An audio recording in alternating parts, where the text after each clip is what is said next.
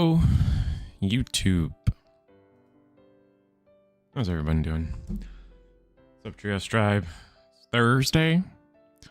Thursday after a lot of store regionals, I guess there's out there. For the record, if you guys have store regional results, send them my way. I'm always thinking about pushing more store regionals on the Eggman tournament page and stuff like that, so definitely let me know. Bandai announced that there's another card game coming. Who saw that coming? I think we all did. I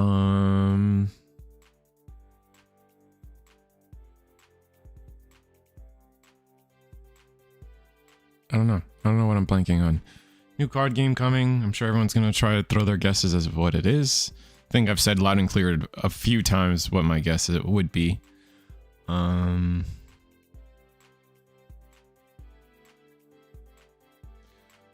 What's everybody up to? We got BT25. We're actually at the end of Shambhala spoilers, right? Shambhala spoilers are now kind of reaching their end. We have like, what, 4 more cards, and we confirmed that we're not getting a Kung Loon. Is that how you say it? Kung Loon. We're not getting a tamer for the Shambhala guys, which is interesting. I think a lot of people expected a tamer. I mean, I wasn't. I guess, no, I was like, when people explained it to me, I was like, oh yeah, so there's sure probably a tamer, but they chose to go with Proximamon instead, which, I mean, congrats to Gamamon stands, I guess. Beyond that though, some of the new Gamamon cards are kind of wild. Actually, they're pretty good, right? And then the last thing is Gamamon cards are good, obviously. What else? I can't think of it.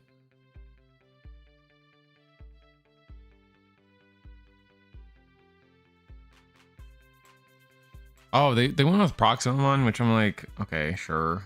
But it makes me feel like maybe in the next set we'll get, like, maybe they won't be secret rares, but I think we're still gonna get a Kung Loon tamer and then a Kingdrasil tamer. Like, it just makes sense, right? I don't see why we wouldn't get both of those. We'll just have to see.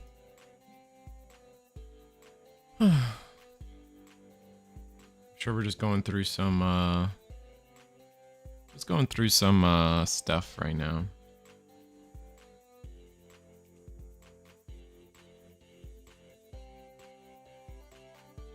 How's everybody else doing? How you guys see the results from Orlando? There was also results from TAC. TAC posted top 7, which I still don't get why TAC is just like, did they stream it? I never asked if they streamed it. That would have been so nice if they streamed it.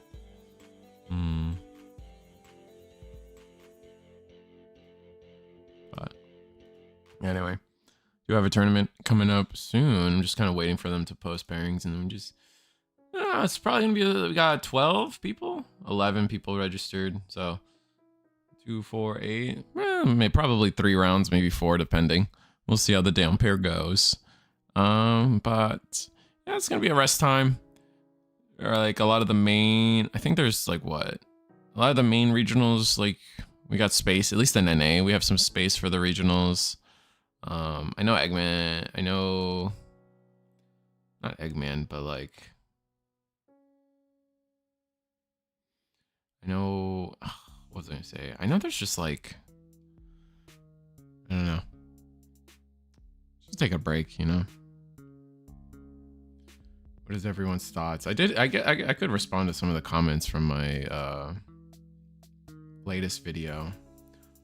One comment actually hit me kind of, not hit me in like a weird way, but made me think about like the situation. Like a lot of the comment was basically like, in the video I said that TS Angels was kind of the boogeyman, and then one of the comments said something along the lines of like, I don't understand how people think TS Angels is the boogeyman. Obviously 3 Musketeers is like dominating everything and the most represented deck. And I was like, you're not wrong, but that wouldn't make, I don't think that makes, just because you're the best deck and the problem child of the format doesn't make you the boogeyman, right? I feel like when people say the boogeyman, it's kind of like a little bit of like questioning the unknown, right? When we're going into a format, what is everyone afraid of? Like irrationally, like through playtesting and through their own word of mouth, what do they feel like is the biggest problem coming out of a set?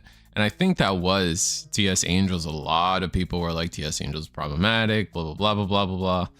I mean, like, that's the one you see people complaining about on Reddit and stuff. So, like, I think that is what makes it a boogeyman above all else.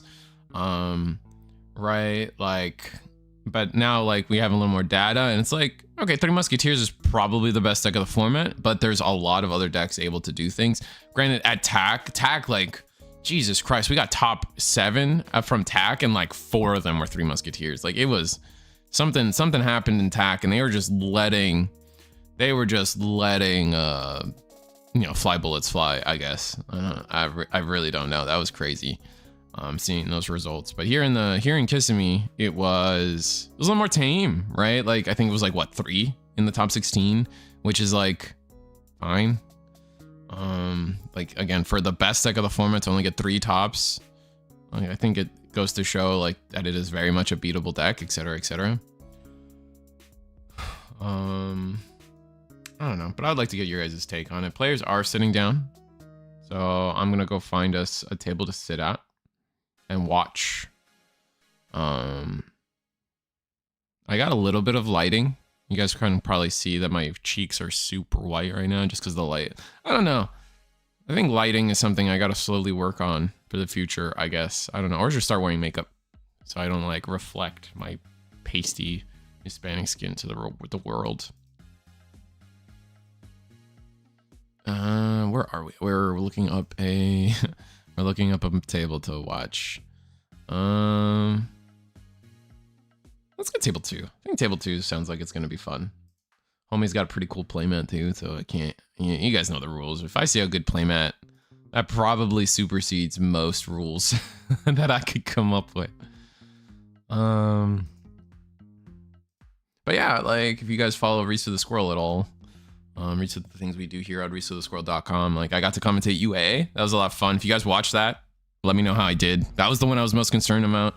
I was definitely comfortable with Gundam. Like, Gundam, we commentated Gundam Saturday, and I was beyond comfortable.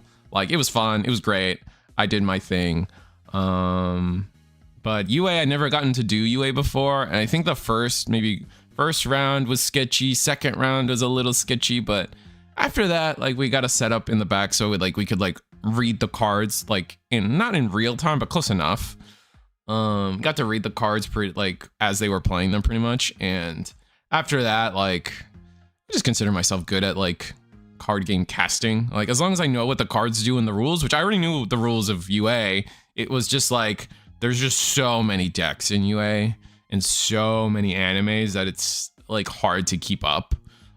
Since it's not a main game of mine. Like, obviously, if you play the game actively, like, you're just like, oh, of course, that's Sakamoto Yellow, and that's this version of Kaiju number 8. The other problem is, like, the problem with the UA casting, too, is, like, there's so many anime, and I'm just not one of those people that, like, watches every anime, right? Like, most of the animes in UA at this point, I haven't seen. What's up, Michael? But, oh, speaking of which, top 2 decks of the format right here, according to most people. It's going to be Beat Break versus Three Muskets, which we did. I always like, I'm interested in this play of like, what if any Three Musketeers players are out there, give me the read. Like, when you play the 3-drop Asuna, are you trying to get a Gatomon early, or are you trying to get an Asuna right here? Like, obviously, the 3-drop Asuna can play the 4-drop Asuna from trash. That's why we discarded it. We also, our hand is a little full, so that's why we see that, like, we are actually playing the 4-cost again. But I feel like there's a world where, like, once you have one 4-cost Asuna, you kind of want to loop the third one, or the 3-cost one, into Gatomons and like a backup play for Digimon on board. Because once you have 2, because the nice thing is she goes away. So once you have 2 Asunas, like, or 2 permanent Asunas, 4-cost, you're in this situation where like the Gato loses half its value. And I just thought that was interesting. I don't know. I'm sure some Three Muskets players can tell me. Best anime is ReZero. Never liked ReZero. I don't know. People are weird about the like. Is that the one with the two like maid girls, the light blue and the light pink maid hair girls? Yeah, no. Anytime someone's like weird about characters, then I kind of like stop. Like I don't. I take that as like the anime is also weird. Unfortunately, it's probably not what I should do, but it's not like I'm sitting here watching every possible anime ever. Like when you live a life of like selectively choosing what you watch, little reasons like that are just good enough to not watch something. That's why he discarded the Gato first. Yeah, that makes sense. Not a true weeb copy. Yeah, I mean, I'm not. If anything, I'm like an old weeb at this point. Like I sit here and I'm like, man, Yu Yu Hakusho was peak, or like Naruto's peak, and then like after that, I just slowly stop caring. Gonna discard. We actually digivolve into Gato. Gonna use. I think is that us using the Asuna to digivolve into Lady Devi? I think it is.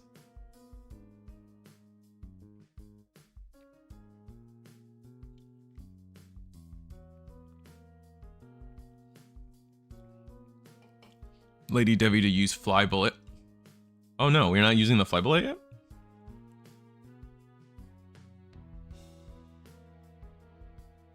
Okay, so we're gonna tuck the Fly Bullet first. And then we can use an option from underneath, right?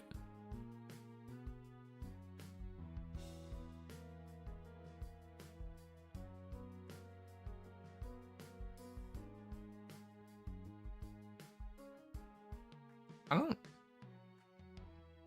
Oh, is this us using the egg now? Oh, we're using the egg. And now, okay. Interesting way to... You can't do that. You can't tuck the same... I'm pretty sure you can't tuck... Fly Bullet can't tuck itself, right? I'm not. I have not the energy to be a cop today, chat. I do indeed apologize for that. So if that's I think that's incorrect, but man, do Three Musketeers cards have a lot of, unless there's another Fly Bullet in trash? No, yeah, I don't think there is. So it's, you know, I don't have the energy to be a cop today. I'm sorry. Man, this weekend killed me, man. And I'm about to go into another weekend of like just stuff to do. We will be streaming a store regional in Darkside Gaming, store regional. So you guys definitely check out for a fun stream on Sunday. And you guys also noticed that I actually had my channel stream. I had my channel stream Riftbound on Monday. So that also took some work. So it's been a busy Risu the Squirrel timeline right now. Have you seen the Talisman? Yeah, I've seen the Talisman tech. I mean, I've seen it on the deck list, right? Because I saw the top 16 video. I did the top 16 video, and I was in person at Kissimmee with people playing it. It's nasty. It's good. It's strong. It's not bad. Like, especially since like the only issue is like the Telamon, right? Like you can only go into Callus. You can only go into Callus if it's the Lady Devi, right? And you can't, with all the Three Musketeers options, you can't tuck them under non-Three Musketeers, right? So, right? I want to say that's right. Can you not? Because like I guess the idea of resetting Fortitude is nice, but I don't know if you can do that.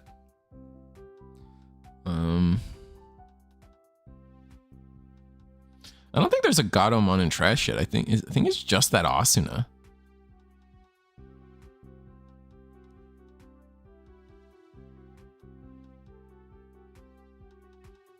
Does he digivolve on? Oh, Satella's black, isn't he?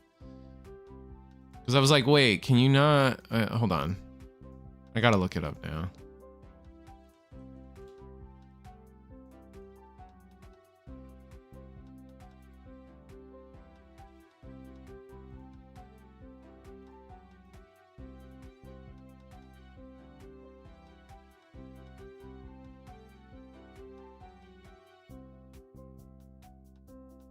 Oh, some people weren't even playing Satella for the record.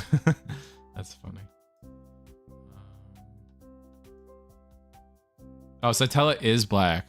Oh, okay, that's fine then. That makes sense. All right. I thought it was like I thought they would struggle with the fact that Satella is not a TS and not purple, but or not black, but Satella's black. So I'm just wrong. That's fine. Nothing new.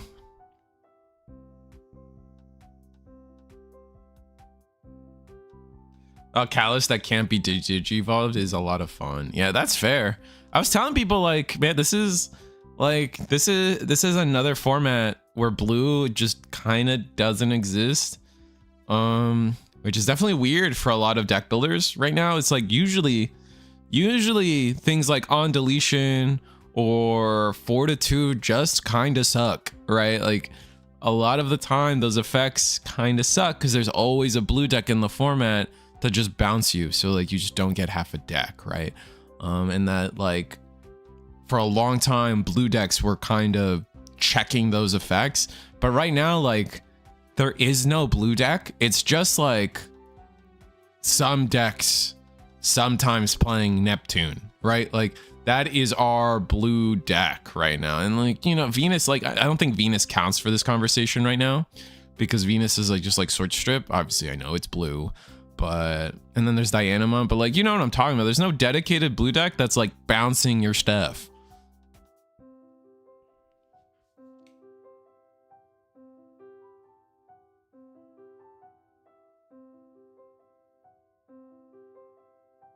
For one turn anyway. Yeah, Glowing Dawn has had a rough matchup into 3M, but the Callus makes playing the correct archetype versus archetype matchup incorrect.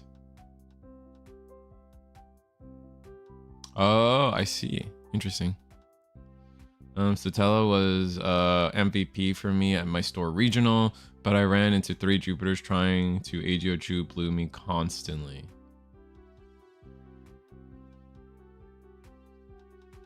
Oh, like as in they like kept misplaying? Like they kept misplaying, they kept playing Igio Blue and being like, I'm gonna Digivolve you, and you're like, brother, how many times do I have to tell you, old man? You can't. Alright, Durblitz gets rid of the Lolomomon. Ugh. We just block eventually, right? It's tough. Can't really afford to go to level 1 security, right? Atreides loses to regular gameplay, and Habakiri is the correct way to play into 3 Musketeers, but that loses to Callus. Interesting. I'm traumatized from Perth regionals, haha. Oh, did you play in Perth? Actually, don't even know what your situation is. We didn't block the Habakiri? Oh, we're just gonna use the effect of Atreides. I think we should have blocked that. Is there a reason we wouldn't block the Habakiri? Chat. Yeah. Was that one streamed, Greenhill? Do you know? Was DigiDane able to stream that one? Or maybe he couldn't go to Perth. That's always a weird thing about Australia news, like Australia, New Zealand. No. Was he there? Do you know if he was there at least? Also, you need to talk. We need to have a talk with TAC Games, man. Posting, okay, it's one thing. I'm like, all right, they're the only TO that posts only top 8, which is like WTF, mate. And then this time they only posted top 7. Like, what the? Stupid.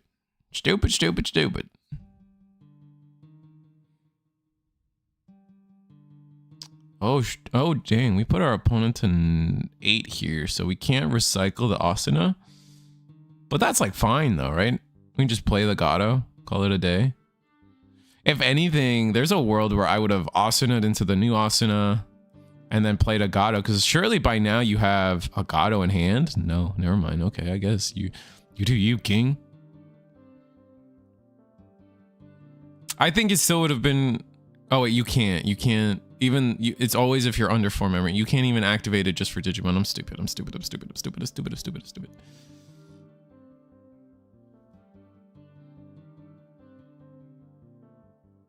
Eighth place was on Glowing Dawn, and the image wouldn't generate. Top 7 was because Monarch Lizard Duel is bugged on TCG. Yeah, but you could just like rebuild the deck on. Well, we didn't. What's weird is we didn't have that issue. Maybe it was fixed by the time Kissimmee happened. Because Perth was... No, they were on the same day. So why was Monarch Lizard broken for you guys, but not for me? For us in Kissimmee. That's weird. Something just break? Is it because you guys are on the other side of the hemisphere? Just like, because your like toilets go the other way? And so like, Monarch Lizardmon's broken? I don't know. I'm making junk up.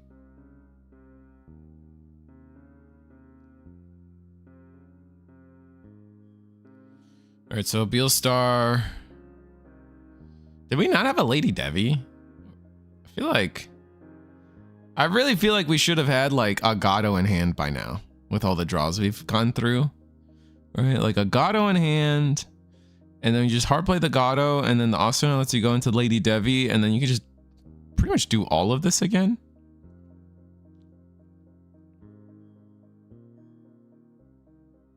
Hurricane Screw Shot.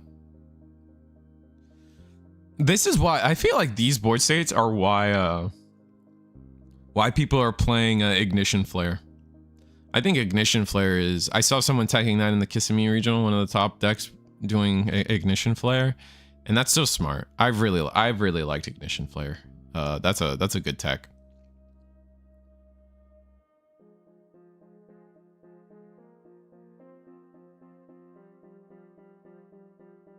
I've been getting the guys to self-submit to DCG Nexus. Is that what it's called? Is it called DCG Nexus? I thought it was... You might be right. I feel like I know what you're talking about at least. Crazy site. Crazy work that they're doing over there too. All right, so we actually go into Beelstar X Antibody. Trash for security. We can't attack. Can we get over the Atreides? We also gave up our blocker to do this, which feels bad. We're just scooping it up. Ah, no. Yeah, I think we kind of trolled by... Am I crazy? We needed to block that. Yeah, I think we misplayed by not blocking the Habakiri the second attack.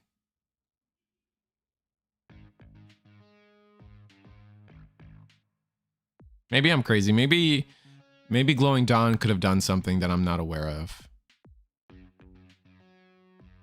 Then you had to keep up the blocker Beelstar. I'm beginning 11th and 12th were on Bears, and 14th was on Angels. You were 13th. Grats, what did you play? Oh, you said that. You played Three Muskets. Only deck archetypes I know are 9th and 16th. I don't know our 9th and 16th. Nice.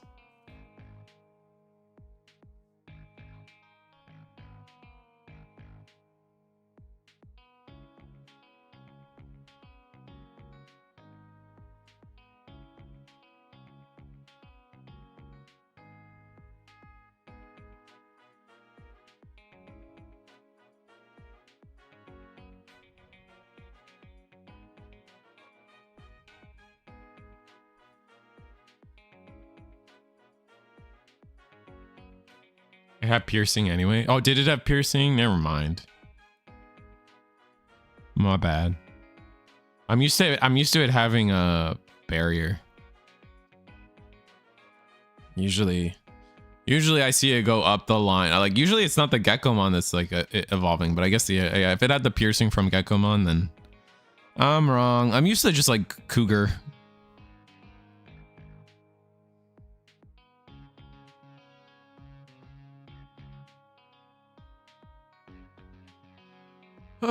I also lost to one of the content creators, so if you want to hear my bad beat story and tell you their end, you can. Which content creator? The Lost in Translation mon, or? There's one more, right? Digiburst. Those are the three I remember from Oceania. I know there's a couple more. I just don't have them memorized. Like, is it DU? DU Digimon or DU something? I think it's DU Digimon. I think he's also Oceania. I'm sorry, I'm racist, I guess. Like, I have a hard time. I have a hard time knowing the difference between a European accent and a Oceania accent.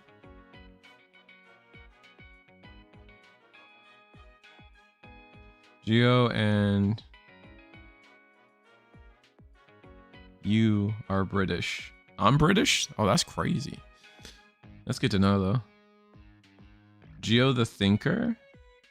Huh. I don't know if I know that one. That's embarrassing. Oh, DU is British. Why does it do that?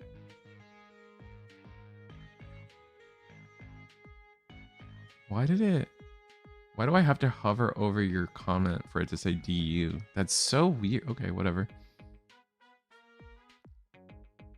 Geo and Gus are substitute that came to Ruse. Oh, cool.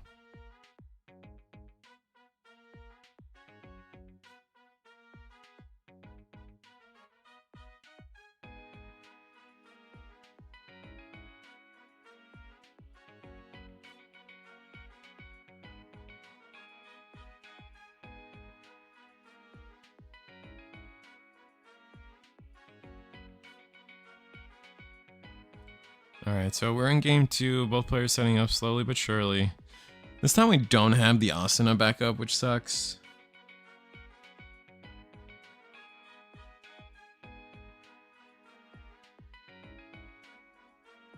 Can't be as bad as calling an Aussie a Brit or vice versa.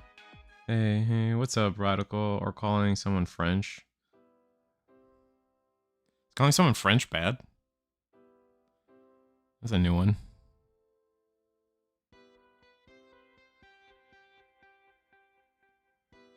Oh, we're gonna use Monarch Lizard Bond.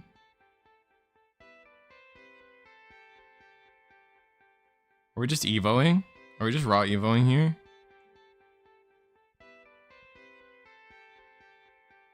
According to my German friends, yes. Oh, fair enough. Yeah, oh, we are using the dual arts. Right.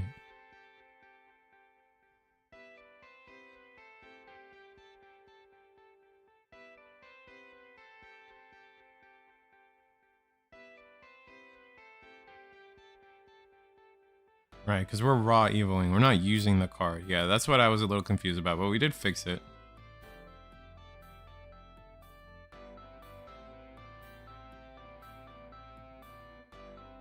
Into Habakiri.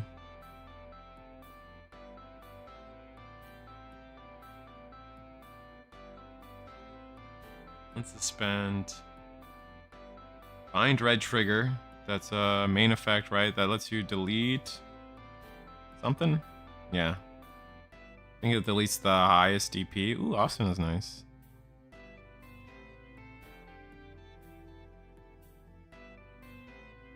Oh yeah, a lot of you'll find just reading through chat real quick. A lot of Canadians end up being French. French Canada is a big thing.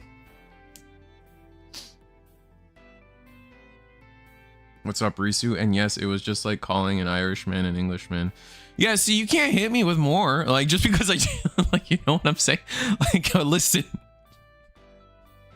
It's like, oh, it's just as bad as calling, you know, a Mexican a Cuban is just as bad, or a Puerto Rican a Cuban. Like, listen, just because I didn't know one doesn't mean, like, suddenly I know other ones. Like, you can't.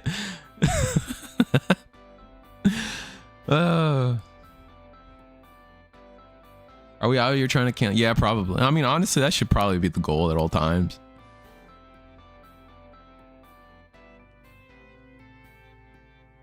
It's like calling someone Latinx. Is that a bad thing?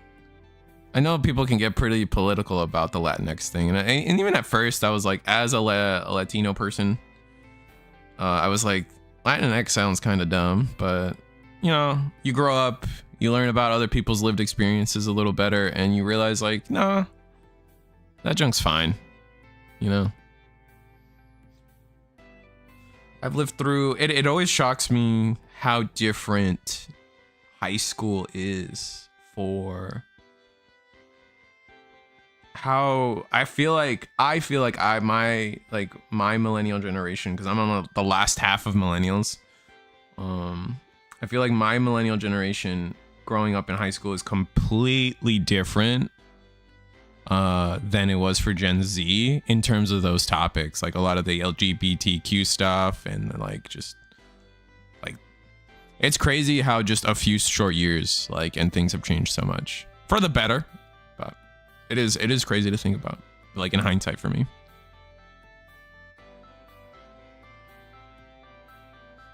Well, I'm from Brazil, so never call me an Argentinian. That's fair. Isn't that the same thing as calling yourself German though?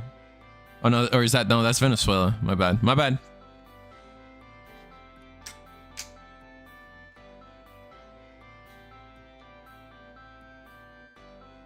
Or maybe I'm wrong. Is it orange? I don't know. Argentina and Venezuela I always mix up. I don't know why. Because I'm Colombian and they're all the same anyway. They all use my flag's colors because we all used to be a part of a super Colombia, and then we all decided to break up for some reason. It's crazy. Whatever happened to the apes together? You know, whatever happened to that? It's crazy.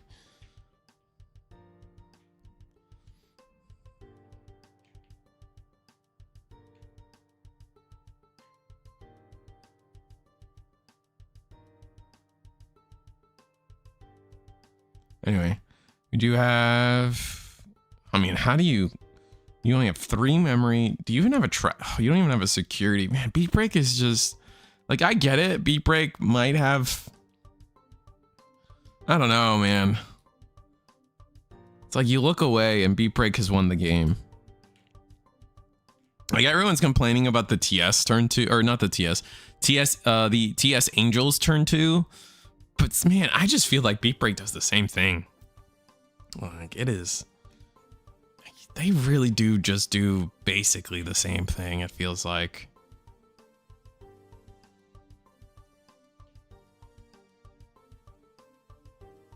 If you call me that, you're getting all of your cards bent. That's crazy. Yeah, I mean, like I said, I get it.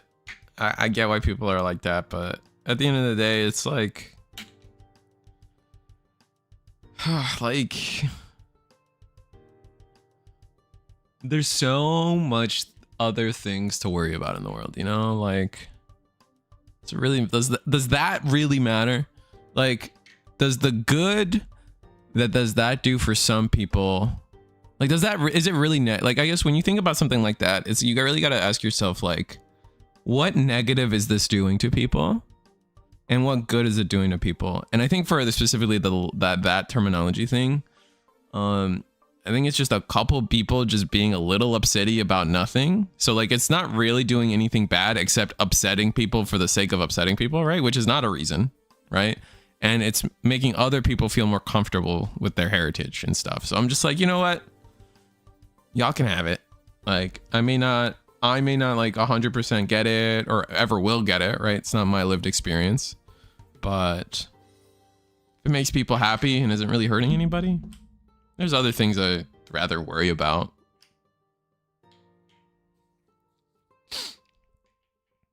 I was gonna play today, but I have to wait for the plumber, and I was gonna use Data Squad. Ooh, Data Squad's kind of exciting. It's the fact that they said, you know, the cost of that power of flagged. What if it was 0? Yeah. It's just like, I don't even see how, I just don't see how Three Muskets can come back from this, right? Like you have to go, like you just have to go into Callus here. It's like we're going Beelstar. We might even have Callus. I think our player here may just not be running that card, may not fully understand it.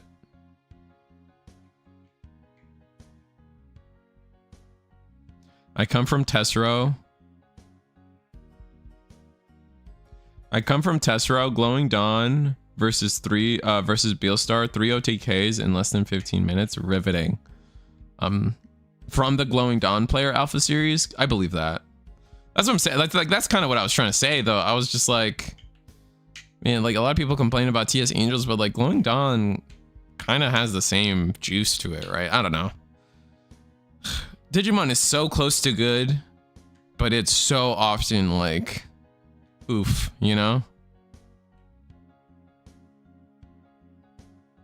There's so many times this format is, I would say this format is the most polarizing format when it comes to like talking about the health of the game, because like you literally can go from a game, like you said, where somebody just OTK'd. You just watch 3 OTKs back to back in under 10 minutes or whatever. And then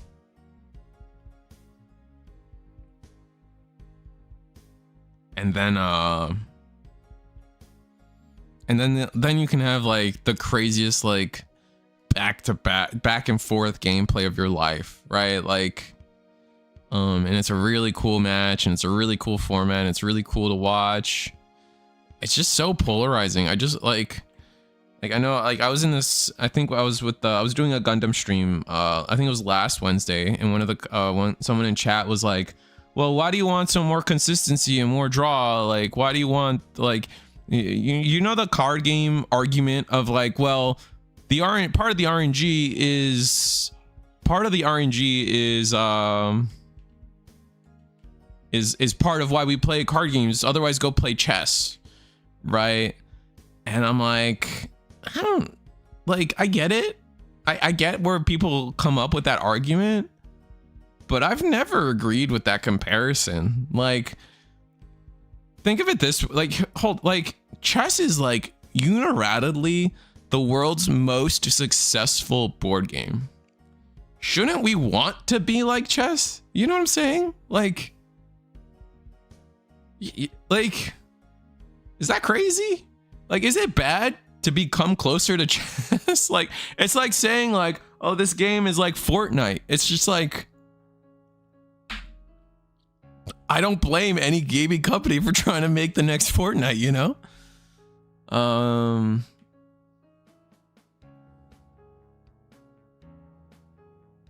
lethals from 4 fairly easily. It's the 5 security lethal that's a bit hard. Tessera took 2 games. Glowing Dawn took 1. They just stayed in the back and then won. That's, yeah, see, like, that's bad. Like, for sure, that's bad. Just OTK here if I have Red Panda and BL Star X. Yep, there's lethal. Good call, Damien. Sorry, I was ranting and talking about other nonsense. Bandai doesn't think things through power-wise, and they're just busy playing catch-up with the new power of the game because they refuse to emergency limit. Would you even emergency limit? Like, I don't think there's like one particular, like, what would you limit? Bind Red Trigger from 3 Muskets? And then what would you limit from Glowing Dawn? Would you really limit like the Monarch UR? Like, I don't know, right? Like, it's just, if you wanted to play solitaire, go play it by yourself, then play solitaire. Oh, you're talking about like the OTK stuff. Yeah. I mean, I agree, right? That's what I'm saying is I agree in the sense that like that whole spiel about chess and stuff is about was about a Gundam and their consistency. But just like, I wish there was a world where like decks could consistently do their thing without winning the game, you know? Like, I think that's what we're still missing in Digimon, is for like card design to be pushed in a way where like, yeah, it's consistent, but we're not getting like do 13 checks in a turn, right? I think that's why I think Bandai needs to seriously look at like DNA, or how many cards say trash security and unsuspend, right? Like, we can have all these cool effects, but like, it's just the little stuff. Like, does Beelstar ultra rare or whatever, ultimate rare, need to trash a security? Or is it Beelstar X? One of the, you know what I'm talking about. One of those cards trashes a security just cause, right? Like, is that necessary? Probably not, right? The deck's probably fast enough without it. Glowing Dawn as well. Like, do we really need all their boss monsters to have 2 plus sack plus 1? Probably not. It's just thoughts.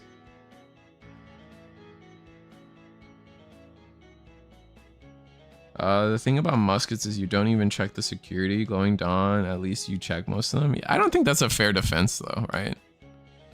I think that's a defense in the sense of like, well, if they don't kill you, you just clap them back because they gave you a tamer or the boost or whatever.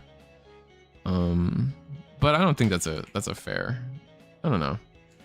Winning the game is still winning the game. I do agree where like it feels worse, and like is worse are two different things. Forever, like that will all forever be my problem with like the Digimon deck, right? They just trash your whole security and it doesn't matter. Like the whole mechanic of the game is gone and worthless. And like I feel that 100%. But we wouldn't call Digimon bad now, right? Or good now, sorry. Yeah, you would hit red trigger if you wanted to hit the lethal push of 3 muskets, because often you need 2 bind red trigger to get large lethal pushes. There's too many things in 3 Musketeers. It's all custom cards, but I'd say both Blind Red Trigger and Lady Debbie. For B break, I'd say Monarch Lizard. I just never see them hitting an ultimate rare anytime soon. Dual Star, unsuspends, so then you do the check and risk dying to contribute to lethal. Monarch. But 3M doesn't need to be hit. It's a bad deck that just happens to be good in a low power format. Give the game a few sets and 3M will fade into obscurity. Maybe. It's pretty good right now, but I do agree in the sense that like, I think it's just interesting. I kind of blame the fact that there's no blue. Cope, that's Cope, Damien. All the decks from previous formats would have ran a train on 3M if they still existed. It's all the decks that have Digi immunity and stuff that push out EX11 decks. That's fair. That's not completely wrong, I don't think. I do agree that I don't feel like Beostar is operating on a whole nother level, like 3 Musketeers or I don't think 3 Musketeers is operating on a completely different level than anything in EX11. I think that's a fair take. I do feel like Glowing Dawn is operating at its ceiling, is operating on a different level. Same with TS Angels.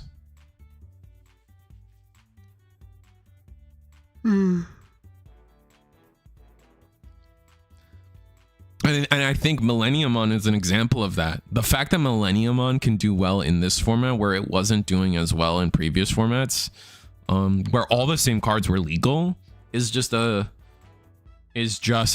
example of where we're at with the decks around it. It just does well into the decks around it. And I think that's a fair take. That or really it took this long for people to figure out through Millennium.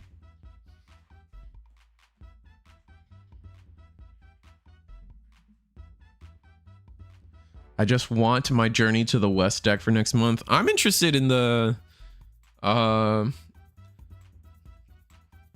guess it's the girls deck. I wanted to play Amaterasu, but they made it like a trio deck with the other 2.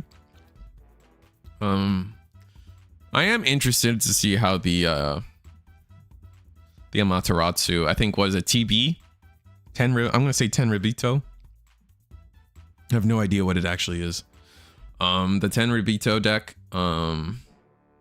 that they seem cool. I'm interested in that deck.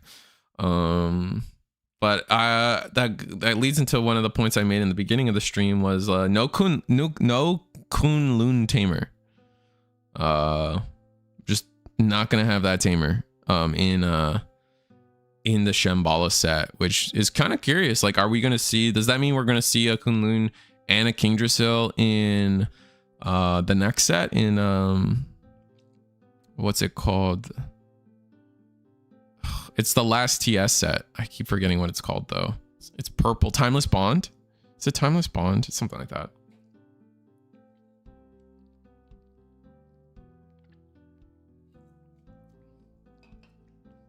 Gamamon looks fire. I wouldn't know. I mean, I hope Gamamon's good, but Gamamon's one of those decks that get really close to pack fillery for me, where they just keep supporting Gamamon, and I'm just like, ugh. Hard drop Monarch. And then, yeah. Nasty stuff, man. Nasty stuff. Beelstar couldn't even get off the ground there. No, Kunlun makes sense because Kunlun as a tamer is a TS thing, not strictly Shambhala. We all thought EX12 would be a TS Shambhala set, but they wanted to focus on the premiere of Shambhala not being tied. So you say that, but then they put all these stupid field cards in there, bro. Like, how many? Like it's like half the set. The Shambhala set is like, I think it's more field cards than actual Shambhala cards. Like, it is actually kind of stupid. God, I hate fields. All they do is just fill a set with nonsense, bro. God, I hope one of those decks actually ends up being good, man, because Jesus Christ, there's so many. Like, it's got to be at least, I'm almost positive that it's like 2/3 of the set is fields.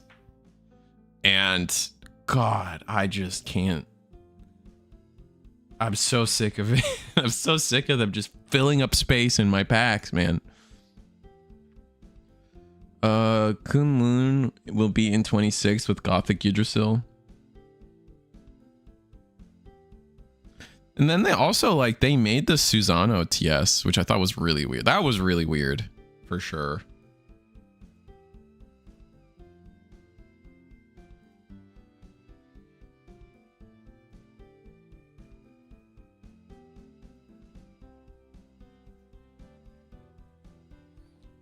What did I want? I wanted... I can close this. Sorry, Chad, I'm like figuring some stuff out, but I can close this. I can keep this open. Is my music playing? Yeah, it's playing. I need to double check where the tournament's at. Is anyone still playing? I guess table 4 is still playing.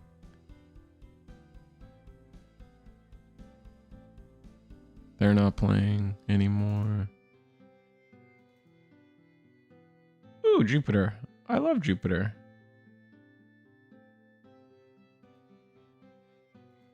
Here, let me get a game on screen for you guys.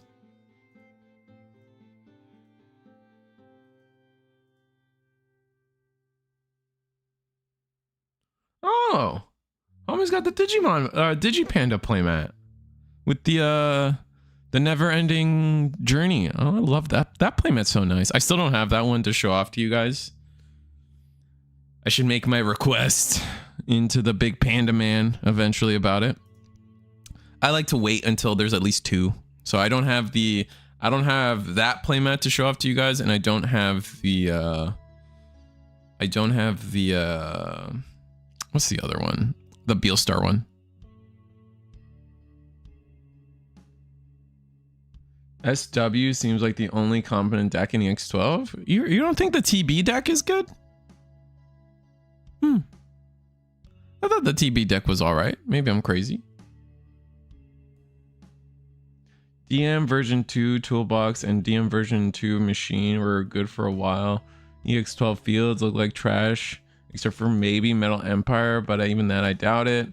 Yeah, EX12 is looking like a burn set, but that's just eyeballing it without any playtesting. Yeah, that's kind of where I'm at with it too. Oh, homie's on Omni DNA too. Oh, that's so hype.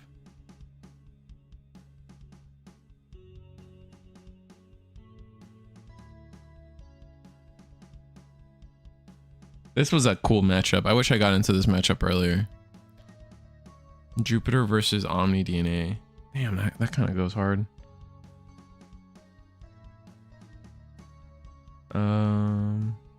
Reminds me of EX7 on release. The set is terrible, but later it comes vital to all the archetypes it goes to. That's possible.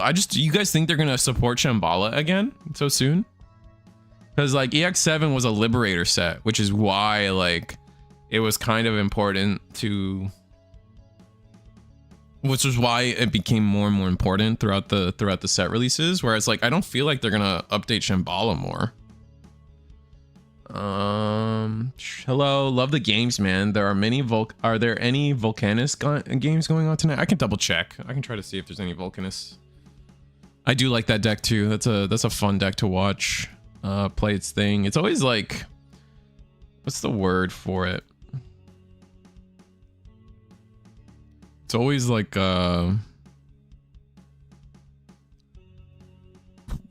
it's like that deck, like it's like has you on the edge of your seats. Like, do they have it? Do they have it? Do they have it? Do they have it?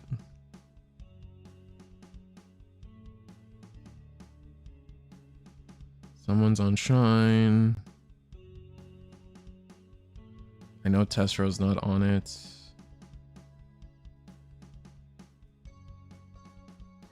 We just watched Jupiter. We might just watch Jupiter next round. TS Angels. Moss had a bye. The F is Moss playing?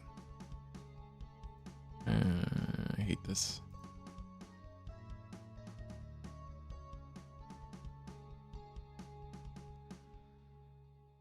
Have you seen the combo that SW can do? No, I haven't. Still nowhere near the power of 3M, but it's a good control deck. That's cool. F Jupiter. I'm sick of that deck. That's all I ran into yesterday. DigiGalaxy DigiGalaxy's on Wednesday? I didn't know DigiGalaxy was on Wednesday. That's cool. We should stream it. Sounds like you need to be running Congo Spider. That might be true. Volcanus is fun until your opponent hard plays Diana and says try something. That's true. That's true.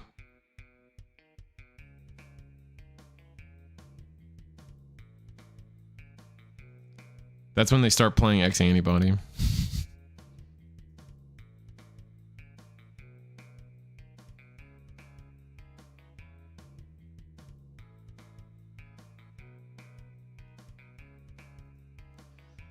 What's your guys' read? What's your guys' read on the new Bandai card game? What do you guys think it is? Yes, I get. That's why I love Volcanus and the fact that it got me 5th place in the Kissimmee Regionals. Oh, that's you? I didn't know that was you. What's up, brother? I don't think I got to meet you, unfortunately. I was too busy. Like, I tried to hang out with as many of the Digimon people as I could, but man, Gundam is like, took all my time, unfortunately. I wish we got to stream Digimon, man. Like, I really bummer. I knew they did Friday. I knew DigiGalaxy did Friday, but I did not know they did Wednesday. That's new to me. Gonna swap tables. Pairings are up. I actually want to follow the Jupiter. I'm a fan of Jupiter. As much as Jupiter may have haunted you,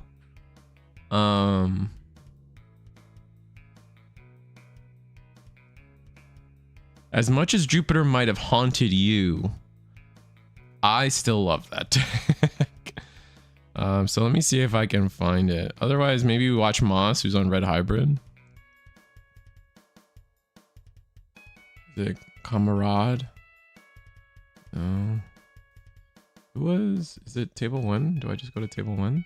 It is table 1. I'm going table 1. We're going. Whee! I already got one of these players though.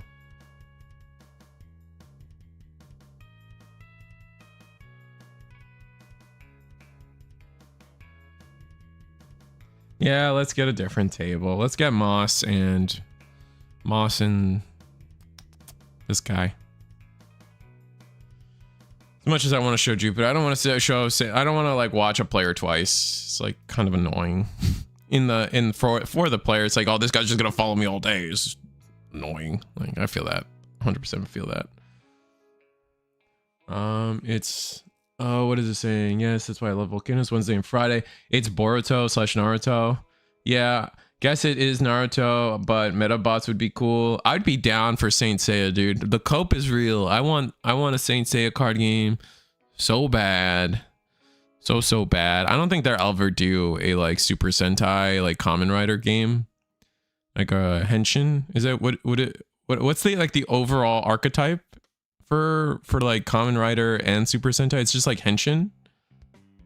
Something I forget what, like, because they're all under the same brand, right? Like, or like thing, just like transforming superheroes. Tokusatsu, thank you. A tokusatsu, like generic tokusatsu card game could be cool. I just would never do well in North America, unfortunately. Vanguard playmat, and that looks like a Spike brother. Oh, the Vanguard playmat did look cool. I will say that. I've only heard third hand, but apparently it's been an open secret that the Naruto game is coming. Yeah, that's fair. I mean, my thing has always been like, there are very specific, when you look at Union Arena, and when Union Arena was announced and you're like, oh, it's all these Bandai properties that wouldn't make it as its own card game. Cool. And it's like when you had Bleach and you're like, oh, I get why Naruto, or I get why One Piece isn't there. I get why Dragon Ball isn't there, which are some of Bandai's biggest properties. Why wouldn't they want it in their superstar card game? Well, that's why. And then it's like, why isn't Gundam there? And look what happened. So I think most people can just make their guess. Although that would count stuff like Ultraman 2. That's fine. Like the problem with like a card game, like, see, the thing I think that an issue that card games have is that like the IP they come from is not big enough. In terms of like I don't even think One Piece is big enough as a card game. Like One Piece is successful, but it's successful for other reasons other than just like having the sweet and the breath needed to be a long-lasting card game. Like, how many times have we gone to Wano in the One Piece card game? Right? Like, there is only so many times we could do a Luffy leader, right? And then Dragon Ball has the same problem. Like, you're just, how many times are you gonna have Goku, right? So Naruto has that same issue, is what I'm saying. Digimon doesn't, because like I think it's still true that Digimon has more Digimon than there are Pokemon. Granted, some of them are just palette swaps, but you know, whatever, we cheat, that's fine.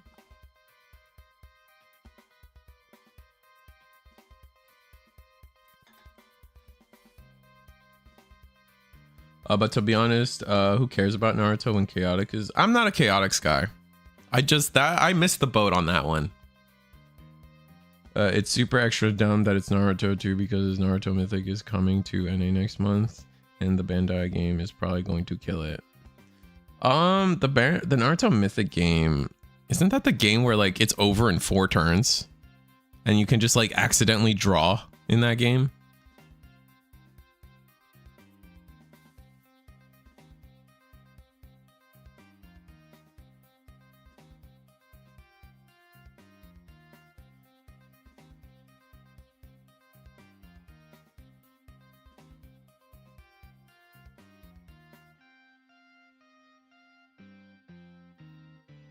I don't know much about that game, but that's like the biggest thing I've understood about it, is that like it's a very like short game.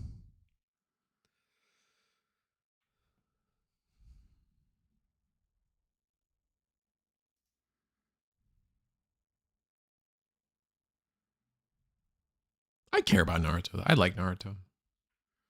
That is I tell people that for me, that is a very much a formative.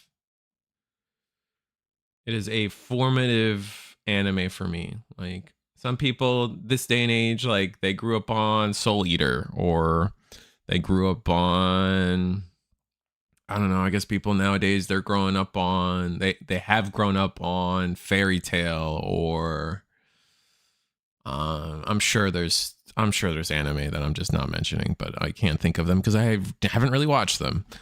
But for me, it's very much Naruto. Like that was like for sure a formative anime.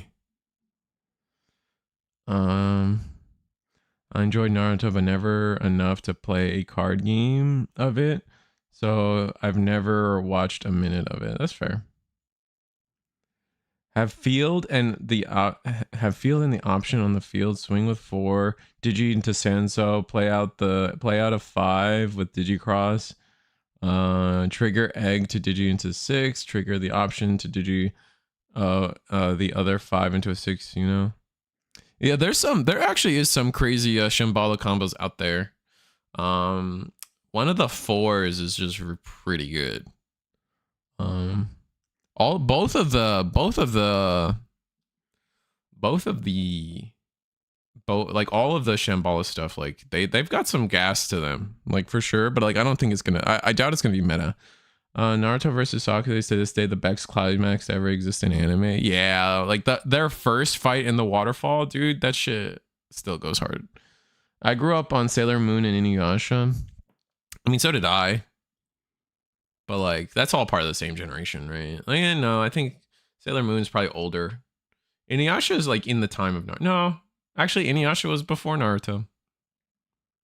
Yeah, that's for sure. That's just true. In terms of like obviously like their official release in Japan, but I'm talking about like when they got dubbed into English. I grew up on Fate and FMA. Yeah, I could see that for people. I grew up on like original FMA, not Brotherhood. Spice and Wolf, Medica Box, and Bakano too. That's crazy. Sailor Moon, Dragon Ball, and Samurai Troopers. Bro, the new Samurai Troopers is so good, dude. Have you seen the new Samurai Troopers? God, I love that junk. Oh, it's so good, dude. Wait, was there no options trigger? Oh, we do have the Aldemon in a source, so we don't get the options. Lucky us. Oh, I want figures of the new Samurai Troopers, man. Oh my god, they're so good. DBZ. I understood DB as Dragon Ball. Unless I said something else, then I take it all back. I never vibed with Dragon Ball. Like Dragon Ball's cool. It was in that era of like, oh, look at this. This is anime. Toonami. Meh. Medusa's our top end. Wow. That's interesting. I guess it makes sense. I guess, yeah, no, people have been doing this. This isn't new, right? Because all our level 6s in hybrid suck.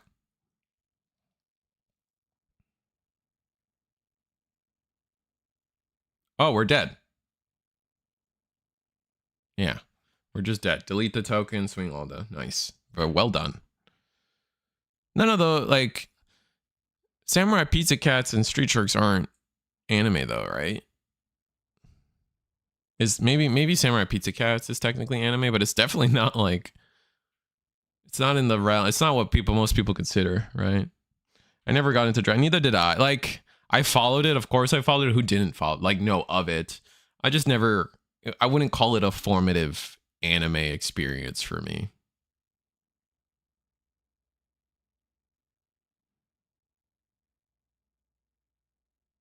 What about Tattoo Teenage? Definitely also not anime. But yeah, all the like tokusatsu clones are very funny. Clones? Is that fair to call it? No, Rhyme is speaking true stuff, bro. All this Rhyme has not said a single fake show. They are all real. Look them all up. Samurai Pizza Cats has a banger intro. That's what I'll say.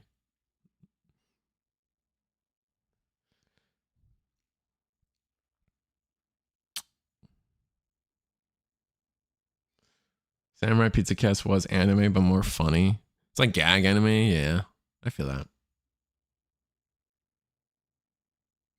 Yu Yu Hakusho probably is what set the bar for me. Yeah, that's fair. I mean, to this day, can you really beat like has there been a tournament arc that beats the Dark Tournament?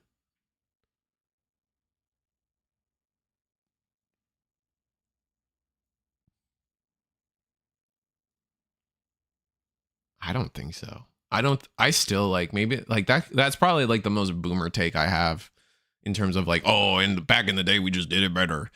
But like I can't think of a tournament arc that I like better than the Dark Tournament. It just had everything. Like, it had stakes. It had like every character mattering. It had like, you know, characters having to like, you know, push themselves to the limit or whatever. Like, sometimes, like, and it's just like sometimes tournament arcs don't have those things. Like the My Hero Academia tournament arc was cool, but it didn't have stakes, right? Because they're all still kids, right? They're all still kids, and they're just like no one's gonna die, right? Because they're just kids, and the real superheroes will step in at any moment to stop them and stuff like that.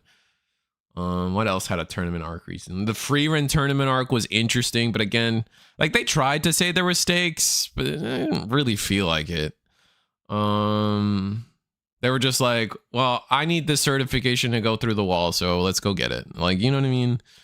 Obviously the tuning exams are up there, but I don't know if it hit the same highs as the Dark Tournament did. I mean, to this day, people still consider Rock Lee versus Gaara like the best Naruto fight, and I don't think that's a weird take. I watched Stay Night and some Zero. That was it. I watched Stay Night. I didn't. Yeah, I actually I think exactly that. I watched Stay Night and a little bit of Zero, and then that was kind of all my Fate experience, which I think was enough. You should watch Freerun. But I feel like Freerun feels more like a boomer anime than anything, because it's just like obviously it's not old, but like I feel like I appreciate Freerun because I'm old. You know what I mean? It's like an old person's anime. Like I don't watch it if all you want is like action and stuff. Like watch it if you want to like reminisce about life and the finer things. You know what I mean? Aside from filler, I don't think Rock Lee has won a fight. Yeah, that's also true. Well, the thing is, Naruto always had this problem of like Naruto and Shippuden are very different. Like there was a clear, it's not like One Piece where they just kind of kept expanding the world after the time skip. Naruto, pre time skip Naruto and post time skip Naruto are very different. Like they completely change the power structure of the clans, or no, sorry, the villages. The clans are completely different. What a Kenkai Genkai is completely different. The entire power structure of how jutsus and everything works after the time skip is completely different. Like they still like, even in the craziest thing to me in Shippuden, it was like they still tried to be like, we're Team 7, and it's like, what, we saw Sai for like 2 episodes, like, you know what I mean? Like it is like was like, can we really call him T7? Like, was Sai really Team 7? Like like that poor guy. And then all the like, what was it, the Konoha, they called them the Konoha 9 or 11 or something. And it's like, realistically, like after Shippuden, it was very strictly like, this is Naruto's journey, which, like, you know, you can argue or not. This is Naruto's journey. He's trying to get Sasuke back. That was the rest of Naruto after the time skip. Whereas post Naruto was like, or post time skip was like, these are the clans, these are this, these are that, these are all, the Konoha 9 really mattered a lot more pre time skip. Red Hybrid's running a clinic, by the way. Like, we are just destroying. Oh, but we bricked on Rookie. That blows. I guess we'll see what we can do.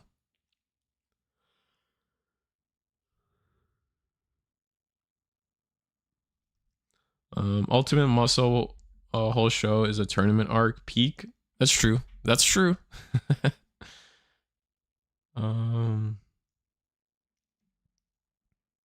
You should definitely watch Apothecary Diaries. Maybe I should. Maybe after I finish watching Freerun Season 2.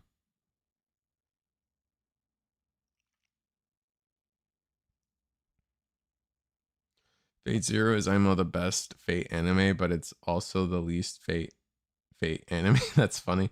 I need to read Stay Night. I love Archer, dude. His whole speech, Infinite Blade Works, is still one of the coolest powers. I am the bone of my sword. Just like, that's forever grained in my brain, you know? Ultimate Muscle, yeah, you're right, hon. The only thing Naruto and Shippuden kept in common is that Sakura sucks. True. I'm waiting for next patch of Star Rail to come out. Oh right, because Star Rail has Genshin or Fate characters. That's fair. So I was more a part of Team 7 than Tenten was a character, and Nenji and Kibo were characters in Shippuden. That's fair.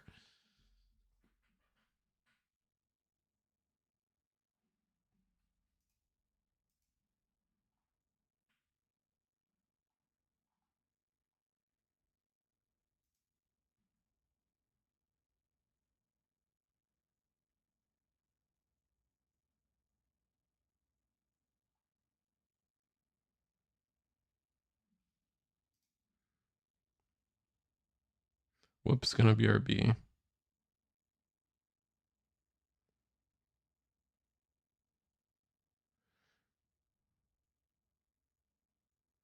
Archer for me is cool, but only because I've always liked Shiro. That's fair.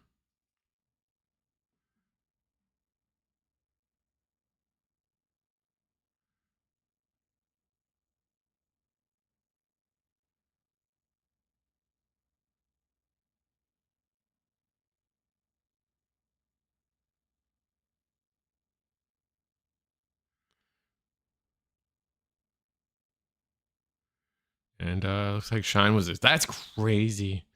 No rookies and Shine makes a comeback. That is so nasty. Which I guess it's okay. Like I kind of like that though. Like maybe like from a fundamentals perspective, like maybe actually winning the game there is crazy, but making a small comeback from that board state is cool. Like I don't know. There's so many interactions in Digimon right now where I'm like, if this was just a little less powerful, it would kind of go hard.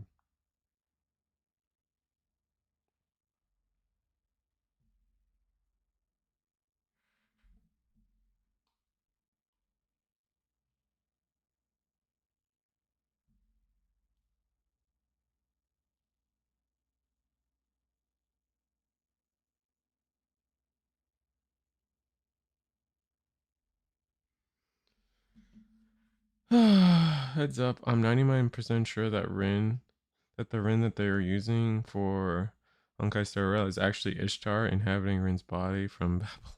Jesus Christ. Yeah, that's when I stopped. That's the sentences like that is why I definitely stopped caring about Fate. Gotta say.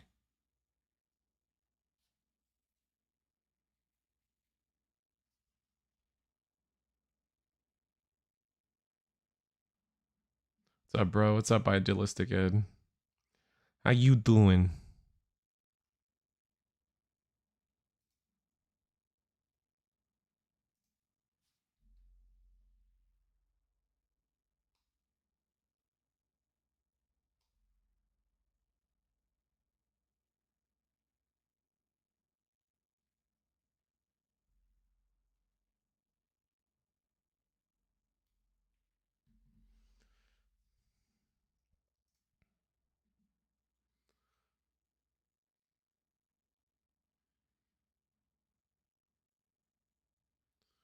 All right, so both players off to a decent start. I think Spirit Evolution is a good start. God, I wish that card was not red. So stupid. That card needs one of those use requirement things for hybrid or something. It makes me so mad. All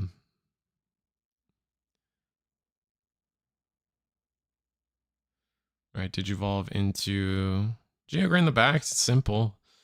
Player is coming out being Virus Buster is so good, not gonna lie. You think so? I don't know, man. If history serves,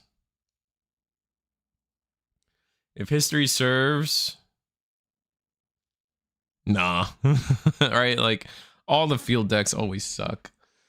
I'm staying this, and Fate isn't even my preferred type Moon IP. That's fair. Rise, Risu, if you really wanted a good, touching, and tragic Fate show, then watch Oath Under Snow. It's a prequel movie, and you don't need to watch the show proper at all. It's really weird. Oh, that's fair.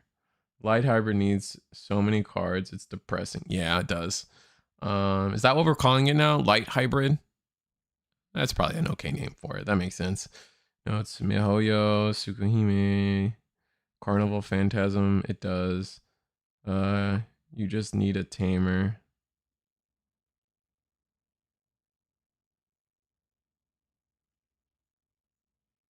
You need a tamer with an inheritable though, right? And so to my point, it doesn't like okay, like I want one of those like trait things that allows you to use your raising area too, because light hybrid can't use this turn one as red hybrid can. That like your board already has to be somewhat set up to use spirit evolution, where all red hybrid has to do is hatch, which is like WTF. And like that might not sound like a big deficit, but I tell you, in the world of infinite possibilities, in the world of infinite hands, not being able to just be like hatch, play Spirit Evolution makes that card infinitely worse than in red. Like it is just less cumbersome to use the Spirit Evolution card in red.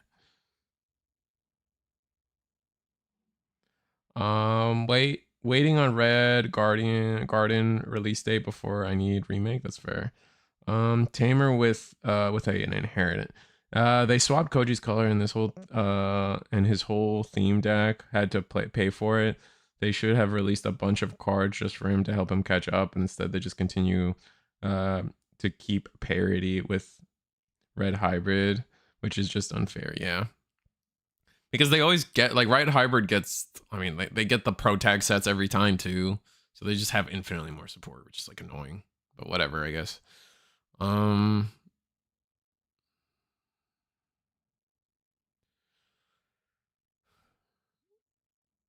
So Red Hybrid has one security. And Shine Greymon has 7. That's probably problematic.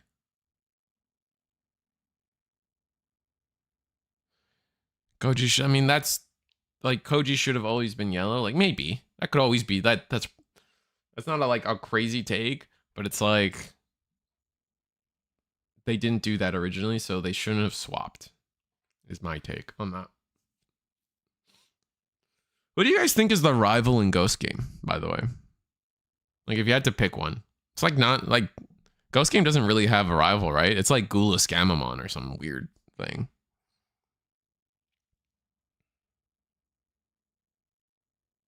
Is there a rival in Beat Break? I haven't watched Beat Break, so I genuinely don't know. Digivolve Uko in the back, not bad. Digivolve Aguni. Oh, Sprint Dash Training. Reveal 2.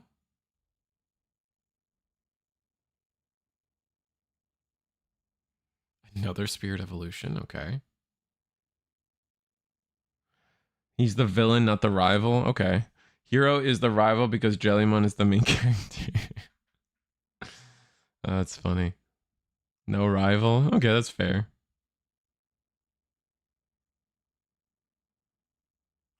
What about Beat Break? Does Beat Break have a rival? Did we really use this much memory? Oh, we used another Spirit Evolution. That's why. Okay. It's like, where the hell did all this memory come from? Or get used up? All we did was Digivolve for free. A Goonie for 3. Yikes. That doesn't feel good.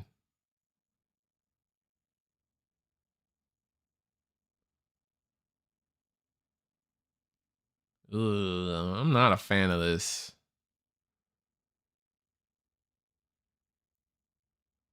I think we're cooked, chat.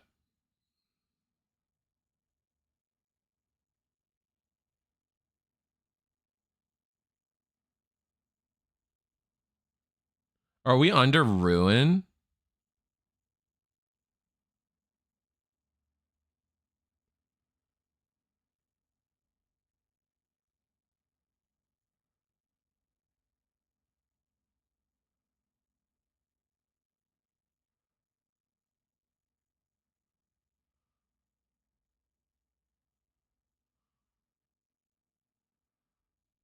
What's happened?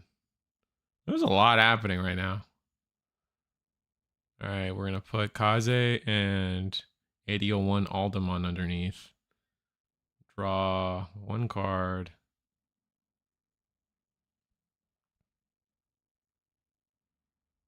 That was confusing. But I guess that's what we get for being under Ruin.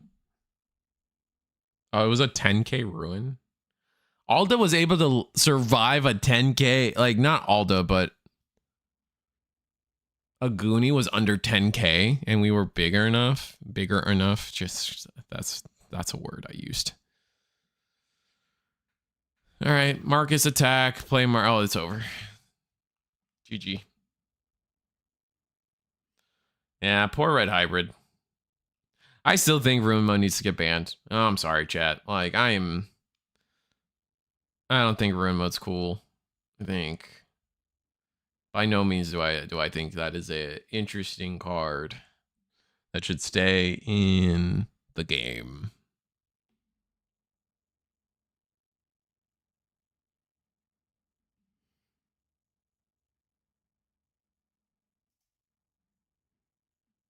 What about Crimson Blaze?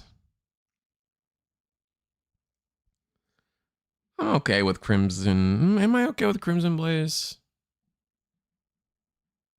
I would say Ruin Mode is definitely worse than Crimson Blaze. So if we're trying to do a comparison, I would definitely argue that Crimson Blaze is not as bad as Ruin Mode. Number one. Number two is that's a good discussion. I mean, do I think Crimson Blaze should go? I think Kongu is definitely safe. I think Kongu's fine. I think Sorai's fine. But is Crimson Blaze too much nowadays? I'm not sure. I actually not necessarily have an opinion on that one.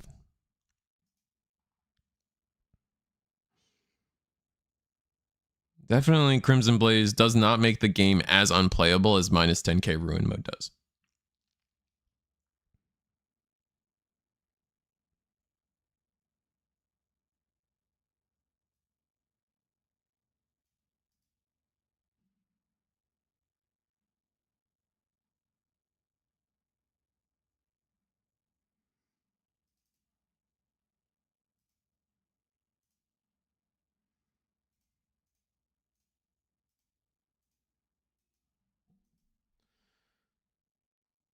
Someone get a camera. Riso had his first good day.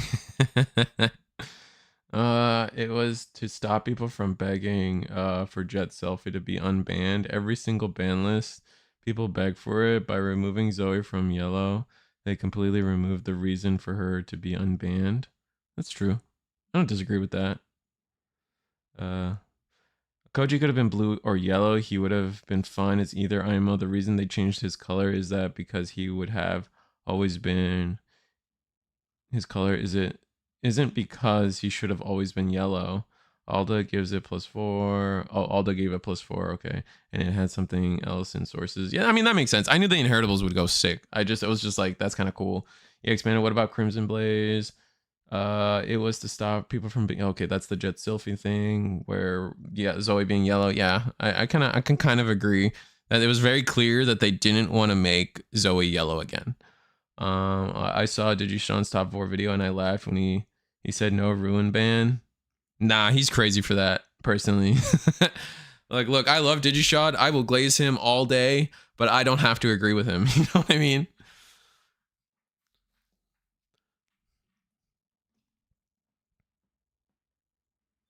Now you no longer hear people asking for it. I think it's fine, just meta dependent.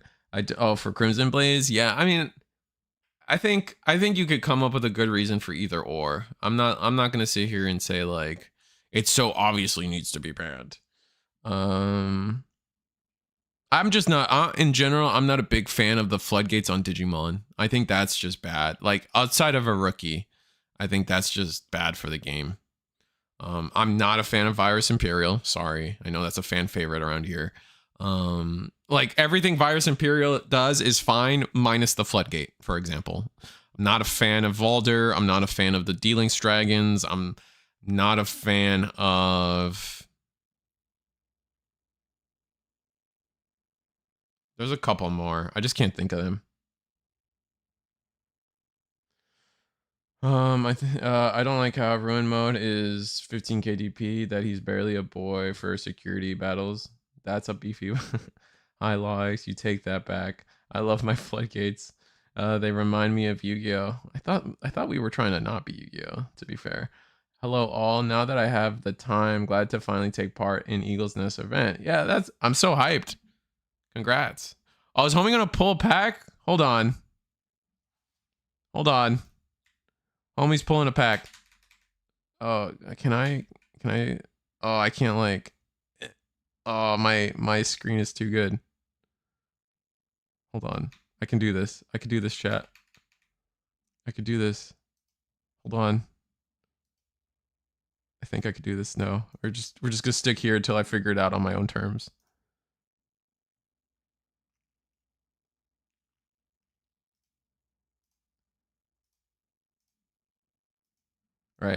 All right, chat. Homie's ripping a pack.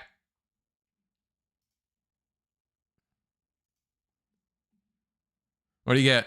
Oh, I got John. Oh, man. 2 rares. That sucks. Rest in peace. All right. We're going to move away from that now. Oh, wait. He's got one more. Wait. He's got one more. Oh, my goat. Went to Target. I see the receipt right there. All right. You guys, we got to spirit bomb this pack, bro. Yeah, like, although I will say, never have I ever pulled something good from a Target pack. I will say that. Oh, you got no, what did I just, oh, he's got that Tomoro. Look at that junk. Oh, what's up? I just said I never pull anything good from a freaking Target pack, too. Hey, that guy's got it. That's goated. All right, that was fun. Target packs are goated. I don't know. I think maybe in Orlando we just have chronic like pack weighers or something. So we got nothing left on the shelf, and like all the hits get like weighed. You know what I'm saying? I would not be surprised by that. Our card game scene is pretty big like that, or our scalper scene is pretty like annoying like that for sure. I don't know if it's as bad as other places, but it's still pretty bad. Let's catch up with what Tessero's doing.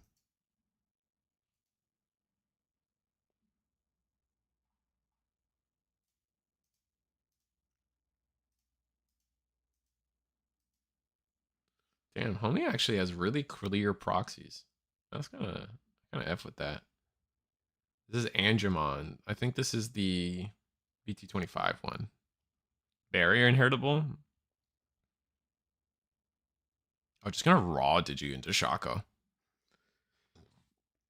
Hey, nah, I believe in target packs. They gave me an SP. That's hype. Look, I'm not saying all right, so like I don't think like you're doomed for target packs. Maybe like I'm willing to concede that in my area, like they just get scalped and weighed. So oh, my cameras are off. I have to fix that.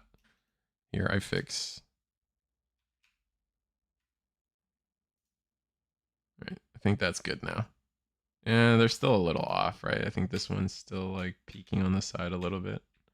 Something's peaking on the side. I think it's like my black boxes in my frame that I made.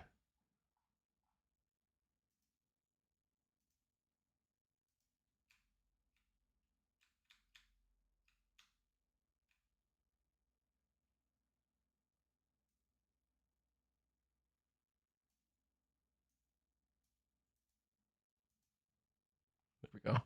Fix. I fix. I tried weighing digipacks and it doesn't seem to be possible. However, metal detectors do work for checking hits. Okay, I mean the same thing, right?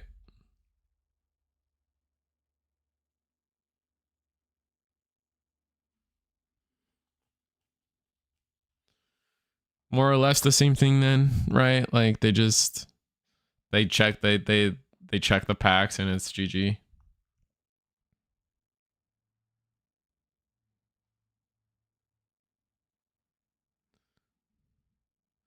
Who's the guy that said they finally got to participate too? Oh, Pyro. Hello. Now that I have the time, glad to take part in Eagle's Nest event. We're happy to have you, by the way, Pyro. I always encourage people to be like, I always encourage people to like play Overwatch. Like this game is a community, and we just need players, man.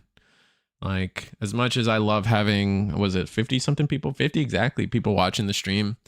I think it's just better off we're better off to have more people playing the game, right?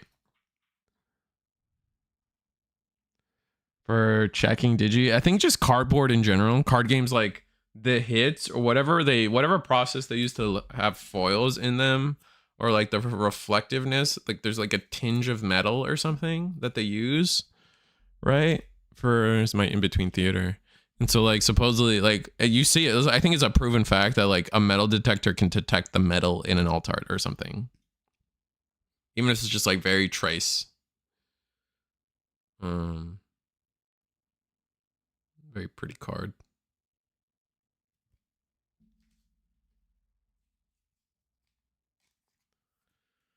Ugh. Tomorrow's what, an even day? Nice. It's like we got Tessero. Always watch Tessero streams. Does he still do YouTube? I know I told him he started listening to me and started doing YouTube. I feel like he's had more viewers on YouTube. Maybe I'm wrong. Let's see. He's got 7 right now. I think I probably absorb a lot of his viewers, unfortunately, when it comes to YouTube, because he's playing and it's not necessarily more interesting to watch a player versus someone just sitting here yapping about what his favorite anime is.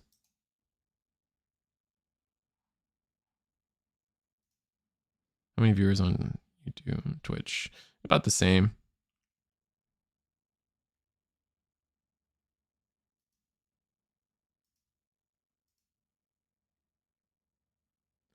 Well, YouTube doesn't stop your ad blocker. Doesn't Twitch like also have like crazy like anti-ad block?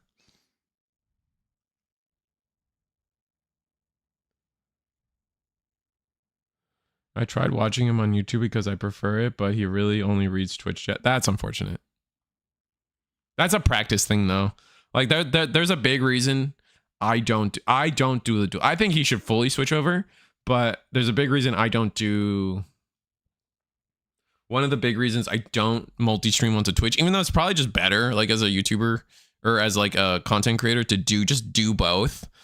It's just keeping track of both chats, especially when you think one chat is going to be less active, is just rough. Like it's so hard to constantly keep checking Twitch chat when I know that like chances are there's not a comment there. You know what I mean? Oh, we're playing. Tessero's playing the Lou. That's definitely new. People were playing it. It was getting used. It was used in Orlando.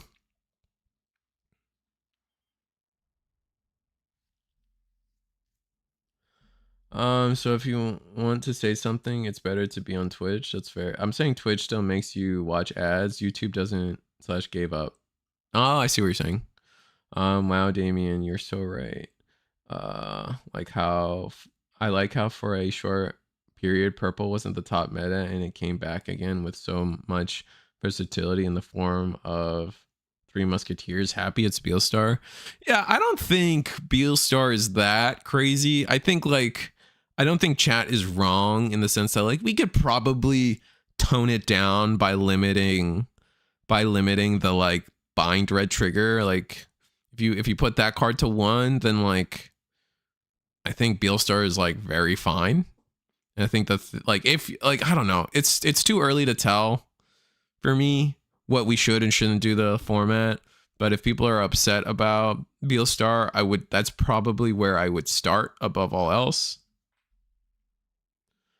I like how for a short period, if a streamer is multi-streaming, then I have Twitch open to type and YouTube to actually listen. Oh, I see. Interesting.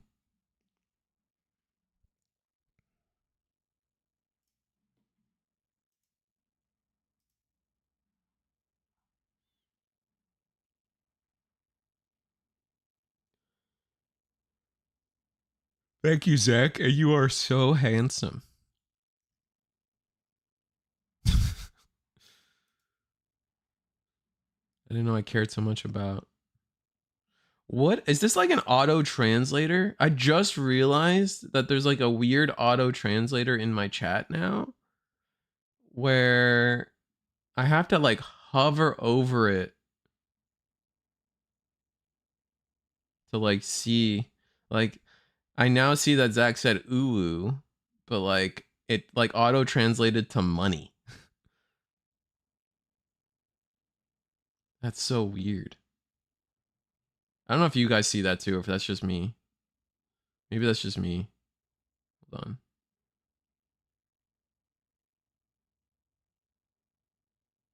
No, it's just.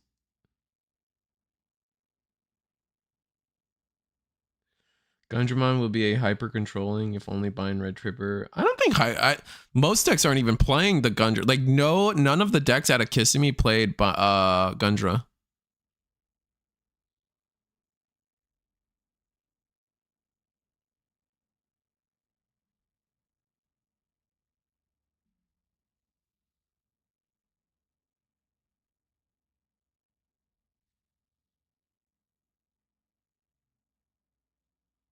Are players just scooping? What's happening?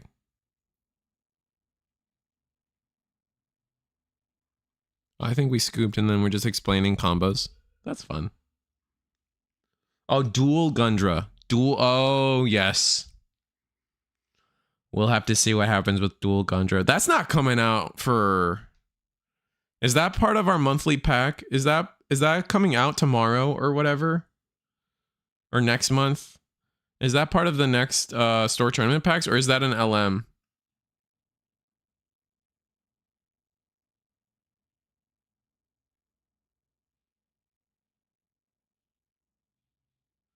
You're such a furry that ooh translates to money. That's funny.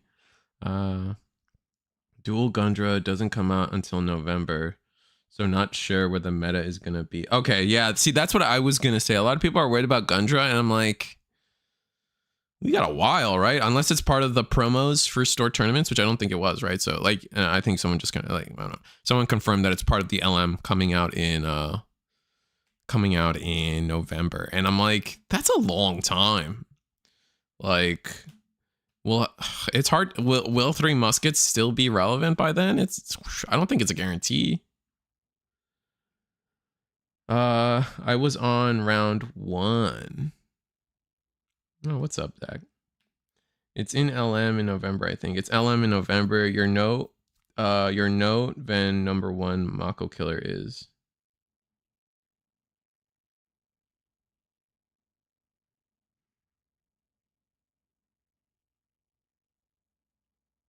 Where is Mako Killer? He's not playing tonight. That's unfortunate. Maybe it could. You never know. It could be. You do never know. I agree.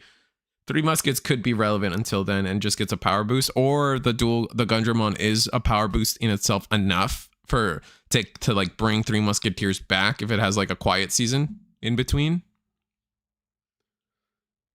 It will be relevant in my heart. Fair. How do you guys feel about Beelstar nowadays? Like, do we wish that we could go back to like BT6 Beelstar, where all it cared about was 7 costs? Or are we okay with like the more like 6 cost Three Musketeers traded version of Beelstar? Like, what do people kind of prefer?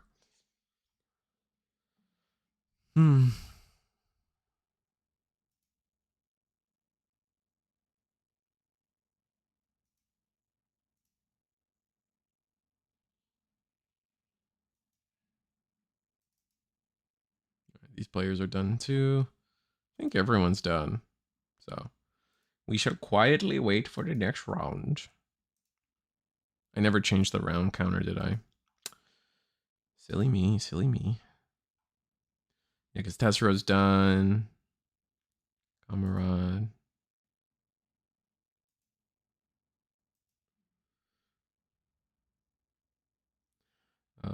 Three Mem is quite good, so I can imagine it sticking around, but I don't think by then it will be the top the top, but Gun will probably bring it back. I could see that. I mean, like, things have been going fast, right? Like, where's Medusa right now? Medusa was like 6 of our top 16 at one point, right? And now it's 1 in a top 16, right? Huddy, I want to put Huddy there, but obviously it was hit on the ban list. Rox was doing really well, and now Rox is gone. And these are all decks like last set, right? I guess not last set. I keep forgetting that 8001 is in between all this. They can make a TP deck so I can turn my opponent into gear. What's a TP deck? Saying Medusa is too slow is kind of insane, but true. It is. That's fair. I don't disagree with that.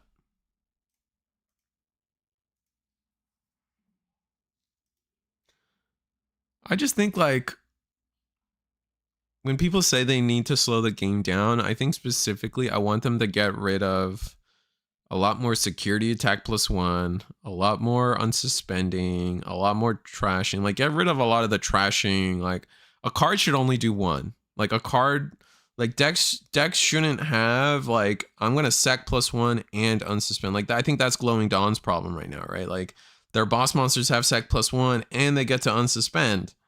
So it's like, okay, so it's actually 4 checks in a single motion, right? Beelstar is kind of the same way, right? Bind, red trigger plus unsuspend plus trash. Like, I think they can do like 2 or 3 trashes plus the swing plus an unsuspend.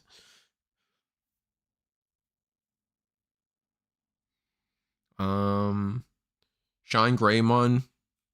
They don't have either of those, but their problem is they just have attack after attack. They have Alliance, right? And then they have attack after attack after attack, which is just irritating for sure.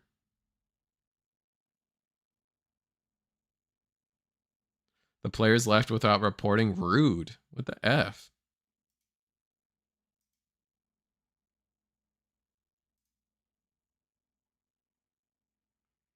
So this is potentially our last round, depending on how Pyro does.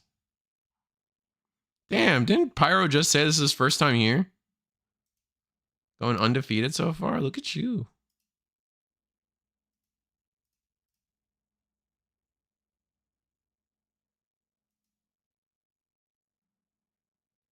Yeah, let's get Blake Banner on here. Let's watch Pyro. Let's watch another Pyro game.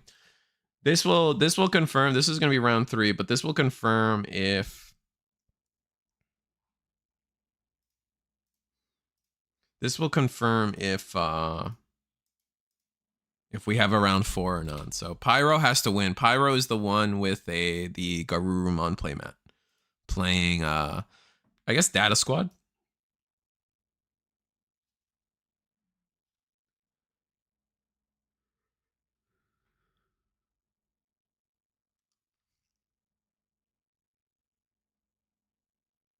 Did anyone actually catch the Riftbound stream I had on Monday? It's okay to say no.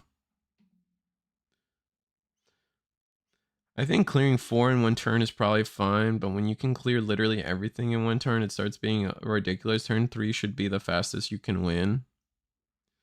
That's fair. I don't disagree with that. Like, turn 3 uninterrupted. Like, that's a big thing. Like if I am allowed to just play the game, I should be able to win by turn 3. I don't think that's a crazy take. I think we can all understand, like, the problem fully starts happening when, like,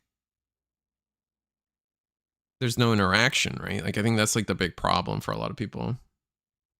Someone say Riftbound? Yeah, I streamed Riftbound on Monday. Should catch it. Like, I think clearing 4 in one turn is probably fine. I already read that. I caught part of it. Let's say, okay, what's up? It wasn't me commentating. It was our local Preston commentating. I was TOing / running the shop, but Bandai just doesn't want to print. I don't know if they want to print defensive decks. I think they do, and then they just don't work. The problem is, I still think to this day, like, you just need to be able to answer your opponent.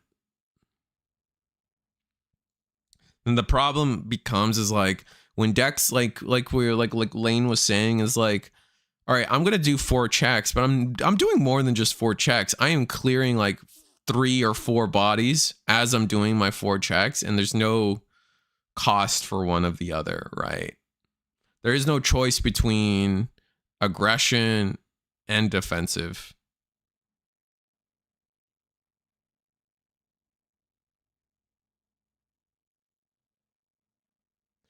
It's the big issue with Angels is like they can't do anything against any of it at all. That's fair. Bandai just doesn't want to print. SW is a pretty good looking defensive deck in the upcoming set. That's interesting. The thing is, defensive decks can be just as unfun as aggressive decks. You guys got to remember that.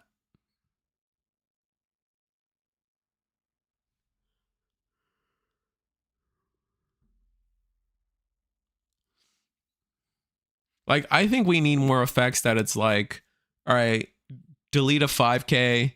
If you didn't delete, unsuspend or something, right? Like, it probably punishes an opponent for being slow, unfortunately. But like, I don't think people should be getting both. Like, I don't think there's ever a world where you should get a defensive and an offensive part at the same time.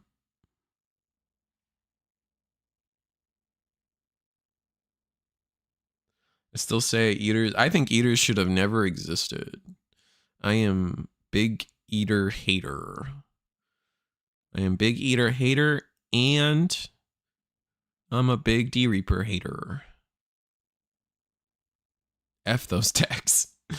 We had that, and it was too fair. Gallantmon. That's true. You're not wrong.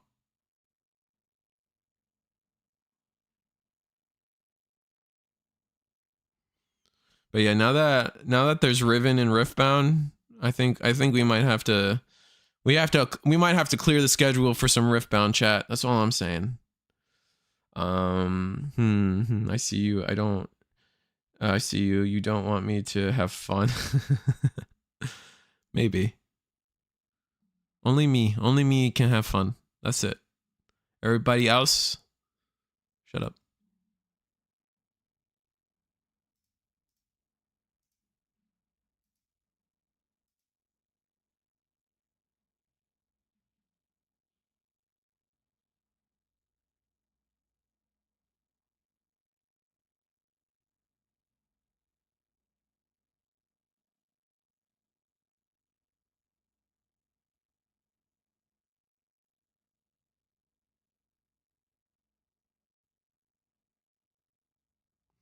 Sorry, I'm half distracted.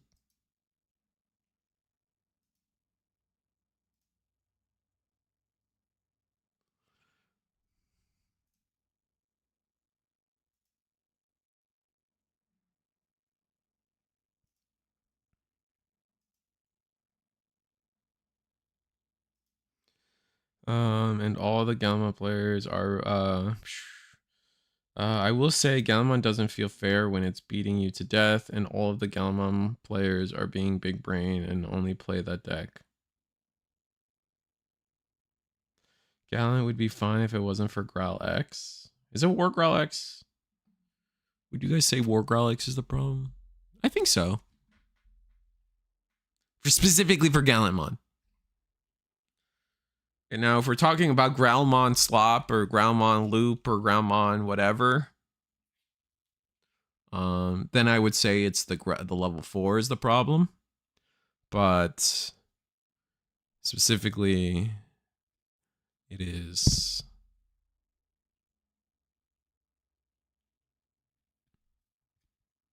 Growlmon X. I think War Growl X would be the problem for that deck, yeah. It's a Sarismon Altar, by the way. This guy. So cool.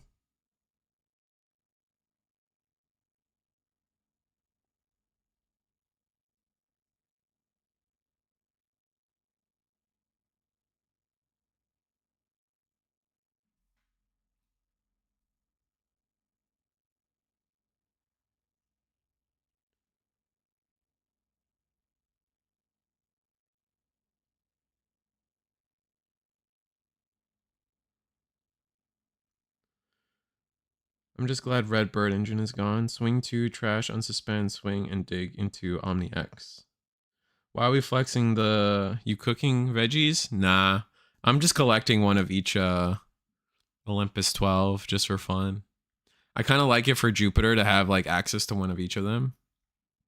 Where's my Jupiter? Like I got right now, and I hate, like, I love this deck box, but man, is this thing a bitch to open. Yeah, like I already teared a hole into one of the sides of it. That's so annoying. Better be the 2-star? Nah, I don't got no 2 stars. It's too rich for my blood, bro. You got normal jupe. Oh, this is so shiny. Hold on. You got normal jupes. 2 more normal jupes. Then we got Mars in the deck right now because I love Mars. It's pretty good. This is Juno. And then Diana. That's what my level 6 lineup for Jupiter is right now. I got on my desk somewhere, I have a Neptune. I have Minerva somewhere. The ones I don't own are, I still need to get a Venus. I still need a Maruki. I still need a Vulcan. I don't think you would run Vulcan in Jupiter unless you went full options, which maybe next set we'll see that. I think that's all of them. I think I got, oh, Bacchus. I have a Bacchus. I think that's in my friend's binder, but it's our Bacchus. So I got Bacchus somewhere. Oh, I'm missing Apollo. So less Jupiter and more TS Slob. No, it's just the top end. Like the rest of the deck it's just the top end. Just because it's like a toolbox top end. I like toolboxing, but this is pure. Oh, you really can't see this shit, but this is pure. Like here, I even play this card, the Temple of Beginning. No one likes that card, but I love that card. Hiroko. This is the Tamer, so it's like. Oh, I'm just like not showing you anything relevant. I play Coronamon because I think it's pretty good, but this is gonna swap to, I'm probably swapping to Lunamon soon. But like, look, we got Elec, we got Elec again. This Elec. AGO. We got the new AGO in here. And then, as you can imagine, the level 5s are just like your mix of AGO chooses. You could offload. See, that's my problem. I could offload stuff and get my Jupiters. The problem is, like, I'm a very kleptomaniac. I'm basically Gollum. Like, these are all mine. Like, I got them. They're mine. Don't touch them. They will not leave my sight. Like, I have a hard time. Like, I kid you guys not. In random, just like bins and containers and binders and mini binders, I probably I'm sitting on like crazy valuable One Piece cards because I was in the game early and a lot of those early cards are just money now. And I'm just sitting on them and I'm just like, but what if I need them one day?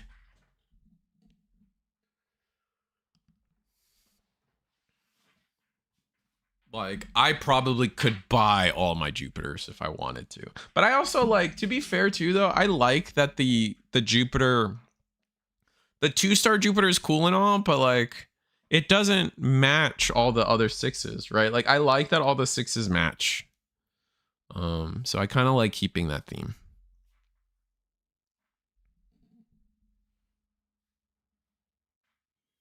Are we about to see Pyro go into the exact reason why I think Shine should just ban Ruin Mode? I think we could be okay with banning Ruin Mode. We probably need to do that. We were just talking about you, Digimon, in the sense that like you are like, don't ban Ruin Mode, and I immediately was like, listen, I love the guy, but that does not mean I have to agree with everything that man says.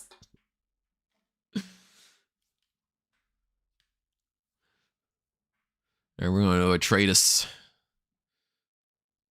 Did you offer? Oh, we're using the option? I think we're using the option, right? Yeah. Dual Arts. Oh, we just win, right? No.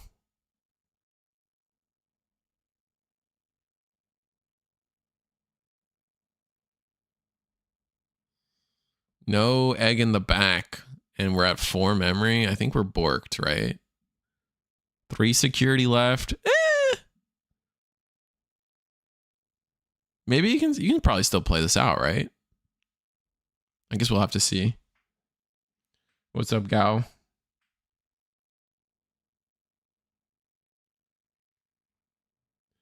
I just prefer the theme of all this junk is blingy as F. I mean, I agree with you. Like there is a different, like I do not get pre-release stamped versions of rares because they're already shiny. Why do I don't need the stamp. It's not a monetary value thing to me. It's just like whichever one I think is prettiest. And I think stamps ruin it.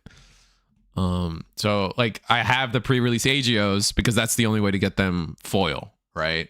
But I don't really care to get AGO Chew blue pre-release because I'm like, oh, it's already foil. I don't need the next version. Mako is 1699 and I'm 1992. 1692. What? Oh, are you talking about like your ratings on Digilabs?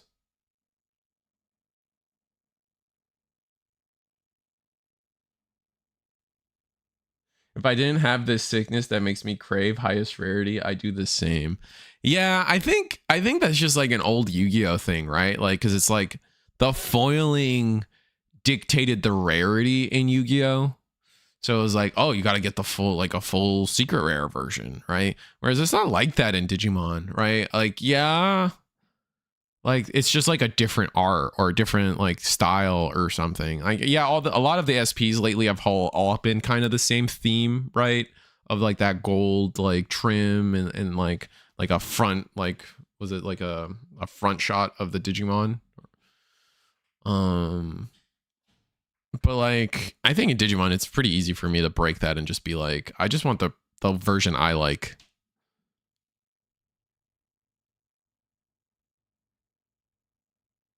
Like, for example, here's a good example. I don't like the SP Shine Gray from 8001, the one that's just on board here.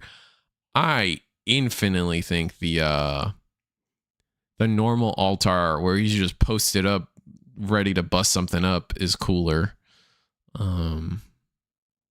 Sure, the SP is rarer, but like, shmee.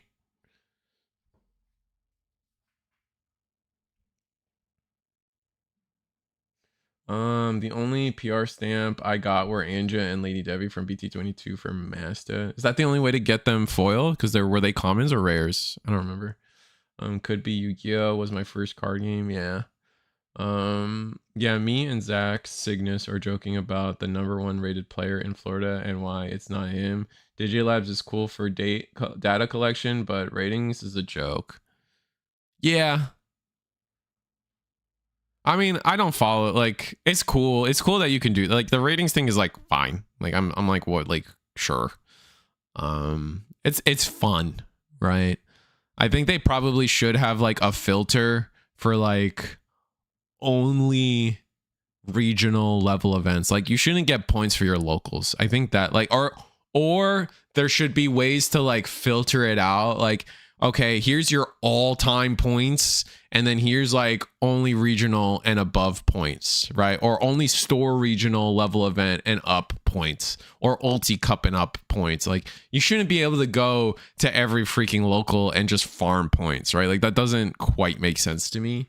Also, can you lose points? I think you can, right? If you do really bad, you can lose points.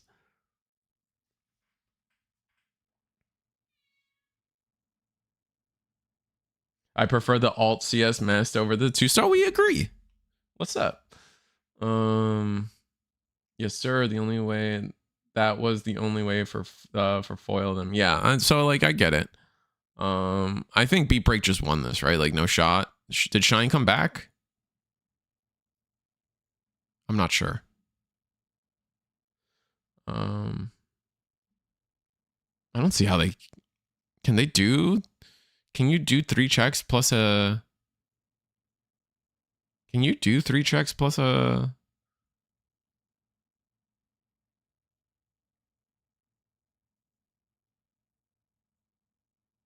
I guess if you go into a burst mode, right? No. How do you do the last check and win? I missed it. I saw the ADO one shine, but you can't get... Can you do 3 checks? I can't remember now. It was like, all right, you pass turn, swung, alliance, 2 checks. How do you get the winning check? Because I know the Marcus can swing. I guess it's got to be the... You go into burst... No, I don't know. But...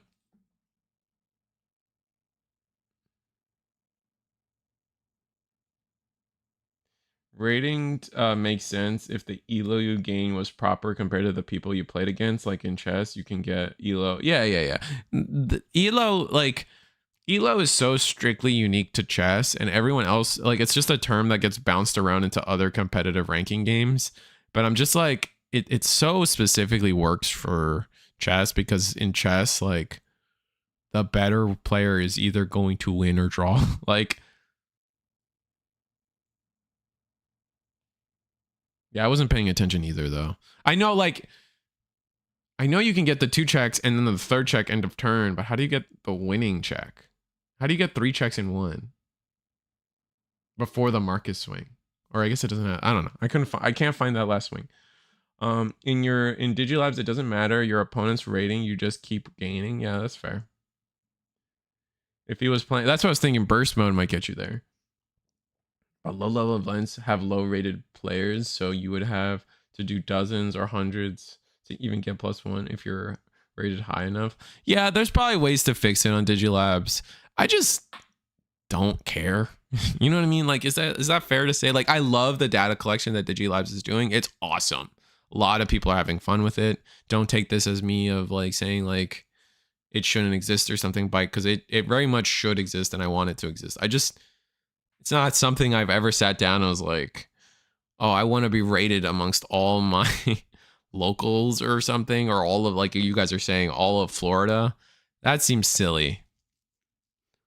But it's cool. I definitely think they should do like a filter and only do regionals or something. But at the end of the day, it's still going to just be a pay to win system, right?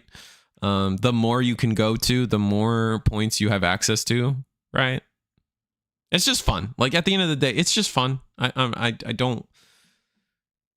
When I say I'm like whatever about it, it just means I'm not taking it seriously, because it literally is just for fun. Yeah, the data collection is super nice. We have made it very clear locally that if people start using the elo anything more than for fun, it's getting instantly banned. Yeah, that's fair. I think that's probably the healthiest way to do it, because it really is just silly. Outside of like for fun, right? That's what I mean. To be clear.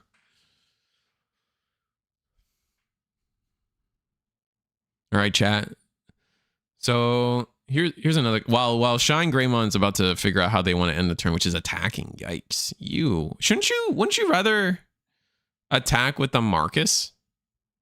Like, end of turn, turn yourself into Digimon, maybe go into Shine. I guess we probably don't have a 4, but like, wouldn't you rather get the... Oh, we're gonna do it here. You could have still ended your turn. I don't know if I agree with this attack from the Anku. I kind of... Because that's the draw Koromon, right? You could have end of turn, attacked with the Marcus, drawn off a Koro, searched with this Agumon beforehand, and draw for the Marcus. So you would have had 5 extra cards to find your level 4. If you even wanted to use it at that point. I think I would have rathered that. But I could be crazy. Maybe we just went... I guess you do want to preserve the Marcus. But at the same time... YOLO. Swag.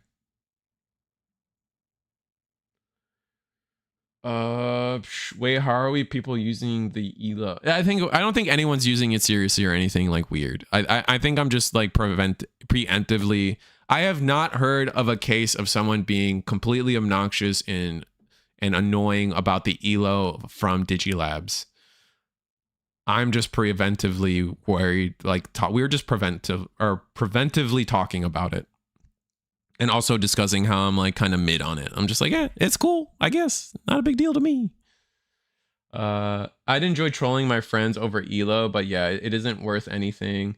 The Riftbound elo tracker was pretty accurate from the RQ winners, were usually grinders with the highest elo, and you'd gain the lot, and you gain and lost according to strength of opponent. Wow, that's crazy. That's kind of cool they did that.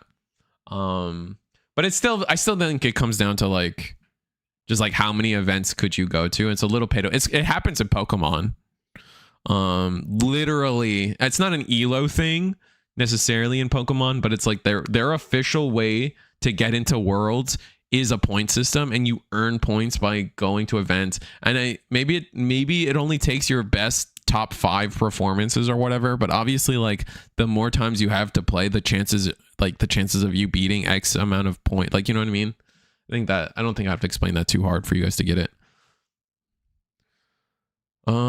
We aren't using it for anything. Someone was making fun of Cygnus for not being #1 rated in Florida, and now we make jokes about it in tongue-in-cheek. Gotcha. Yeah. I've heard Risu saying he's the best player in Florida because he has the highest elo. That's true.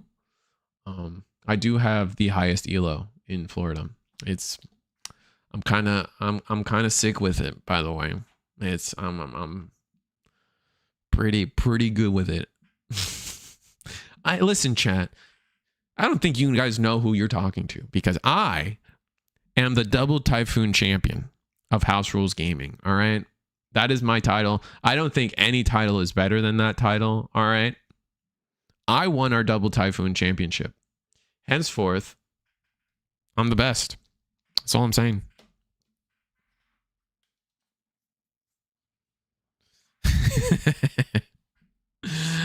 I haven't seen this man shuffle a deck in 4 months. True. All right, we've reestablished board with the Rise Gray. We're able to go into. We didn't do the double attack. Are we just cooked? Oh, we're making the cheat Marcus. Okay, we're making the cheat Marcus swing. Ruin mode. Oh, yikes.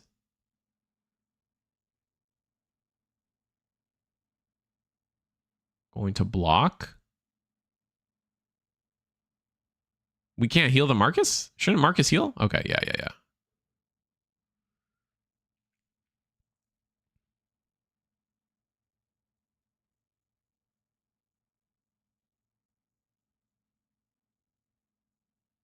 Ugh. This feels bad. Oh, did we minus enough to where the Atreides is dead? Nice. Okay.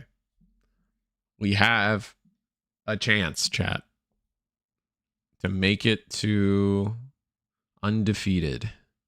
This is a lot of memory. 3 tamers. I might have bad opinions on decks and good Digimon designs. Bad deck building, but but he still has the highest elo. I have.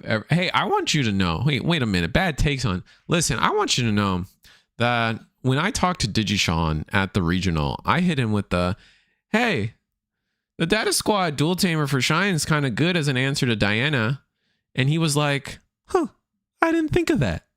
That's not too bad. So you know what? I don't have the worst takes. All right. DigiSean said one of my ideas was not bad. I'm gonna take that as a win. Suck it. I have never tried harder than I did for the spring event, that format. Double Typhoon Foil is my favorite card ever. Insane it wasn't the prizing for Double Typhoon event. Won every single Double Typhoon event and got a playset. I love it to death. Every single spring event, not Double Typhoon. Oh, I see what you're saying. How much time I have no clue. I haven't looked. I just assume. I love the beat break player gauge. The like little Galmon, or you mean the eggs? If you mean the Galmon, you can buy it. What's a Cinnabon? Is it Cinnabon that does all these like clay little memory markers? You can easily find that. You should be able to find that. Like they do a ton. Maybe they don't do the Galmon anymore But it's like seasonal. Like they rotate on which ones they do and don't do. Risu also told me he secretly loves Rune Mode and only hates it to appease his audience. Listen, I feel like most people like Rune Mode in my audience and hate me when I say the Rune Mode thing. He can confirm Risu said that I was there. Yeah, you know what, dude? You know what? You're probably right. This is why I just want the value of my. I just want it easier to get my second Altar Ruin mode. That's my problem. I think I own like 3 or 4 Ruin modes. 2 of them are Altars. I need my third one. Is really what it is. I just need to get it a little cheaper. I'm on Risu's Ruin mode train. They're pretty cheap now. I haven't looked. Let me see. You're probably right. Now that we have the reprint from 8001, not 8001, the LM set. And I guess technically the reprint from 8001 too.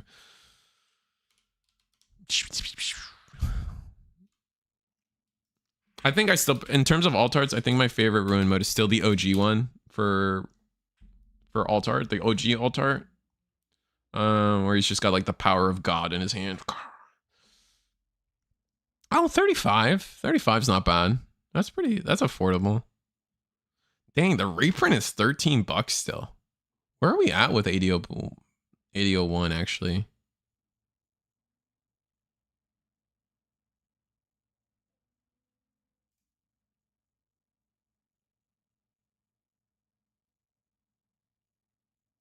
Let me see, singles. The SPs are still, the rare pulls are still money. All the SPs are still hovering around. Sirius is the cheapest. The most expensive Altar is the fighter mode. Wow. Oh, the Omni went down. I kind of want to pick up that Omni. Oh, Marcus is up there too. Sheesh. Shine Gray, Alda. I'm glad I got all my Marcuses. I got all my... I'm happy I got all... I probably need to pick up Melga and Cress because I'm a Melga stan. But I got all my... I have all my Koji stuff, which I kind of don't want to know the price, honestly, because... Yeah, they went down. Rest in peace, Koji and Beowulf. They didn't go down a lot, though, so I guess I'm fine. All right, so we rebuilt a whole Ruin mode stack. Jesus. And that's game. So we are going to have we're actually going to have one more round. So that should be fun. I can confirm that Risu also thinks Mirage, Buka, and Promo Wereguru can come off the restriction list. I heard him say that at Nationals. I'm okay with Buka coming back. Buka was never like my conversation with my talking points with Buka have always been that it was never banned because Blue had generic jamming, right? Like I always kind of laugh when people are like, oh, why did we ban Buka if we were just going to give Blue all these generic jamming cards? This is stupid. It was the reason we're getting those generic jamming cards was because for Blue, Buka was fine. Like they definitely thought that was fine. It was what they wanted to stop was Ukomon and like Ukomon, Bukamon being like a generic engine for any deck to just have rookie aggression, right? That's what they wanted to stop, which also Blue did. So like at the end of the day, they were just like, yeah, let's hit it. But Buka itself in Blue and Blue decks was fine. That will be my defense of Buka. I really don't care if it comes back or not, though. Weregaru stays banned. Weregaru stays at 100%. I think the Gabu X can come back, and Garu X probably. I think Gabu X can come back. I think that's fine. Garu X though probably stays hit. I would love that card to come back because if I had to tier them, the Weregaru is still the worst card. Like that can't come back. I think giving anything security +1 is a very dangerous thing. And that's why like Weregaru is in that same category with the Doru Greymon. Security +1 is just a hell of a drug. And we just can't be giving that back to decks. Greymon X needs to come back. I don't know about needs. You guys just got a reprint. You guys are fine. You're smoking crack if you think the X is coming. I think that, like, okay, like I said, the Garu X probably stays hit, but Gabu, I think Gabu's fine. Like, genuinely, like, I know people are worried about, like, I guess, like, other generic X decks coming back, like Levia, or I guess mostly just Levia. But like now with Serb X on the list, Dober X on the list, I think Gabu X can come back now.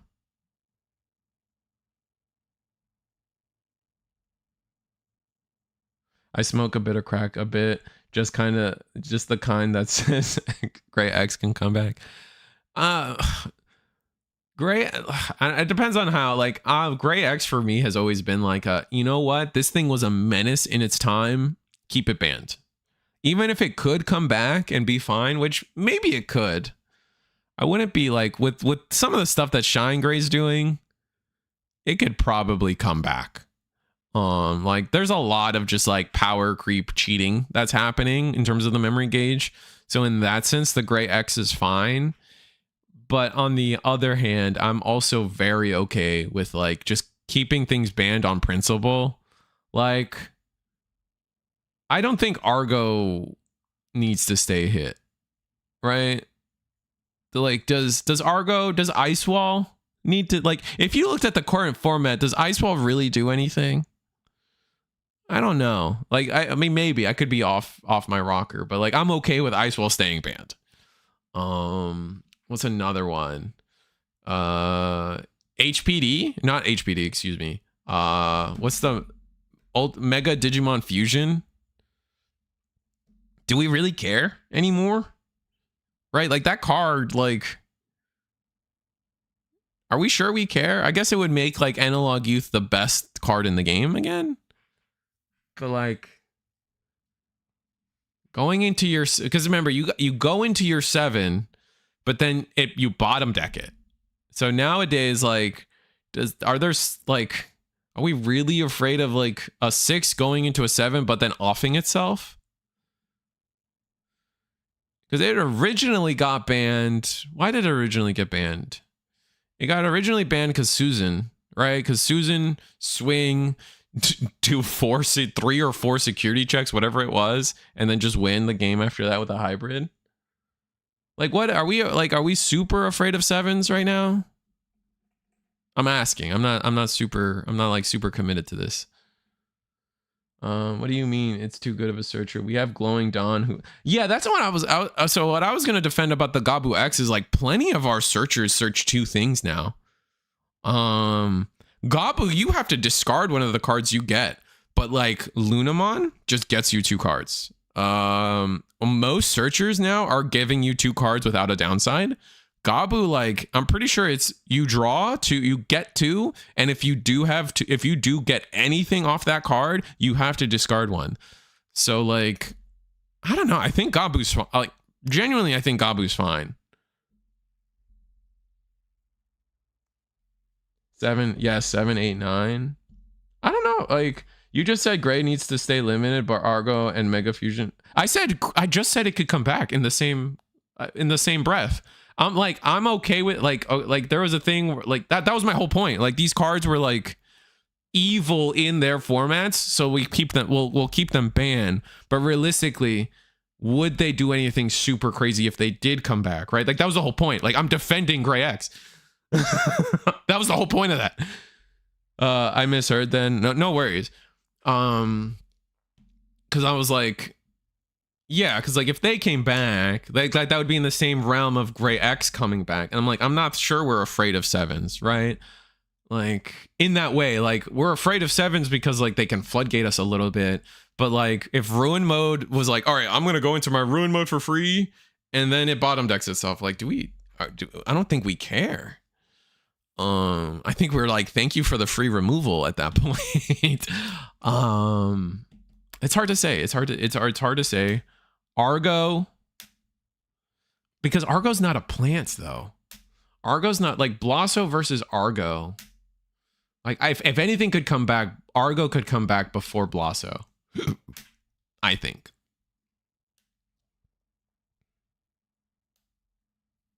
Because part of the fact that Blasso's a plan is very relevant. What else is on the list that I can't remember? There's a ton of stuff on the list, man. Anubis. Like, is Anubis that bad? Yeah. Anubis is too generic. Like, it'll continuously be busted. Anubis can't come back. Apoclymon maybe could come back, but that card is just so unfun. So unbelievably unfun that I never want it back. Now with dual cards, Madashita could never come back. I'm okay with all the memory options at 1.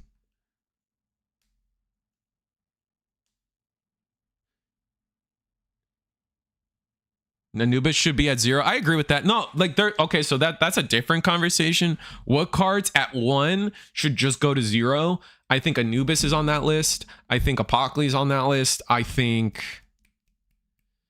I think HPD is on that list. I think HPD is a way more powerful one of than any of the other memory options at 1. I think HPD is incredibly tide turning as a one of than a Hammer Spark, Jack Raid, Grav Crush, or Blinding. I don't even think it's close.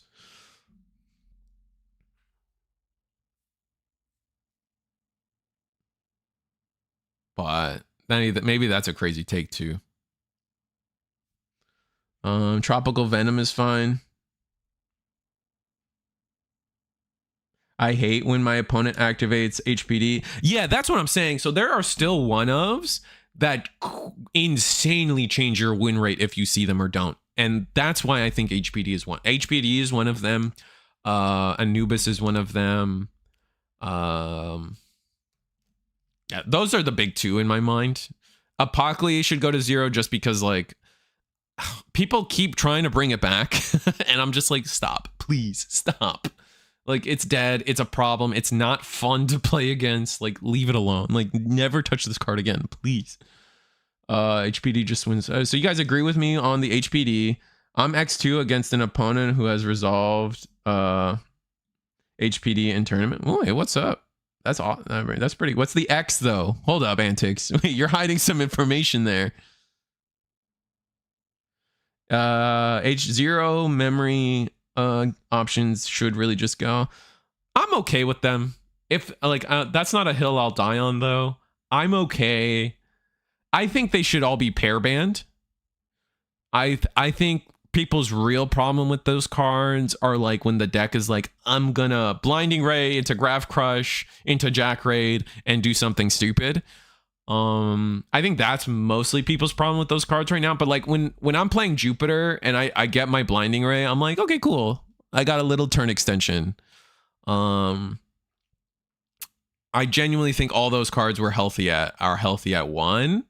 But like, yeah, obviously when a deck gets to play multiple of them is when it's like you start raising eyebrows. But if they all went to 0, whatever. I'm not freaking out.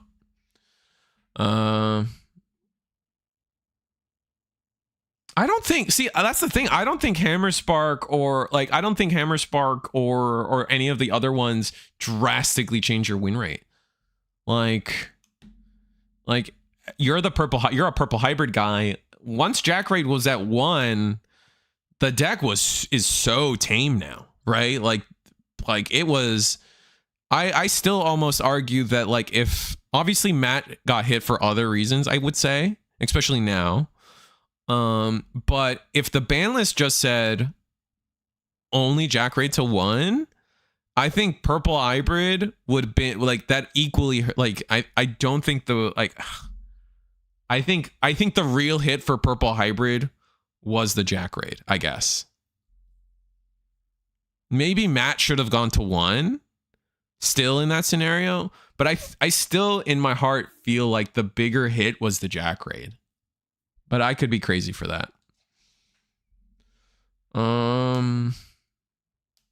Angels using blinding ray after burning all of security and then using hammer. Yeah, like that's what I said. Like using both is dumb. Give us 4 gray X today. I promise you, no one will top with that with it in their deck. You're probably. I wouldn't say you're wrong. You're probably right. Red decks only need to see the memory one turn to kill you outright. Yeah, but red doesn't. I mean, I guess red has more draw now, but like that card can be a break for so long, and I still think it's fine. Blinding ray absolutely changes your win rate. I've lost so many games because blinding ray infinitely extended someone into a full extra body on Jupiter or Teapot. That's fair. I don't think it's as high as HPD though. But again, I don't. It's not a hill I'm gonna die on. Like if the whole community voted and it was decided that they all go to 0, fine. I still kind of like the little bit of fun memory manip every color gets to do, but I mean, again, it's not a hill I'm gonna die on. Greymon X with Protoform doesn't even get you the full effect, and BT9X anti is meh right now. That's fair. Teapot when you draw blinding, that's fair.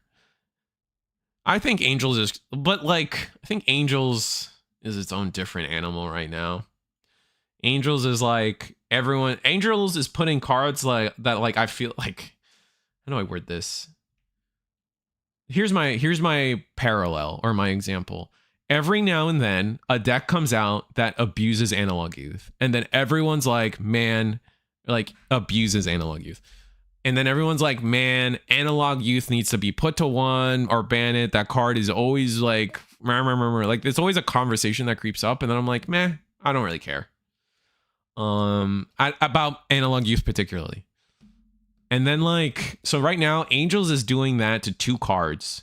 1 card I think should get banned. I think Patamon should get banned. Like the BT14 Patamon. Like I don't like that card. I think that card is on like... is crazy. I think that Patamon's crazy. I think the TS Patamon is way more balanced than the BT14 Patamon. But like, as regardless, the point is everyone's got Nyaromon in mind.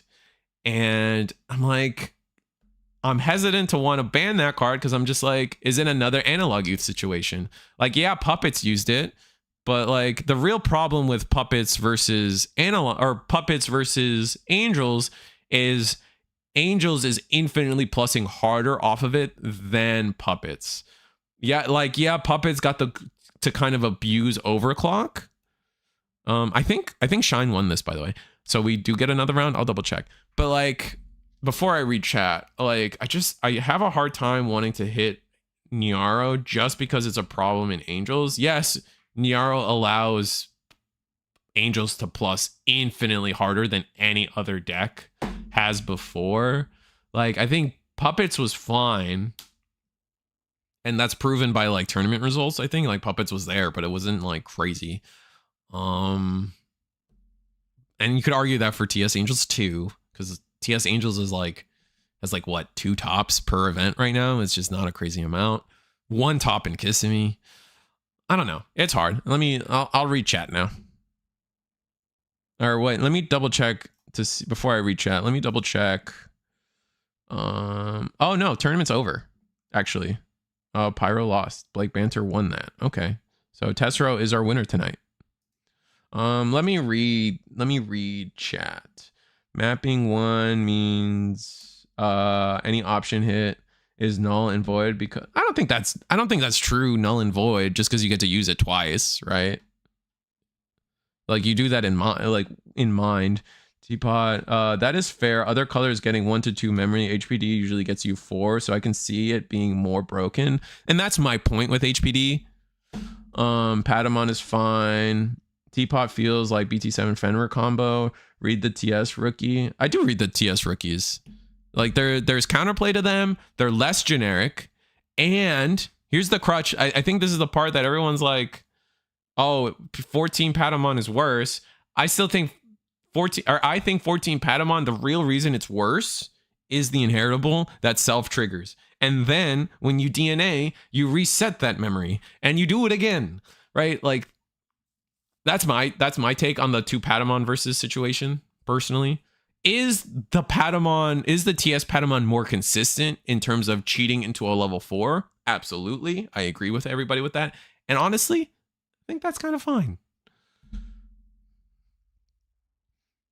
The ceiling is so much lower for that Patamon, is at the end of the day my problem with it, or why I'm fine with it. 2 cost search and trash setup for who? What are we talking about? 2 cost search and trash setup. Oh, for the Gabu? Wait, no. 2 cost search and trash. I actually don't know.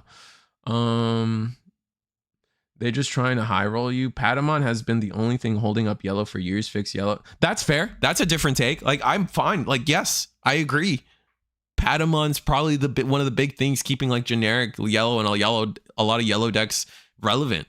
And maybe we should find a different way to facilitate that. Like, maybe we should give Mastamon a better in archetype Salamon / purple Salamon, I guess. I don't know. I really don't know what is the Lady Devi rookie? Is it just Demi Devi? Whatever. You get my point. Like, give Mastamon better rookies, I guess. Like, I'm not gonna like give Mastamon better rookies. Give Shine Gray doesn't really use it anymore, but like, you get my point. Like, if the argument is like Patamon has been single-handedly holding yellow up, like, that's a different problem. Like, give those decks better things and less high rolly, I guess. 2 cost search and trash setup. Patamon has been ban Nyaro. Nyaro is the reason they can spit out 2 of the bodies in their combo. Yeah, no, I get it. Like, 100%, I get why we're talking about Nyaromon and potentially banning it. My counter argument is just like, it is so specifically strong in this deck that if we hit something else, like, I don't know, Shakomon, Patamon, one of the Angemons, I guess, does that nerf it enough to the way the Nyaro doesn't matter, right? That's just like my quick take on Nyaro. Like, if it goes to 1, like, okay, whatever, like, I was wrong. Like, I'm not a hill I want to die. That's just what, like, I just kind of want to add layers and texture to people in there and their conversation about Nyaromon. Like, because it just so much feels like the analog youth conversation. Nyaro is the problem in puppets. Did Angels top Florida regional? Angels won, right? But it was the only Angels in the top 16. Teapot won Kissimmee. Squadra time. My only loss. Oh, Digishon. Yeah. It was Digishon's only loss. It won the whole thing. As a puppets player, I can vouch that Karakuru is not the problem. That's fair. I think Karakuru is not the problem. Like, yeah, I mean, but it's like, could you even call puppets a problem right now? I don't think you could. It's like we say, Teapot OTK is like the Takamika of this. I do agree with that. I don't know who I've said this to. I feel like I've said this to you too. I think this is a take going around right now, and I agree with it. The Angels deck is like Taka Mikazuchi of 2026 into 2027. Like, it is like either, like, everyone I talk to for the most part is like, either they turn 2 OTK'd me or I beat them. And that is a very common conversation. Obviously there's niche scenarios where like they didn't turn 2 OTK you and still won. But like, for the most part, from what people have told me, it's like, yeah, either I got turn 2 OTK'd or I beat them. And that's just kind of where we are with Angels right now. It's very weird. Very hard to talk about, or it's very weird. I don't know. It's hard for me, like, because I also look at things through like a game designing perspective, and I'm just like, we can't just hit everything, right? Anytime something is probably like, we can't just like hit everything and anything.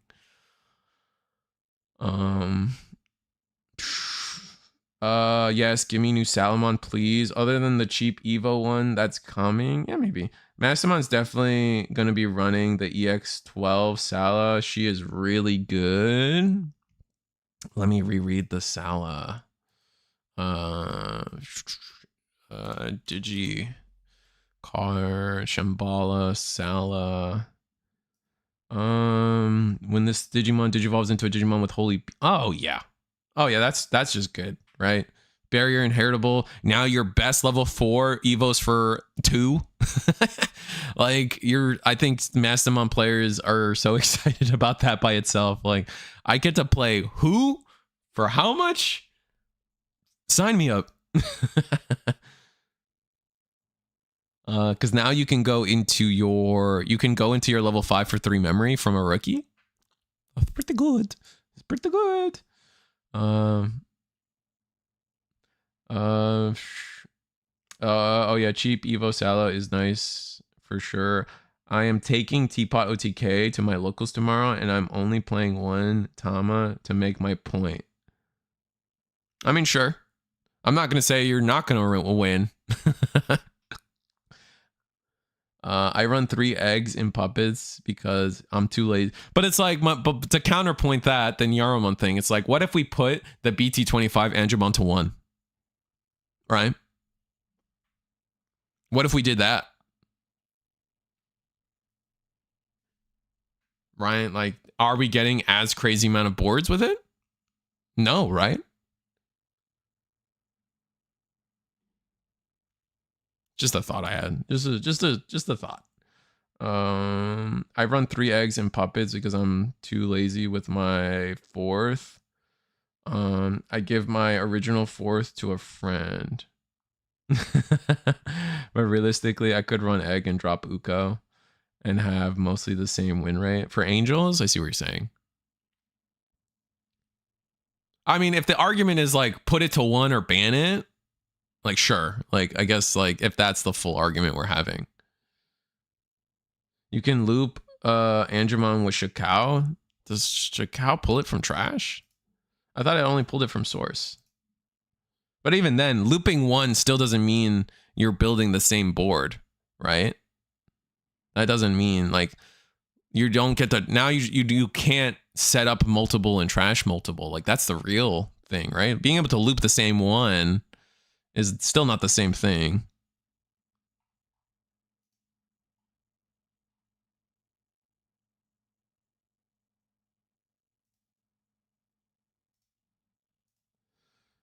Place 1 angel trade from your hand or your Digimon's Digivolution cards. Yeah, it doesn't. Am I dumb? And then if Digimon trash both players, top security. And or source. Yeah. Promo Minerva, Juno can loop it, but like, I still think setting it to 1 is a huge hit. Like, I mean, try doing that, Digishawn, at your next locals while you're trying to play for being the best Digilabs Florida player. Like, do that. If you clap locals with 1 Angemon, then okay, then I'm just wrong. But like, me? No other tables playing. The tournament's done. Tournament's over, pretty sure. We have 1 undefeated. I'm just yapping. I guess like we can watch something. Anyway, here's Angels.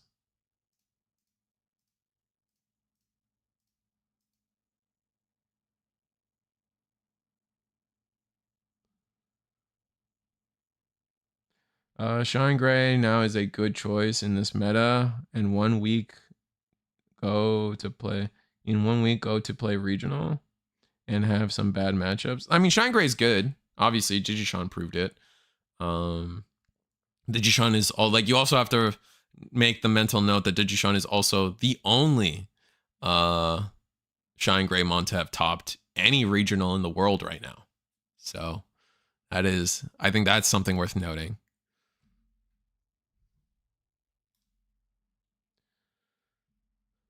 On a different topic, we need some 1 cost, 2 cost Volcanus options. I don't think they're ever going to go that low with the TS options. I think 3 is the floor. Unless you count Temple of Beginning. I like that card.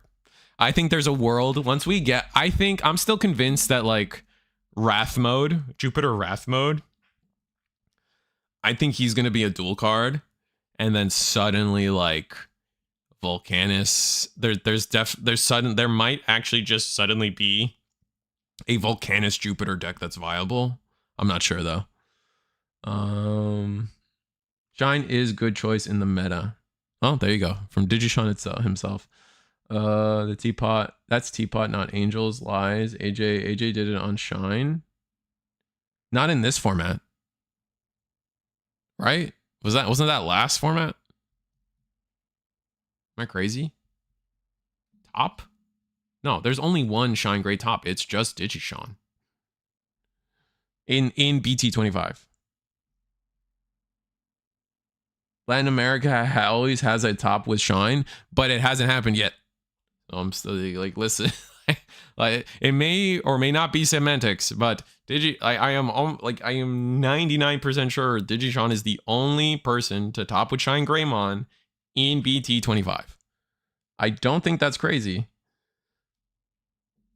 I'm hoping to get Bloom profile up tomorrow or Saturday. All right, so chat, follow Digishon for that, because I do think like there's got to be something with Saris and Bacchus and stuff. Like there's got to be, like, maybe once we get Avatar mode, if we get Avatar mode, I don't know, like, and we're getting a new Bloom Lord. Like if you're a plants guy, definitely pick up some of these TS plant stuff, I would say.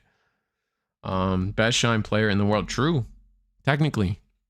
If we go by simply the metric of who topped last and most recently. best Shine player in Florida. That is also true. Well, actually, that might not be true. Well, I guess it depends, because if you're going by Digilabs, that might not be true. There's a lot of Shine players out there. But if you're going by purely regional results, that's true. You are correct, Risu. Well, the deck is good. If Beelstar wasn't a deck, I think it'd be tier 1. That's fair. They just have a lot of removal, right? It's just way too much removal. Saris just folds to 3M and beat break. That makes sense. It's just the options, right? Anyway. Tournament's over, by the way. Do I just switch to like this camera?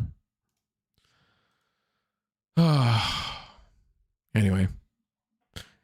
One of the conversations I wanted to have at some point was, all right, Digimon Bandai has released how many card games now? And Digimon was gonna die, right? Like One Piece was supposed to kill Digimon, right? It was like, oh, another Bandai card game, it's gonna kill Digimon. And then what was it? After One Piece, it was, I can't remember the order, unfortunately. But after One Piece, it was it Battle Spirits? Battle Spirits, oh, it's going to kill Digimon. Then it was Union Arena. Oh, that's going to kill Digimon, because all Digimon players are weebs. And then Fusion World. Oh, well, Digimon was only popular because Masters did really well. So Fusion World's going to come out and kill Digimon. Didn't do that. Now Gundam comes out. Gundam's like, oh, we're fine. That's the nail in the coffin, man. All Digimon players love model kits and robots. Surely that's gonna kill Digimon. Is this new one? Is this it? Are we done? Is it finally over? Is this next mysterious one the thing that's gonna end Digimon? BS and Fusion World were way before One Piece, but yeah, no. That's definitely not true. It was Digimon, then One Piece. 100% that was the order. Chaotix will kill Digimon. That's true. That's true. No, it was, I think I actually unironically got the order right. I think it's One Piece, then Battle Spirits, then Fusion World. One Piece was after Digimon. Like 100%, there was nothing in between Digimon to One Piece. Unless I'm reading that comment wrong. Unless, no. Like, this is just true. I can't remember if it was Fusion World then Battle Spirits or Battle Spirits then Fusion World. So I would admit that I'm not sure on the order of those two. Fusion World and BS were out before I joined Digimon, and OP hadn't come out. What? That's definitely not true, man. I don't know. Maybe it's your, no. Battle Spirits might have been before. No, I'm telling you, no. It's just not true. Who is better version of Shine? The traditional version, adding BT25 burst mode, or version with ST Shine support? Well, Digishon thinks that, like, for the most part, I think traditional Shine is better. There might be a reason to play the dual tamer, but like this whole idea, like, what in your guys' mind, what is the how do you differentiate what makes it a data squad Shine Gray versus a traditional Shine Gray, right? Like, what card do you have to add before you're like, this is data squad? I don't think adding the dual tamer really changes it personally. Battle Spirits is bigger in Japan though. Yeah, okay, so that's what I was gonna try to anecdote, was like, are we talking about like original Battle Spirits in Japan? Like, obviously that was before everything. DNA Charge, maybe. Okay, I could see that. Yeah, but then when did One Piece come out? One Piece was definitely before those two. Like, I promise that. I think it does. The dual tamer does nothing for traditional build, like literally nothing. Oh, that's fair. I still feel like I've seen I feel like I've seen players play just the dual tamer and then everything else is the same. Maybe you add the rookie. But let me see. What is that? What does he do again?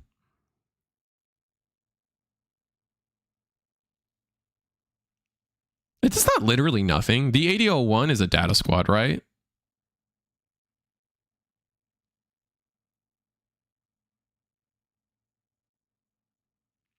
I see the dual tamer as just like as a counter to like if you're afraid of like Diana or something. That's my big thing. Boom. OP was July 2022. What's up, chat?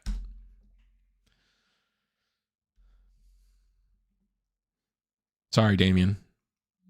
I know you felt very strongly about that, but I just knew I was right on that. I just didn't want to look it up. Thank you for looking it up. To run dual tamer, you need to run data squad rise. Okay, data squad rise. Okay. When you do that, it's data squad. Okay, I see what you guys are saying. It is not. You have reasons to play almost any other Marcus low key. I got Diana twice Saturday. Never cared. Fair. All right, this fella has to hop off. Thanks for stream, Risu. Always appreciated. 99. What's up? Good night, Radical Riot. Intense match. I had to go grab a water. That's true. Not that we commentated over it, unfortunately, because we were just yapping all night. That's fair. So like, I guess like I'm just trying to be specific, because like if someone just texts in the dual tamer, that doesn't make it data squad, is I guess what I'm trying to say. But you're saying that like if you actually want to use that dual tamer properly at all, you have to play other cards with it. And that like, but like what are those other cards you're running? I guess the Rise Gray, you're running the Agu, I guess. Because you're not gonna run more. Do you run the 7? I mean, you could run the 7 in traditional and still call it traditional. Like, I don't know. I think it's like a weird line for me. It's like, at what point, like, you're traditional, and then you're going to add cards to it, and at some point, it makes it data squad. And it's like, if I just add a Marcus Thomas, it's not data squad yet. So you have to add the Agu. But that's still, like, you can run the Agu and Shine, right? I don't know. It's probably so semantic. It's barely, it's like the most minor of semantics, because like even normal Shine players are running the data squad Geo Gray, right? So the Geo Gray is not enough to transition it. Some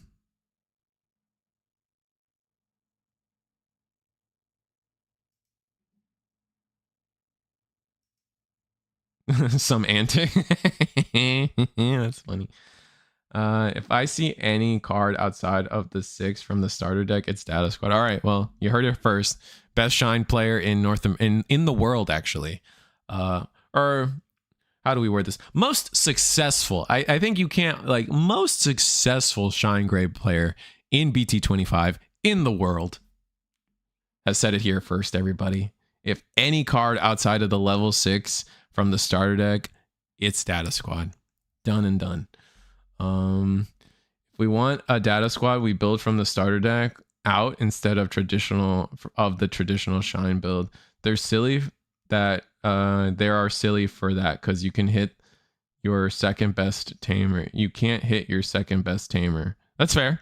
But like I've seen, like my point is I've seen it. That's I guess mostly my point here. Like I've definitely have seen it. But with that said, I think this is a fun stream. Look forward to the new next week, right? I think they announced that they're announcing the next card game. Was it the 18th? Am I crazy? Let me double check my yaps. Yeah, June 18th at 4 p.m. Central Eastern Time. CEST. So 7 a.m. PDT. So at 10 o'clock Eastern, 10 a.m. Eastern, June 18th, they're gonna announce the new card game. So that'll be fun. Sean got demoted for most successful after that. No, I was just trying to come up with like an indisputable title. You know what I'm saying? Like you can't dispute it, right? Like I was trying to clean up loose ends.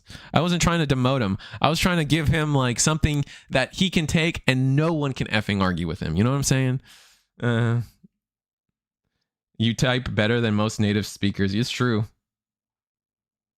I only use GeoGray and Rise and Dual Tamer ST in my actual version, but many times have a lot of inconsistencies.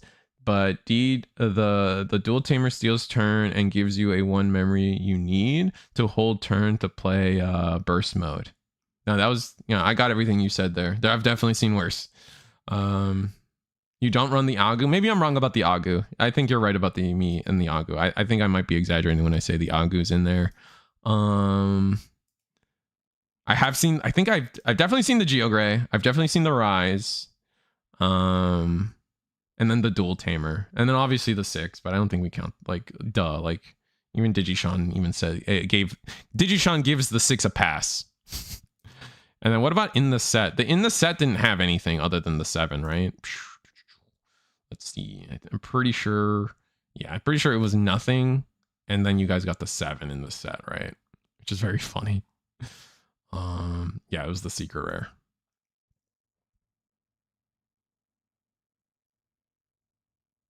Yeah, just the secret rare. That's all. If we want Data Squad, we build for Risu whispers for now. At the end, after the end, Sean talking about me. I'm the most native English speaker. Obviously, running 3 copies for Shine dual cards. What won? Tessero, I think, won with. Was it 3 muskets? I think it was 3 muskets.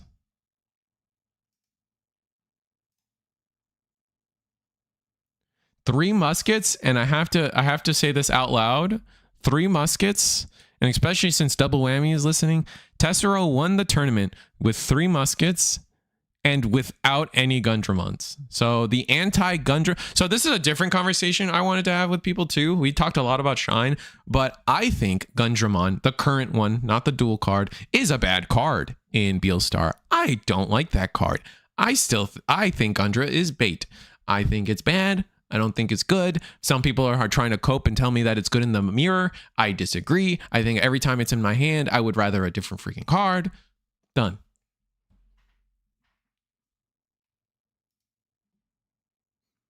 Well, all 3 Musketeers are there, right? Like, Bind Red Trigger has the red guy, and then Durblitz has the Gundramon, and then Hurricane Screwshot has Beelstar. They're all there. So it's just 3 Musketeers. They're all there. Just saying. You're just bad at the deck. I don't know what. Yeah, I'm bad at the deck. Tessero's bad at the deck. Everybody from Kissimmy's bad at the deck. It's only good against Glowing Dawn. That's it. Are we talking about arts? No. I'm talking about the Gundra from like. The Gundra people are playing, the one that's out right now. The dual arts might be good in the future. I'm not sure. We tune in November when that card comes out. I don't have an opinion on the dual arts Gundra. It's the current one. I don't remember what set. Is that EX7? I don't remember. I don't remember when that Gundra is from. The dual, I'm not, yeah, I tune in and like, so Digishon says the dual Gundra is absolutely cracked though. 100%. I'm not going to debate it. I don't know. It could be busted. It could be not busted. It could be power crapped to shit. Tune in November. like decks are getting so power crept out so quickly that who knows by the time November comes out if that dual arts card is good enough. Right now with our current mindset, busted probably, but we'll see. It's LM. Yeah, it comes out with the LM set. Gundra looking like Squidward looking out the window, looking out the windows at Beelstar. Yeah, who knows how it'll be when we actually get it. Yeah. Like I'm also on the train that Dirt Blitz is bad and bait. Dirt Blitz is the one that deletes lowest play cost, right? And then if your opponent is, I forget, when the trash effect of those options, that is counted as a Digimon effect, right? So you're not going to randomly get the D-Digivolve, or am I wrong? Do you actually get the, is it the trash effect is a Digimon effect, right?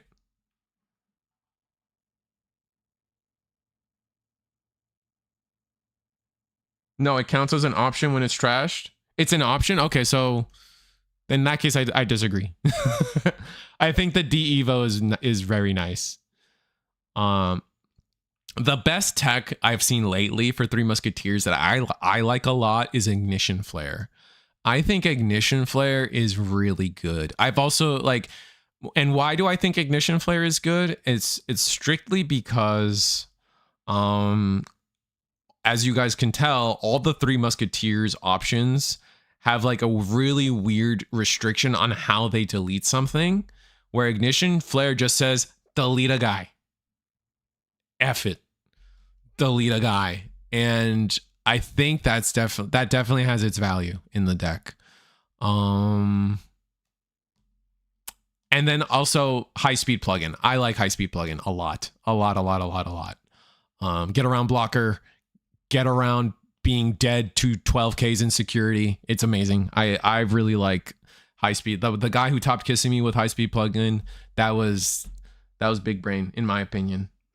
D-Evo is necessary in some memberships. Yeah, I don't know. Like, you got to defend yourself on that one for thinking that Dirt Blitz is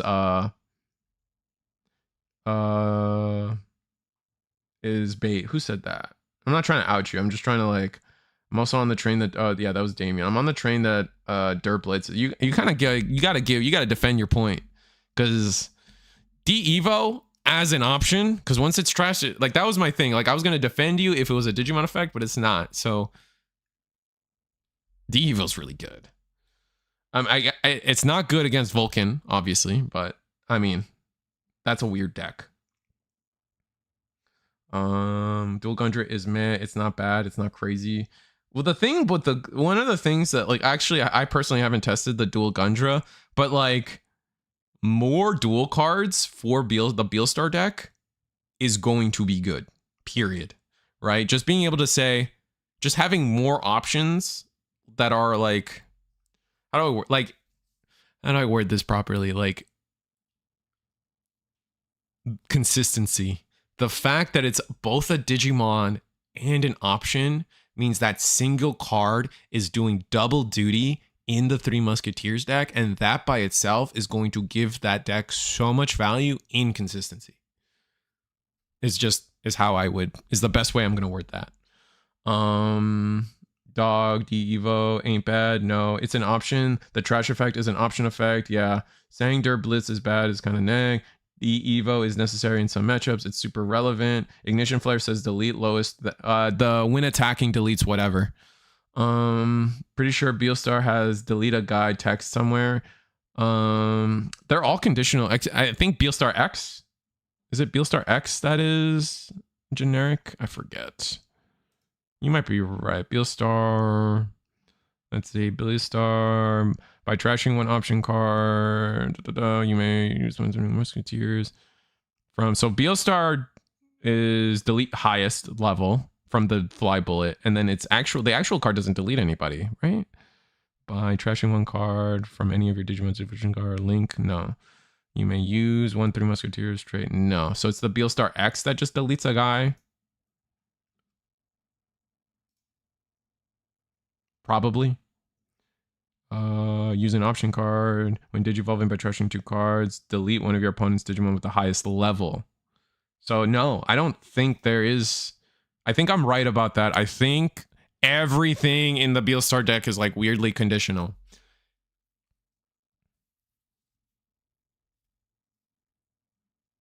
So like Ignition Flare when attacking just deletes based on on DP, and that's cool. Like you just delete a guy. Is it the craziest thing? No. Are you gonna run like 3 or 4 of those things? No. You play like 1, 2.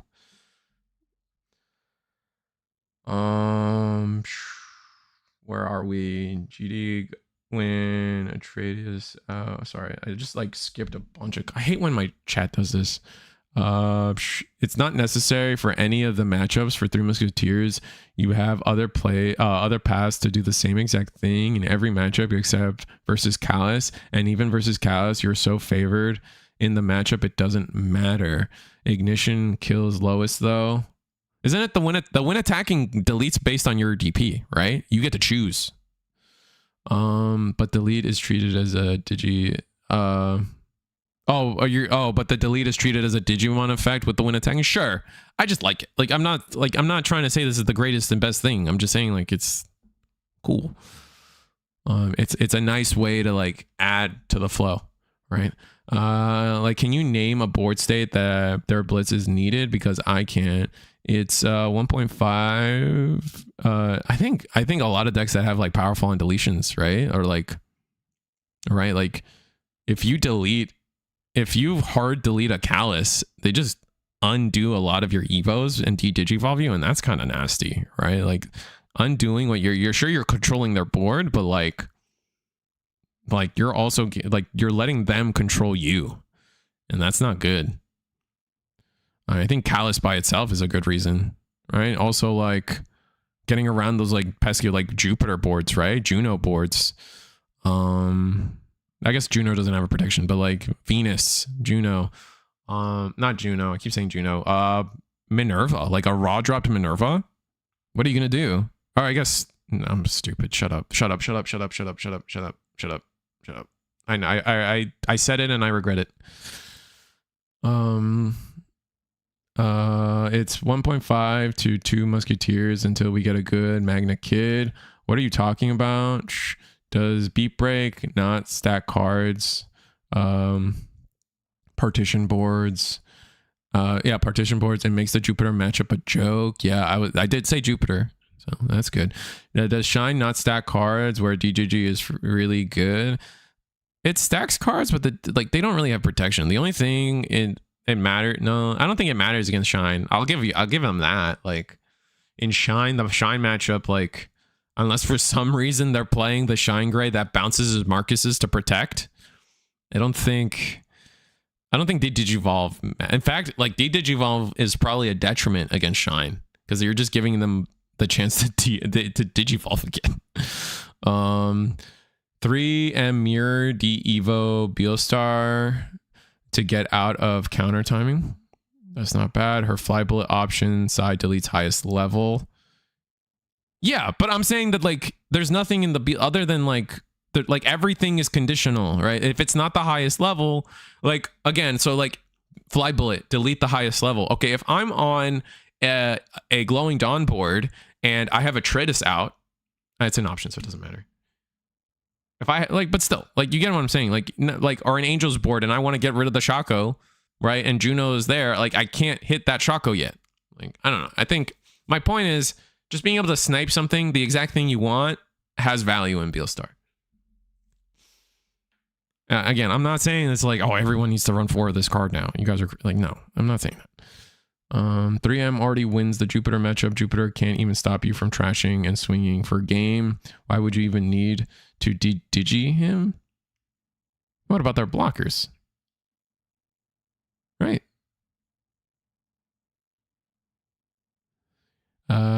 D-Evo gets rid of the on delete from Lady Devi. That's true.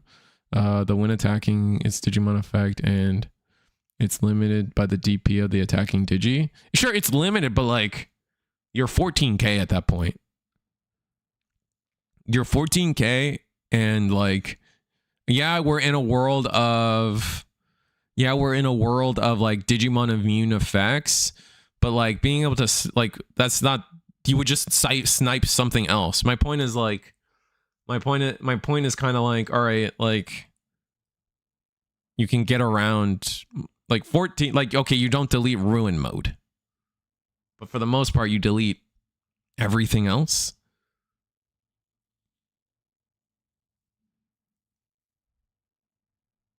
The when attacking is delete. Yeah. Why do I care that they trash my security when I win that turn? The option side of Beelstar. Just remove them twice in the same chain. I mean, sure. I'm just like the guy had a cool tech and kissing me, and I'm trying to give him kudos. Like I don't know why we're up in arms. We don't have an option that is non-conditional delete. Chaos Triangular is the closest since we use the 3 musket on board. It deletes up to 12k. Yeah. Partition boards, Minerva, Callus, Millennia.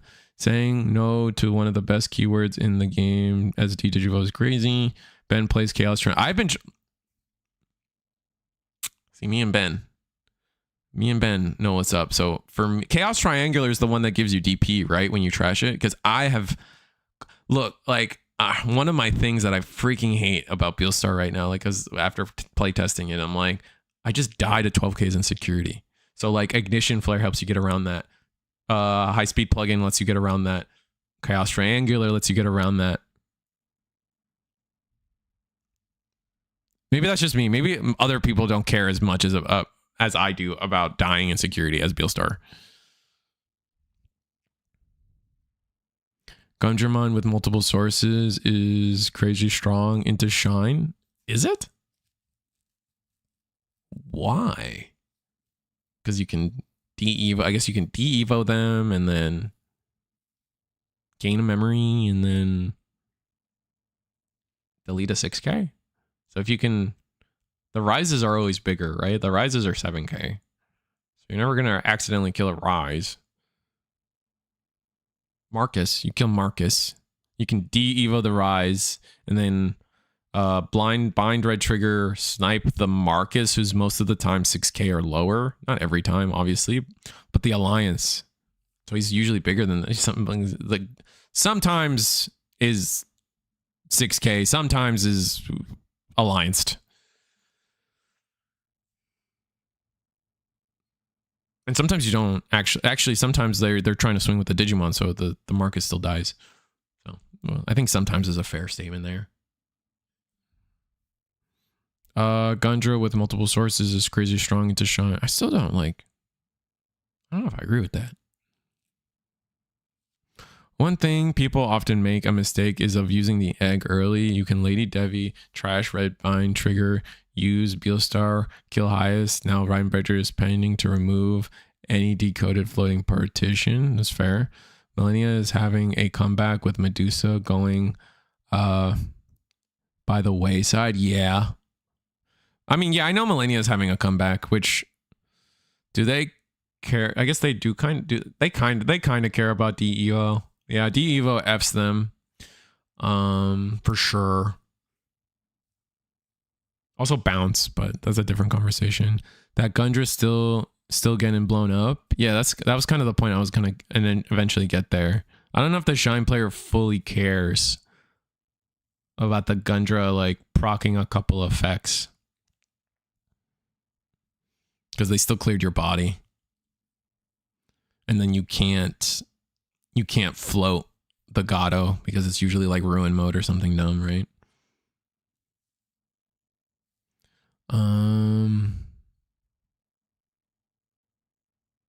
Durblitz can set up Fly Bullet to hit a 6 stack. That's true.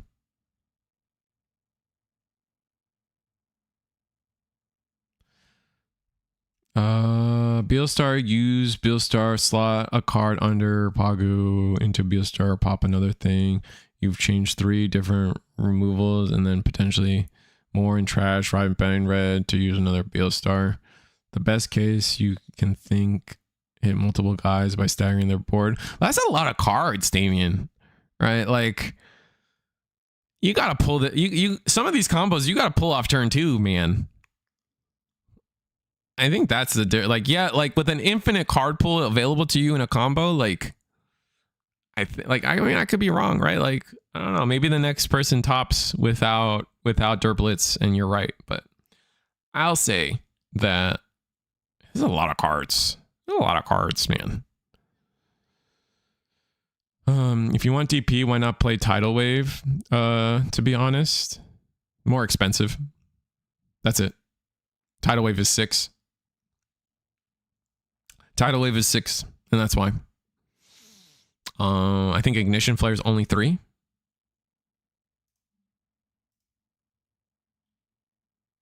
It's 5. Excuse me. I'm dumb. Never mind. I'm a liar. I'm dumb. I'm dumb. I'm the worst. I don't know. I don't play this game, man. I'm waiting for the next. This game's dead. All right, the game's dead. The next Bandai card game's coming out to solve all our problems, and I don't have to talk about Digimon anymore. I'm joking. You could just play. Yeah, I mean, you're not wrong. You could just play Tidal Wave. You're not wrong there.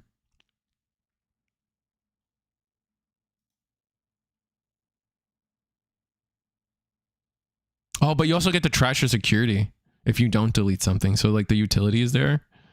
Whereas like, so I think Tidal Wave is kind of weird though, because like you have to bounce something to get the unsuspend.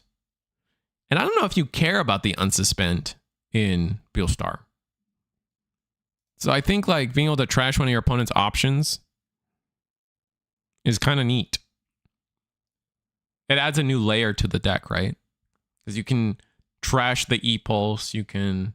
Look, I'm like, at the end of the day, like, it's not like we're arguing like a point of like someone topped with it. I thought it was a cool card. That's it. That's really it. Ben also hated dying to security when we were testing before the format. Yeah, no, that junk's awful. It's so aggravating. Yeah, you just run into 12Ks, and then when I'm in the matchup with Angels, I tuck a Minerva. Yeah, exactly. Bind red deletes 7K. Oh, so it does hit the rises. I thought it was 6K. Oh, I'm crazy. D-Evo rise, kill rise, let Marcus hit. Yeah, that's fair. It's the fact that the DP minus keeps checking. So like Medusa, you just trigger multiple options effects for protection. Yeah, that makes sense. That's what I was saying. Like you like that's what I was rationalizing, like getting all the like effects off. Minus 10K is the objective though. Yeah. I wasn't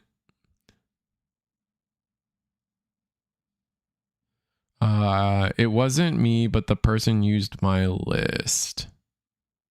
It's not a lot of cards. Proper Beelstar draws a lot turn 3. We've already had tops without Derblitz. What did we really?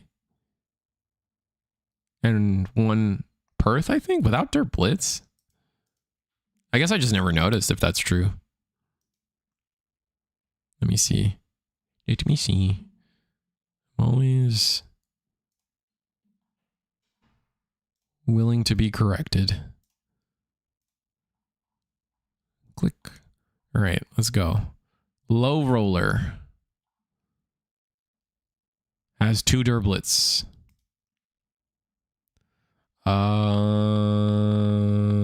SJ Aries doesn't have Derblitz. Okay, not bad. But they put in the high-speed plugin. They took out Derblitz for the high-speed plugin and trainings. So I think that's an important distinction. And we didn't really go up on our. We have 3 Hurricane Screw Shot and 3 Bind Red Trigger. So that's a point for you. Where am I at? Where is my? And then I think we had 1 more 3 Muskets. Was it really only 3 Muskets? There was only 2. And then Perth had 1 million 3 Muskets. We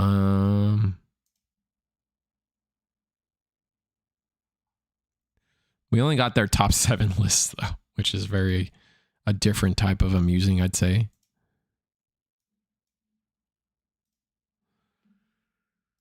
right, let's see. First place. No, 7th place. No Oh no, 7th place had Durblitz, but had the Lu, which is a coming up tech. First place had no Durblitz. You were right about that, but they put in the Analog Youths and the Callus and Diana and Cyclo. That's a whole lot of spice. Second place was Bears. Third place had Durblitz. Fourth was Medusa, Leviaslop, or Growlslop. Sixth place, 3 Durblitz. 4 Chaos Training. No, oh no, 7th place has Durblitz. So you're right. Person who won Perth had no Durblitz. Is Durblitz the worst? But they did max out on Hurricane Screwshot and Bind Red Trigger. So maybe you're right. However, I still think there are plenty of reasons to run the card. If you're just trying to streamline your strategy and play some interesting decks, like this guy had the Titamon Skull Bellucci in the deck, along with the Cyclo, which are pretty interesting decks. So I haven't seen those before, and Analog Youth as well.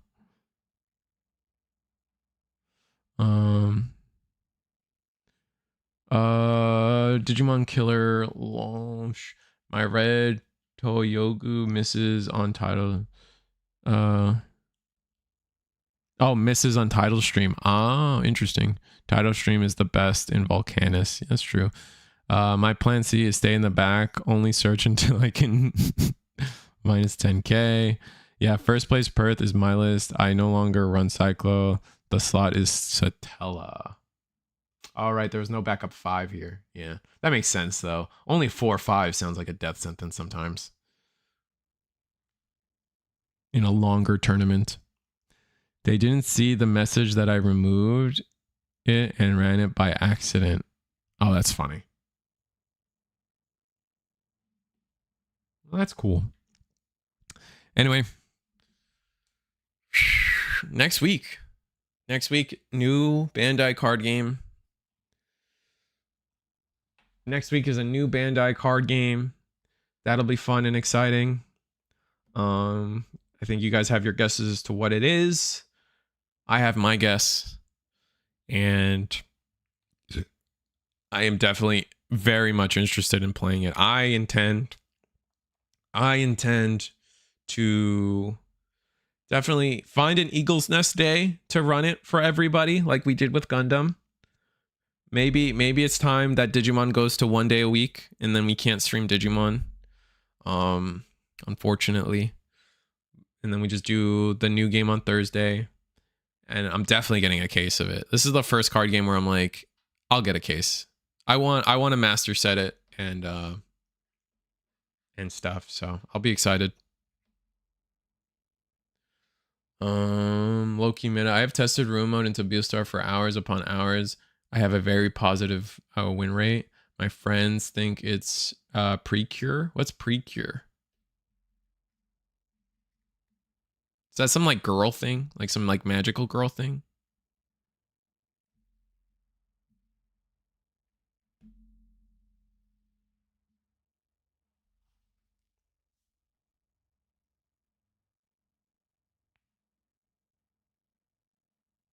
And Digimon, I don't think Digimon isn't dying. No, I don't think Digimon is dying. There's just so many days in the week, man. Like I'm still gonna play Digimon. My problem is like there's just too many days of the week right now. And at Eagle's Nest, we already do Monday Digimon, Thursday Digimon, and then Wednesday Gundam. And then Tuesday, here at Eagle's Nest, something you guys may not know, Eggman loves to do his tournaments on Tuesday. So because of that, Eagle's Nest, we try not to overlap anything on Tuesday. We leave that is Eggman's day. And so then Wednesday's Gundam, Thursday's Digimon. Friday has been other tournament scenes, right? Like Digi Galaxy. I think there's one more that also used to happen on Fridays, but it's been on and off for a lot of people lately. I think Digi Galaxy is the one true remaining thing on Friday. But then I work Friday, Saturday, and Monday. we could maybe pull off a tournament Sunday, but the problem with weekends is a lot of the time, like we can't, like I don't think weekends is good weekly local webcam tournament day. Why? Because that's when regionals happen. That's usually when, honestly, here's my take on like the webcam local scene that we run here.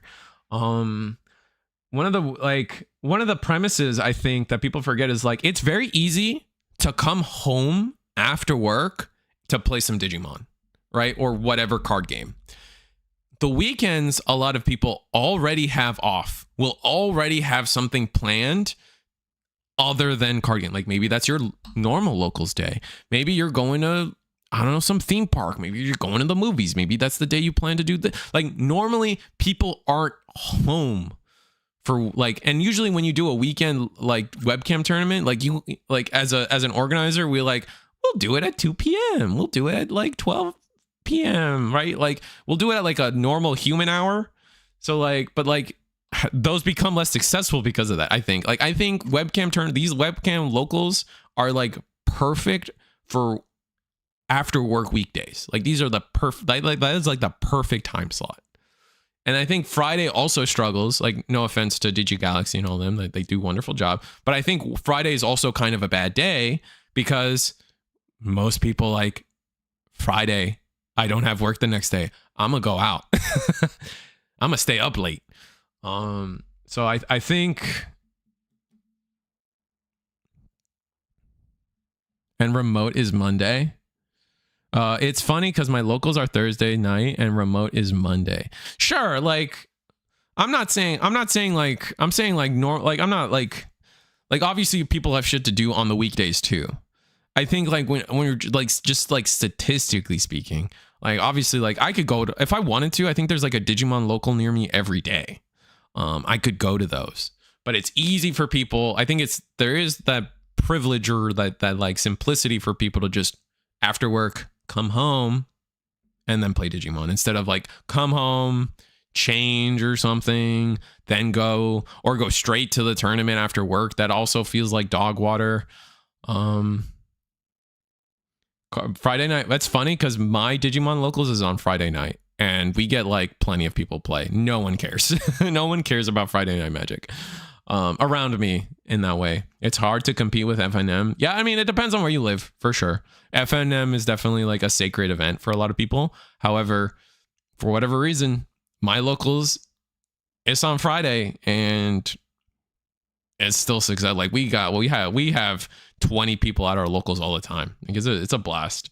It's funny because my weekends are hard for online locals unless the pricing is way more than your real IRL. I agree. And also that's when regionals are, right? Online regionals to in-person regionals. Like we don't want to overlap with that either. So like what does it come down to? We can't do Tuesday. That's Eggman's day. We can't do Friday. That's just a bad day. I mean, you could. I think it's a bad day, but you could. In terms of Risu and him streaming it, I can only realistically do Tuesday. I can only realistically do Tuesday, Thursday, and Wednesday. So something's got to go. Either I stop working with Eggman as much as I do, which spoiler probably won't happen. Or maybe we work something out where like, okay, this week is Eggman week and every other week is an Eagle's Nest local. We could do that. Or we just say, hey, Digimon's got 2 days. Maybe we cut one back, you know? So that, like, if you guys wanted inside Eagle's Nest theory crafting, you know what I'm saying? These are the things we talk about. I don't think I said anything crazy private. So that's just things we think about, man. Crazy Bandai just came out with Gundam less than a year ago and already going for a new TCG. ETS trying support big existing products first. Oh, Riz. What's that one meme? I was like, oh, Riz. First time. Like, brother, we've been doing this. Like, oh, man, dude. Oh, dude, I can't. Like, that comment is great. I'm not trying to bully you. It's just, it really does feel like a, like, first time, huh? Like, it's just, We've gone as Digimon players, we've gone through it, brother. Like, I think, was it Digimon came out like 2020/2021, maybe? I think it was 2020-ish for the most part. And like, man, if it wasn't for COVID, it was One Piece into Battle Spirits, into Fusion World, into Union Arena, into Gundam. It's been back to back, bro. Every year there's a new card game. That's why I tell people, is like, I'm not surprised there's another one. They're gonna keep doing it. And honestly, after this one, I don't expect them to stop. They're gonna find another IP to do.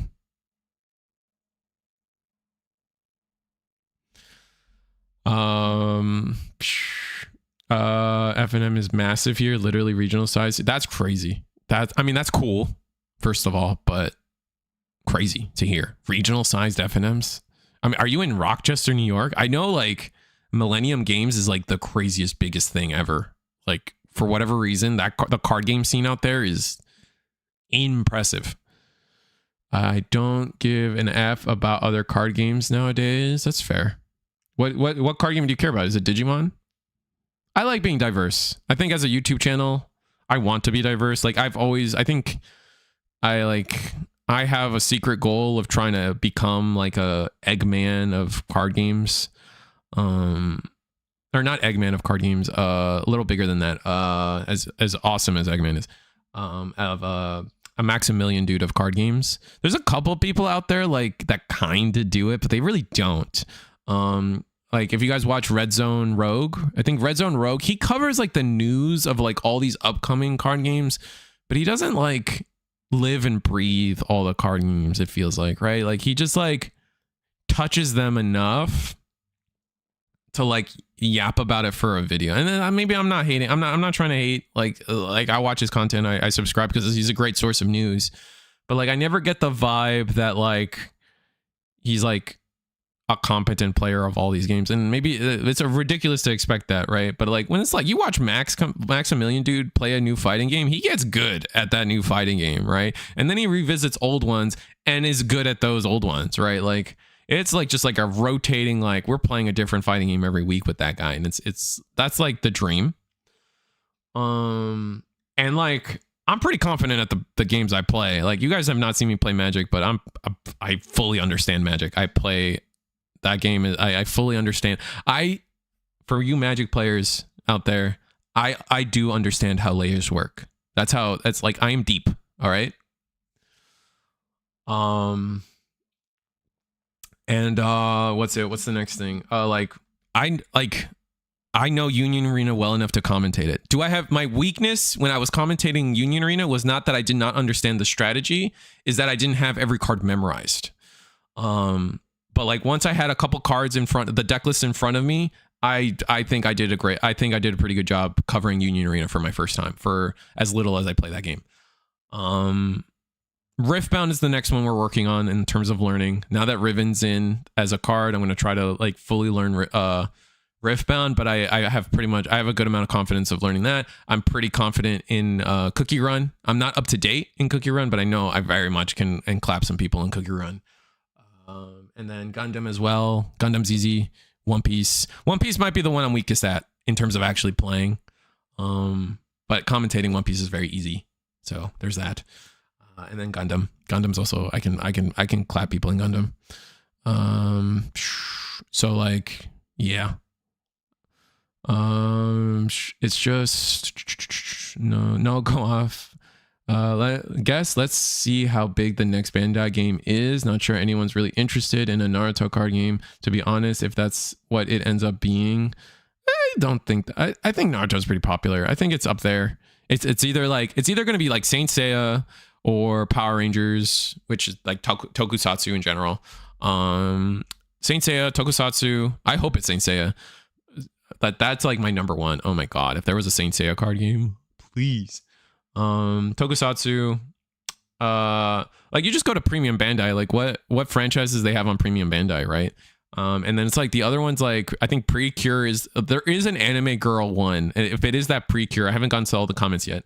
And then Precure and Godzilla's. Did I say Godzilla? Godzilla's on there. There's a couple other franchises. Like, just go to Premium Bandai and look at all their franchises, and you could be like, ah, these are all potential games. If it's not in Union Arena, of course, right? It's just people saying Digimon might die, which I think is a bit premature, like you alluded to. Yeah, no, 100%. I don't think look, if Masters is still going, it's not that bad. Digimon will keep going. I don't think Digimon's dying. Ever. Our Digimon's in a weird. I will say that Digimon's in a weird spot where like our regional attendance is pretty bad. Like our local scenes and like buying the like we here at by me, we still sell out of Digimon all the time. Like, we don't have any Dual Revolution on the shelf. Our local scenes are still really strong. A lot of players in Florida. I think our regional attendance is abysmal though.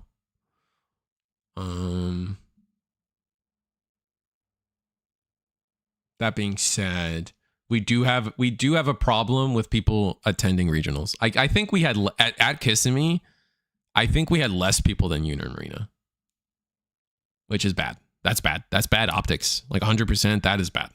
I think it has a healthy casual player base. I think it has a very healthy local player base, online player base. I think we're suffering at people actually going to regionals. And is that because regional prizing isn't worth it?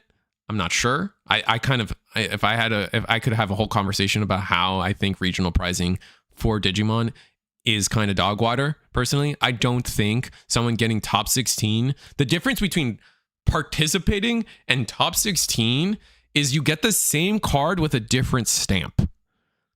That's ridiculous, personally. I think that is dumb. I think that is lazy and awful. Like, that is not we can't, I think genuinely, we are at a point where we no longer can bully Yu-Gi-Oh with Digimon prizing. Like, people are getting air fryers in Yu-Gi-Oh. That is more value than what we're getting as Digimon players right now, I think. Like,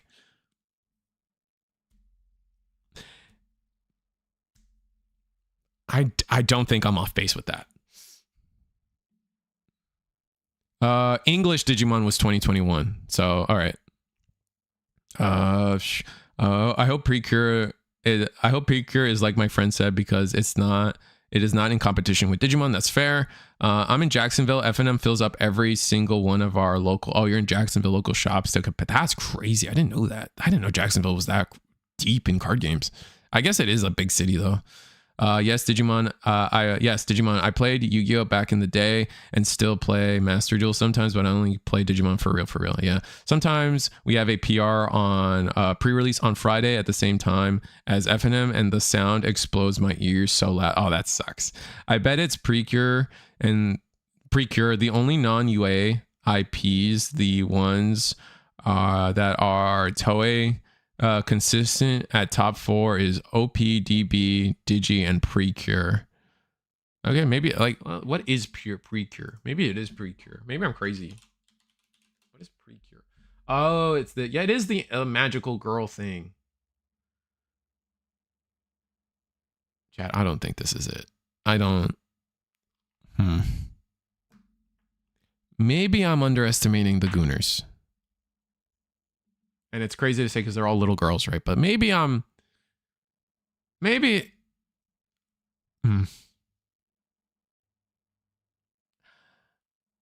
don't think it's Precure. I'm a keep it a buck. I don't think it's Precure. God, every time. Those CDs are some categories show up instead of Precure. 100% Kuzo and other guesses would be CDs. CDZ. What is cease and desist? What is CDZ? And Gundam because it's Bandai's exclusive. Yes, the girl thing is Precure. Precure is straight up a whole different audience from other Bandai cards. Question is, would it translate? I don't think it would translate. That's my problem, right? Like, this is targeted at girls, right? And I'm not saying girls don't play card games, but I don't think it's enough. And I don't think the guys that would be interested, like, I mean, is that sexist? I don't think that's sexist. I think that's fair. Like, all our card games, like, male dominated. Would a purely, because like the My Little Pony would be the next closest thing to like a female targeted IP, right? And like that's not doing, like, that's like people are asking about it, but it's not like super popular. I don't know. I don't think it translate. I just don't, I mean, like, maybe I'm being sexist, but I don't think it translate. Precure is straight up a whole different audience. Yeah. Oh, we had so many people drop regionals because of pricing. Let's see if Bandai cares.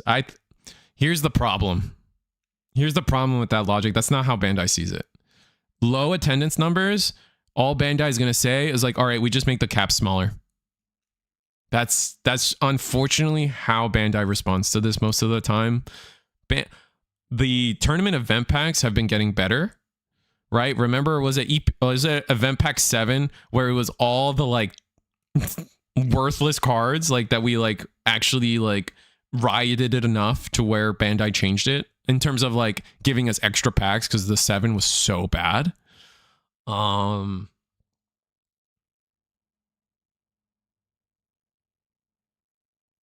Like, that's how out of touch they are with like value of pricing. And I'm not even like, look, and I think, let's get something straight.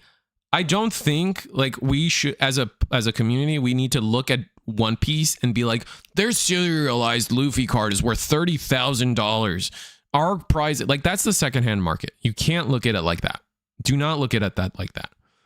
You have to look at it purely, what are you getting, and does it feel rewarding from specifically getting that? The secondhand market should not, obviously it's going to have some influence, but it should not be the defining like, this isn't fair, right? Like, you can't go to Bandai and be like, their card's worth $30,000. Our card is worth $2. Like, that's like not how that works, right? You can't approach, like, think of it in terms of, you have to approach Bandai and how to, like, why is it bad and how is it better, how to make it better. They don't control the secondary market, so you can't look at it that way, period. Oh, we had so many people drop regional because, yeah, I agree with your main point that the uncut sheet, but the uncut sheet is cool. Uncut sheet is dope, 100%. That's why I said top 16 and not top 4. The uncut sheet is cool. But in general, I think like you have to make it feel like people have a chance at something, and I feel like top 4 is like pretty small, right? Digimon regionally currently is weak because there is a lot of new games going on and people are experimenting with it. On top of that, Bandai made pricing even worse and already are weak. Yeah, I agree with I mean, those are both true points. I can't disagree with either of those points. Like, there are a lot. It's like the World of Warcraft thing where like World of Warcraft will never be as successful as it was back in Wrath of the Lich King in terms of subscriber count because there's just more games to play, period. It's not like the things that made World of Warcraft exciting and popular are just not true anymore. Like this is a tangent, but it's like people used to use World of Warcraft as their text messaging, as their Instagram, as their Facebook, as their way to socialize with people. You don't need an MMO to socialize with people anymore. That's like pretty big. But that's a different. One of the reasons I don't go to regionals is because of pricing. It's almost because it's also, there's also, sorry, another tangent. We also have a judge issue in Bandai and Digimon right now. I said it, I don't know if I said it in my top 16 video, but we kind of have a judge issue in Digimon right now. Like, Kissimmee for 200 something people was only Ludion and 2 other judges. Essentially three judges and only 2 floor judges, because Ludion has to do other shit. Your head judge has to do other things than walk the floor. So realistically, you had 110 people per judge. Those poor guys. Like, and it's not like, I think, and it's like, it's not a Bandai, it's not like they didn't want to find another, like, it's not like they didn't want to pay another judge. They couldn't find another judge, is what Ludion told me, and I'm going to believe him over anybody else on the matter. So that's another thing. Last year, first half regional, Digi sold out quick. Yeah. And here in Brazil, Koki was doing almost 3 collections delayed, with almost 3 collections delayed. Oh, wow. I do remember that.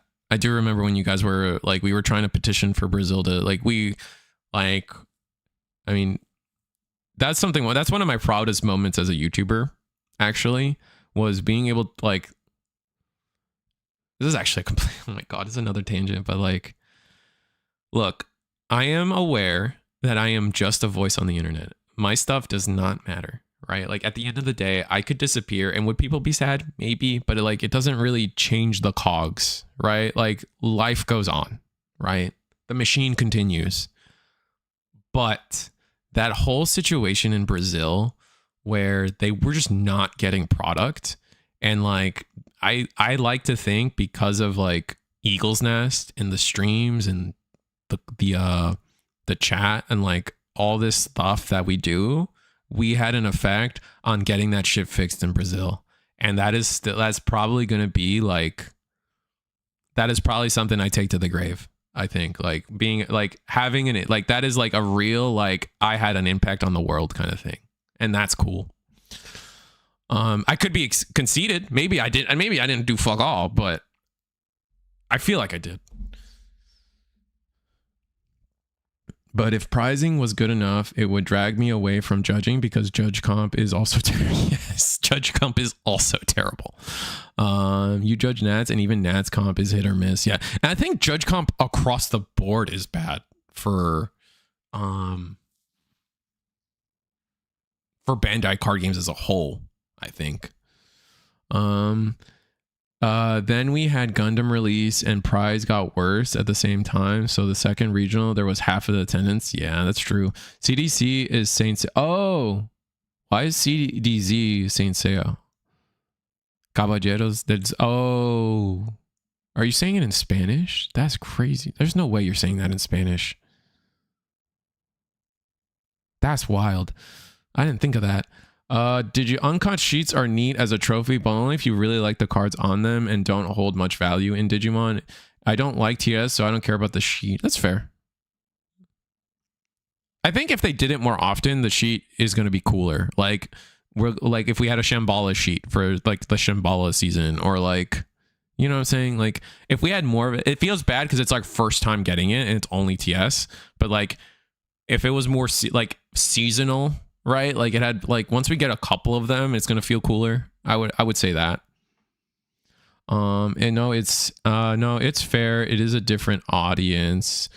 3.8. What's 3.8? If the uncut sheet held a lot of value, it would be different. Yeah.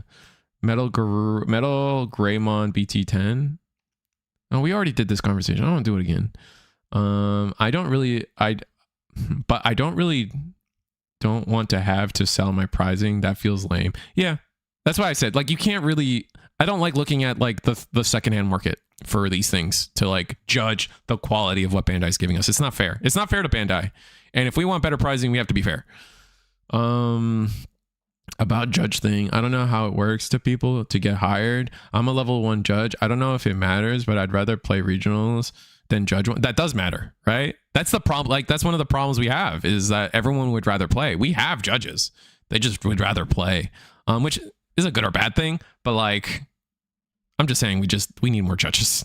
I don't know how to get hired for junk at all. I know like places will offer up like sign up sheets, or like you apply to be a judge at certain events for a lot of these organizers. So you'd have to look into that if you're actually interested. But that's just a conversation. And I don't know. Talk to Ludion. He should be easy to reach. He's everywhere. And we really are thankful for you guys. Oh, about the Brazil thing. Yeah, that's still like, that's a peak for me. It's Portuguese coverage. I mean, Brother, you say Portuguese, but you just said it in Spanish to me, bro. It's all the same Spanish words. You apply to get hired. Yeah. It's Portuguese, Caballeros de Zodiac. We just add, okay, the Spanish version is Caballeros de Zodiaco. Fucking Romanized languages for you people. Fucking damn it.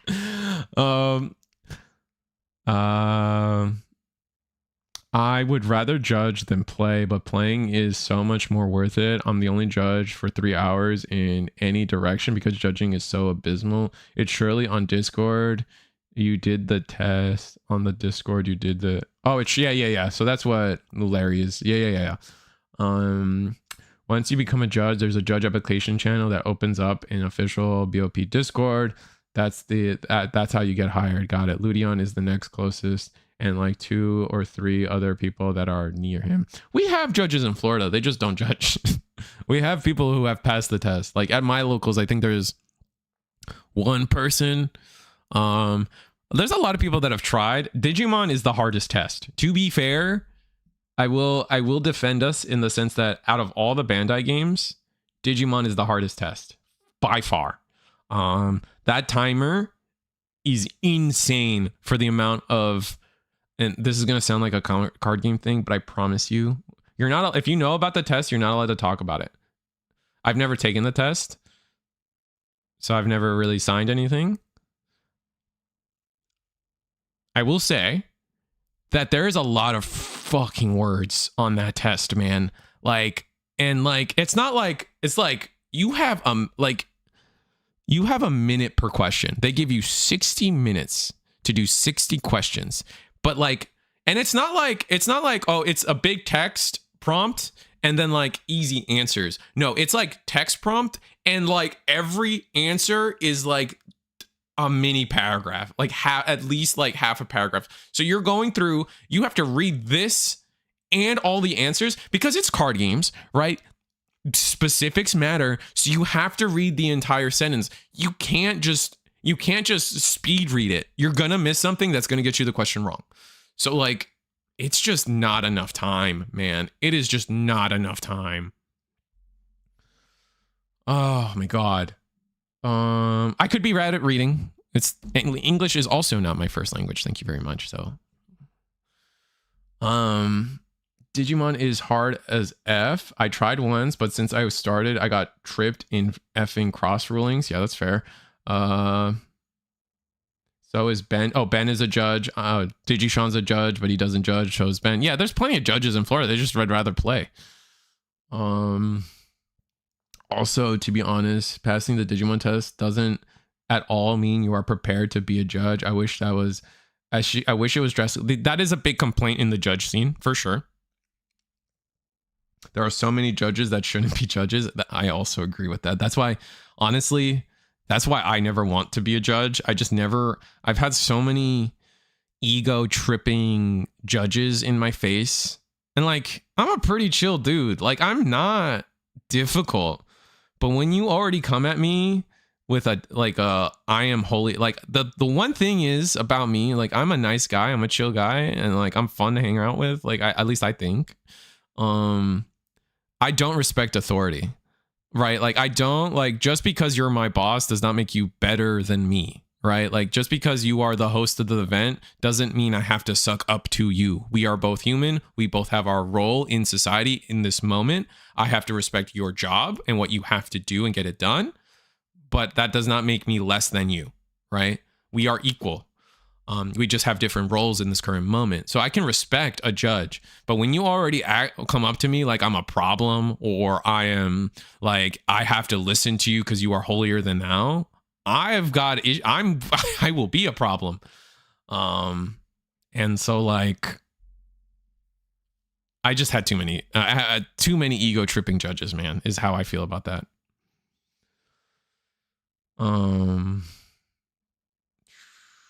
There are so many judges that shouldn't be judges. I agree, Damien. It needs to be way harder to account for how complicated the game has gotten over the past years.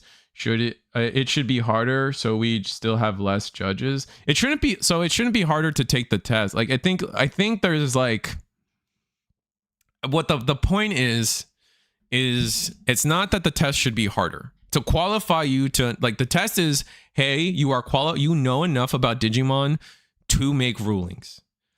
There kind of needs to be another part where it's like, are you a normal human being? Like, are you, like, there definitely needs, like, I definitely agree with the idea that, like, those are two separate things. Just because you know the rules doesn't mean you know how to be a human being. Like, those are not equal. And I think there probably should be a little bit of that. Because that is, I think, actually, funny enough, at the Kissimmee Regional, we were talking about how, like, there's a lot of Gundam judges that are not good at judging. And it's for multiple reasons, because, like, it's more than just knowing the cards. There's a difference between knowing rulings and knowing, like, how to correct a board state. For example, let's say you're playing Digimon. It's turn 3. You notice your turn 3, both of you guys played your game. Someone didn't set up security. What's the ruling? The actual ruling is, at least in Gundam, I'm pretty sure this is true in Digimon too. In like, a lot of people would say it's a game loss. You need to set up the board properly. That's the wrong answer. Actually, in Bandai, they try really hard to correct the board state. Giving a game loss is one of the absolute final things you do. Like, the wording I was given was, the only way you would get a game loss for not setting up security is if it was turn 1305. The actual answer is, like, both players get a warning, and if it's a repeated offense, okay, we escalate, but you just take the top 5 and security that bit. That's it. Yeah, minimum a min per question was really hard. Although some questions I decided to skip to hit other questions guaranteed. English is still hard for me. I think if English is not your first language, I think a lot of people, like, might be like a secret trick, but you can request more time. Especially if English is not your first language, you can request more time. I'm fairly sure I know which judges you're talking about too. When I say Ludion is the next closest judge, I mean the next closest judge that's competent and I know exists. I won't name names. That's fair. But I know a lot of Florida judges that shouldn't be. There needs to be an interview process afterwards. There are many Florida judges I will no longer do events with. That's fair. Dude, I played Yu-Gi-Oh for so long, and there's so many situations of judge ego that I think Yu-Gi-Oh has an ego problem in general. Because, like, when you come from a game that, like, what's the meme where it's like Marvel Rivals players are just playing are just in an episode of Teletubbies, where Yu-Gi-Oh players are like, every match you're playing, it's Goku versus Vegeta over a toaster. Like, I think that, like, for so long Yu-Gi-Oh's created an environment where, like, you're just playing for ego, that everybody has an ego. And this is coming from, like, Yu-Gi-Oh, like, oh my god, almost, I haven't really played Yu-Gi-Oh for like 8 years. I have not touched a game of Yu-Gi-Oh for like 6-7 years at least, maybe 8. Yeah. I'm a judge in Yu-Gi-Oh to this day. I never judge once. Nice. Anyway, we yapped for a fuck while. Holy, wow. This is fun. This is always fun. I always have fun with you guys. It's almost midnight. It is. I should try to get some stuff done around the house, but I always appreciate the conversation. Yu-Gi-Oh breeds elitism for some. Yeah, I think I have no idea why. It's the worst. It's awful. God, like, they are not welcoming. Like, your local scenes are not welcoming for Yu-Gi-Oh. It is so bad. Nobody wants to teach you how to play that game. They just want your lunch money. That's how it felt. Most of the time. I think rulings like that aren't totally on judges. BOP does a terrible job of teaching judges to actually do judge actions like assign penalties and repair boards. Agree. I stopped because the drama was too much. I still like the game, but only master duel once in a while. It was incredible difficulty for me to learn, and it was all on the job. I feel terrible for all the players I wronged learning on the job. That's fair. That's something that, like, I have no interest, or not interest, excuse me. I have no context for. I don't know. I assumed, I don't know what's on the test. I've heard, I've seen things and heard things, but for the most part, I did think that like repairing board state should be something that is taught, and I guess it's not, which is pretty bad.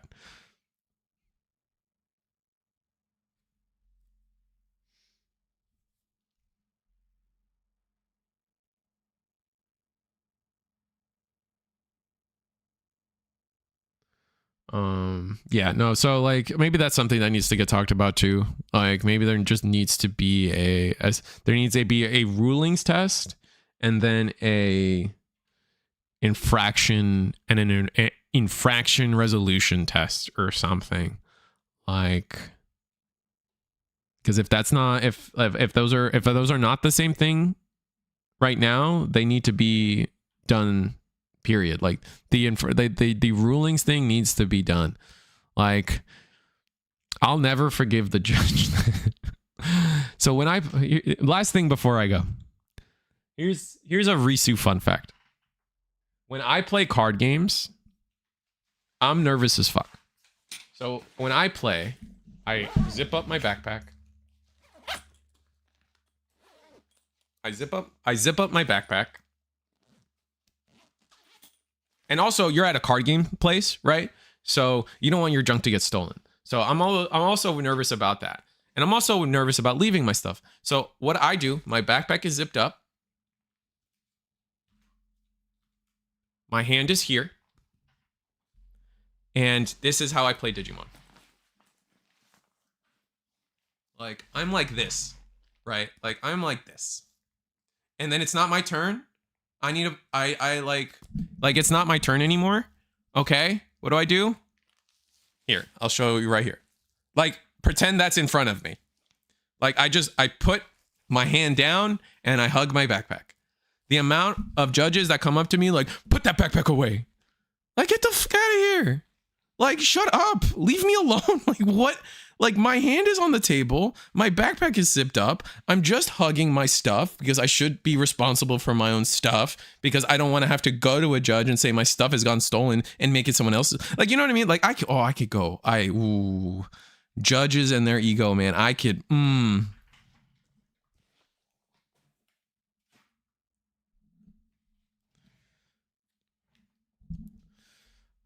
yeah, the judge test addresses literally nothing about infractions or penalties. Oh, okay. Well, that's a problem. I think that's straight up a problem.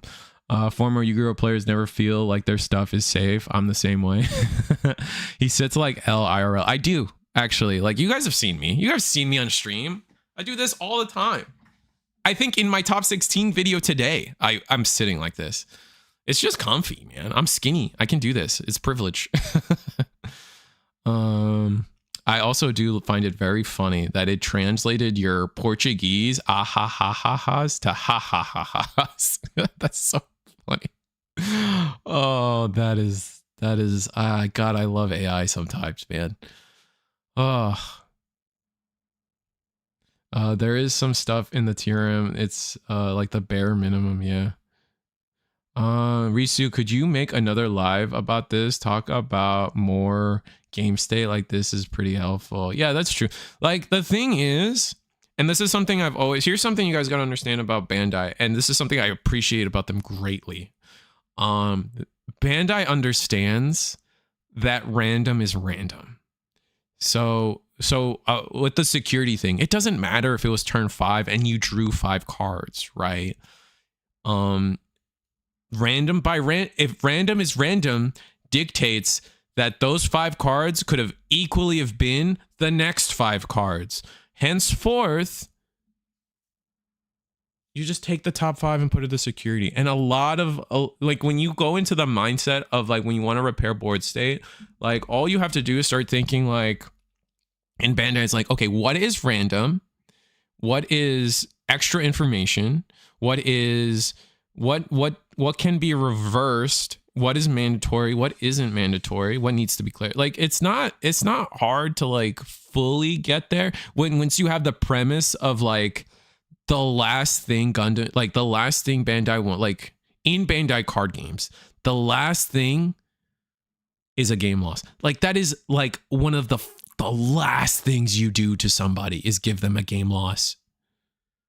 Like you just, it is so the last thing you do. Like, I mean, Jacksonville, everybody, I think this news got kind of out there. It was so prevalent that I heard it from One Piece judges while I was commentating a One Piece regional. I heard about this incident in a store regional of Jacksonville, and I'm sure you guys have heard it, so I'll bring it up. Like, there was the judge that decided that we are not going to allow oversleeves. You can cheat with oversleeves. I will not allow oversleeves. And then people didn't listen because honestly, it's a weird take, right? It's not like, I get the premise came from a good place, right?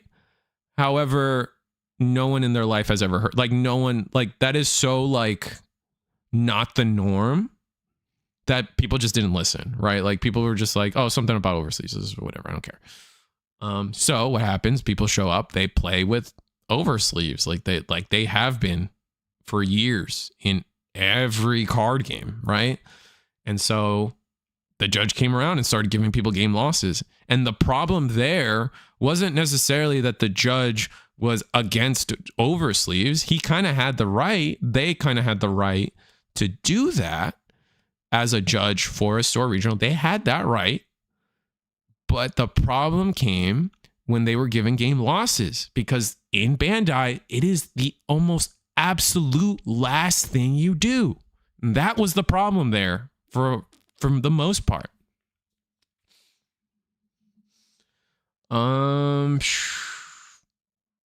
He sits like L.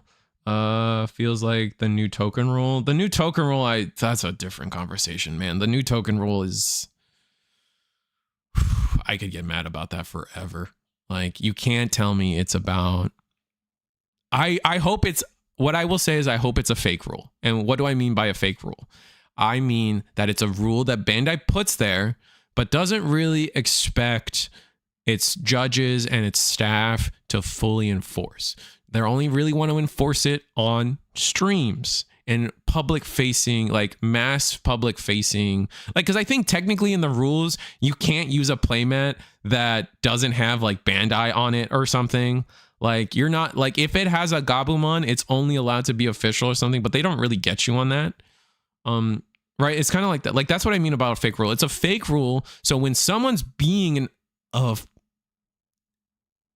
asshat, like showing up with, you know, like lewd, just like inappropriate stuff. It's like, hey, it's in the rules. You agreed. We're going to rule that you're not allowed to do this. You will be asked to leave, whatever, right? But for the most part, as long as you're like, it's a fake rule in the sense that as long as you're not being stupid, it's fine. So I'm pretty sure that's the case.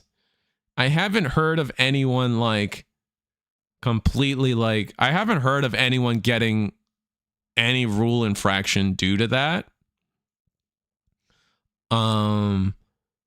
But I could be wrong. I could be wrong. But also, it's just dumb. We do not get tokens. Like, the fact that like Bandai would rather me print out a piece of paper for my tokens than just play a card upside down is insane. So like, I think it's a fake. I want to say, I want to believe that it's a fake rule. But that being said, I don't know. Fix it or get a loss. They really do that? There's no way. There's no way. Maybe someone can tell me what happened in Kissimmee, but like, there's just no way, right? Sadly, that kind of falls into the judge egos. Yeah, I agree. I absolutely agree.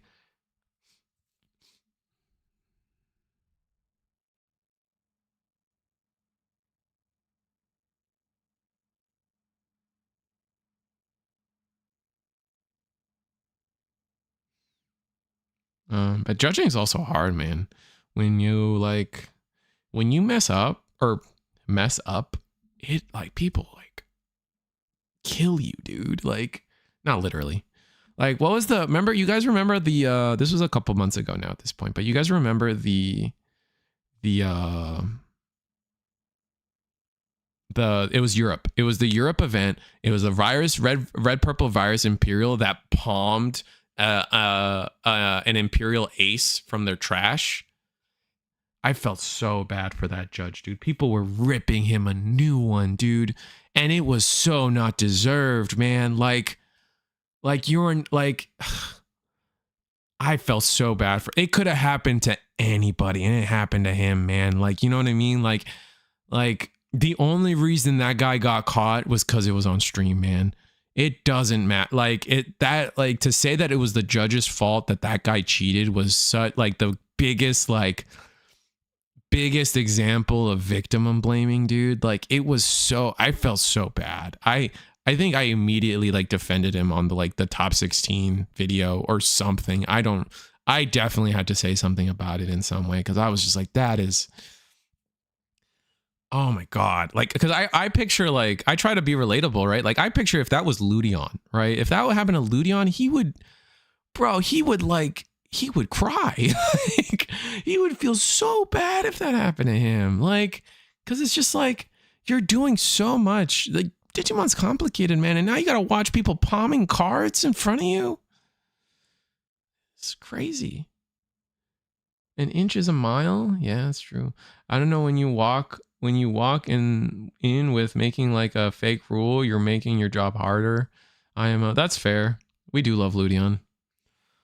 Anyway, is it finally time? Are you guys gonna last minute come up with another topic to talk about, or am I done? Can I go? I don't know. I got some ground beef to cook.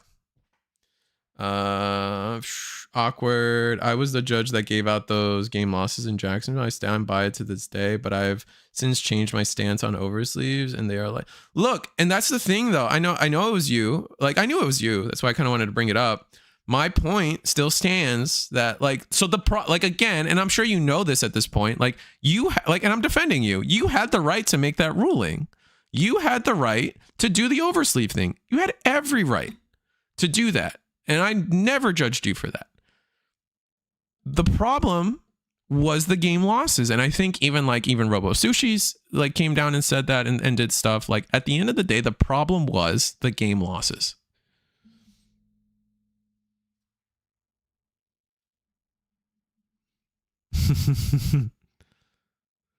Nope. That's it. Get to cooking. And some other reasons. Awkward. I was the judge. We're no longer disallowing oversleeves because it makes Bandai sleeves illegal. It does make Bandai. That was another thing. Sure, it does make Bandai sleeves illegal, but listen, at the time you had the right. You had the right. And you made your intentions clear. And that was like, players should have listened. Maybe they should have fought back a little harder than they did, but I digress. You had that right. The problem was the game losses. That's it. That's all it was. Like I said, like the whole point was Bandai does not, like, that is the almost final thing you do. That is like, someone literally has to pick up their deck and look at their cards to give a game. Like, it is like the things you have to do to just automatically gate a game loss is so intense. Like, in your scenario, what should have been was like, hey, I said no oversleeves. You get a warning. Change it for next game. Change it in between games or change it next match. Like, that is, or before the next round. Like, that is what, like, and give them a warning. That it would have been like the normal. The problem came to the game losses. Absolutely. Yeah, a dishonest person will be dishonest anyway. Yeah, like that's how I felt about it. Like, at the end of the, like, obviously it was all bad, like cheating's bad, blah blah blah, but like I felt bad for that judge. Like, I felt like specifically the hate that judge was getting was crazy. Get to cooking. Oh, that makes sense. That was you at that point. It's also in the past. At the point also is in the past. The game loss was irreparable game state, which is game loss. Oversleeves are marked sleeves, and marked sleeves are game loss. But like, here's the thing. Like, it's marked sleeves in the sense that, like, I don't agree with that, because it doesn't matter. It doesn't matter. It's in the past. It's in the past. It's in the past. Like, because like you have to prove that at the end of the day, you have to prove that the player was like adjusting their cards inside their inner sleeves intentionally and with intent, and like that is a whole different can of worms. That's why that it doesn't matter. It's in the past. I think the game at the end of the day, the game losses was the problem, and I'm gonna stick with that. But because the solution was to unsleeve their deck when the game has already. So that's what I'm saying. Like, you give them a warning because you can't prove intent that they're intentionally marking their sleeves, and so you wait till the next game, or they go into their next game with a game loss. Right? How often do you, like, when you do a deck check and someone has the wrong card or something, or an extra card in their deck or whatever, they get a game loss in their next game, not that game. But it doesn't matter. It was in the past. We move on. We're better as a community for it.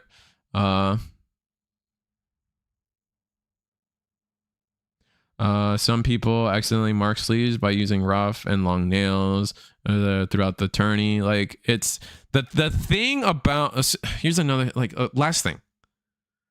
When it comes to cheating, you have to prove intent. You have to have a reason that this is intentionally cheating. Now, if you did a deck check, and I think in your example, like, you used trainings and you shifted them all to the left, and then you were like, look, I can easily find all my trainings. You have to prove that that's what the player was doing.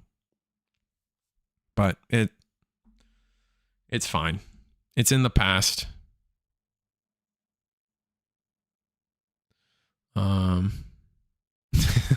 No, this, like I said, it's in the past. I think we're going to close on that before this gets a little too crazy. I think you're fine. It is what what happened. It's in the past. We move on, and we will just, play it. We play more Digimon, man.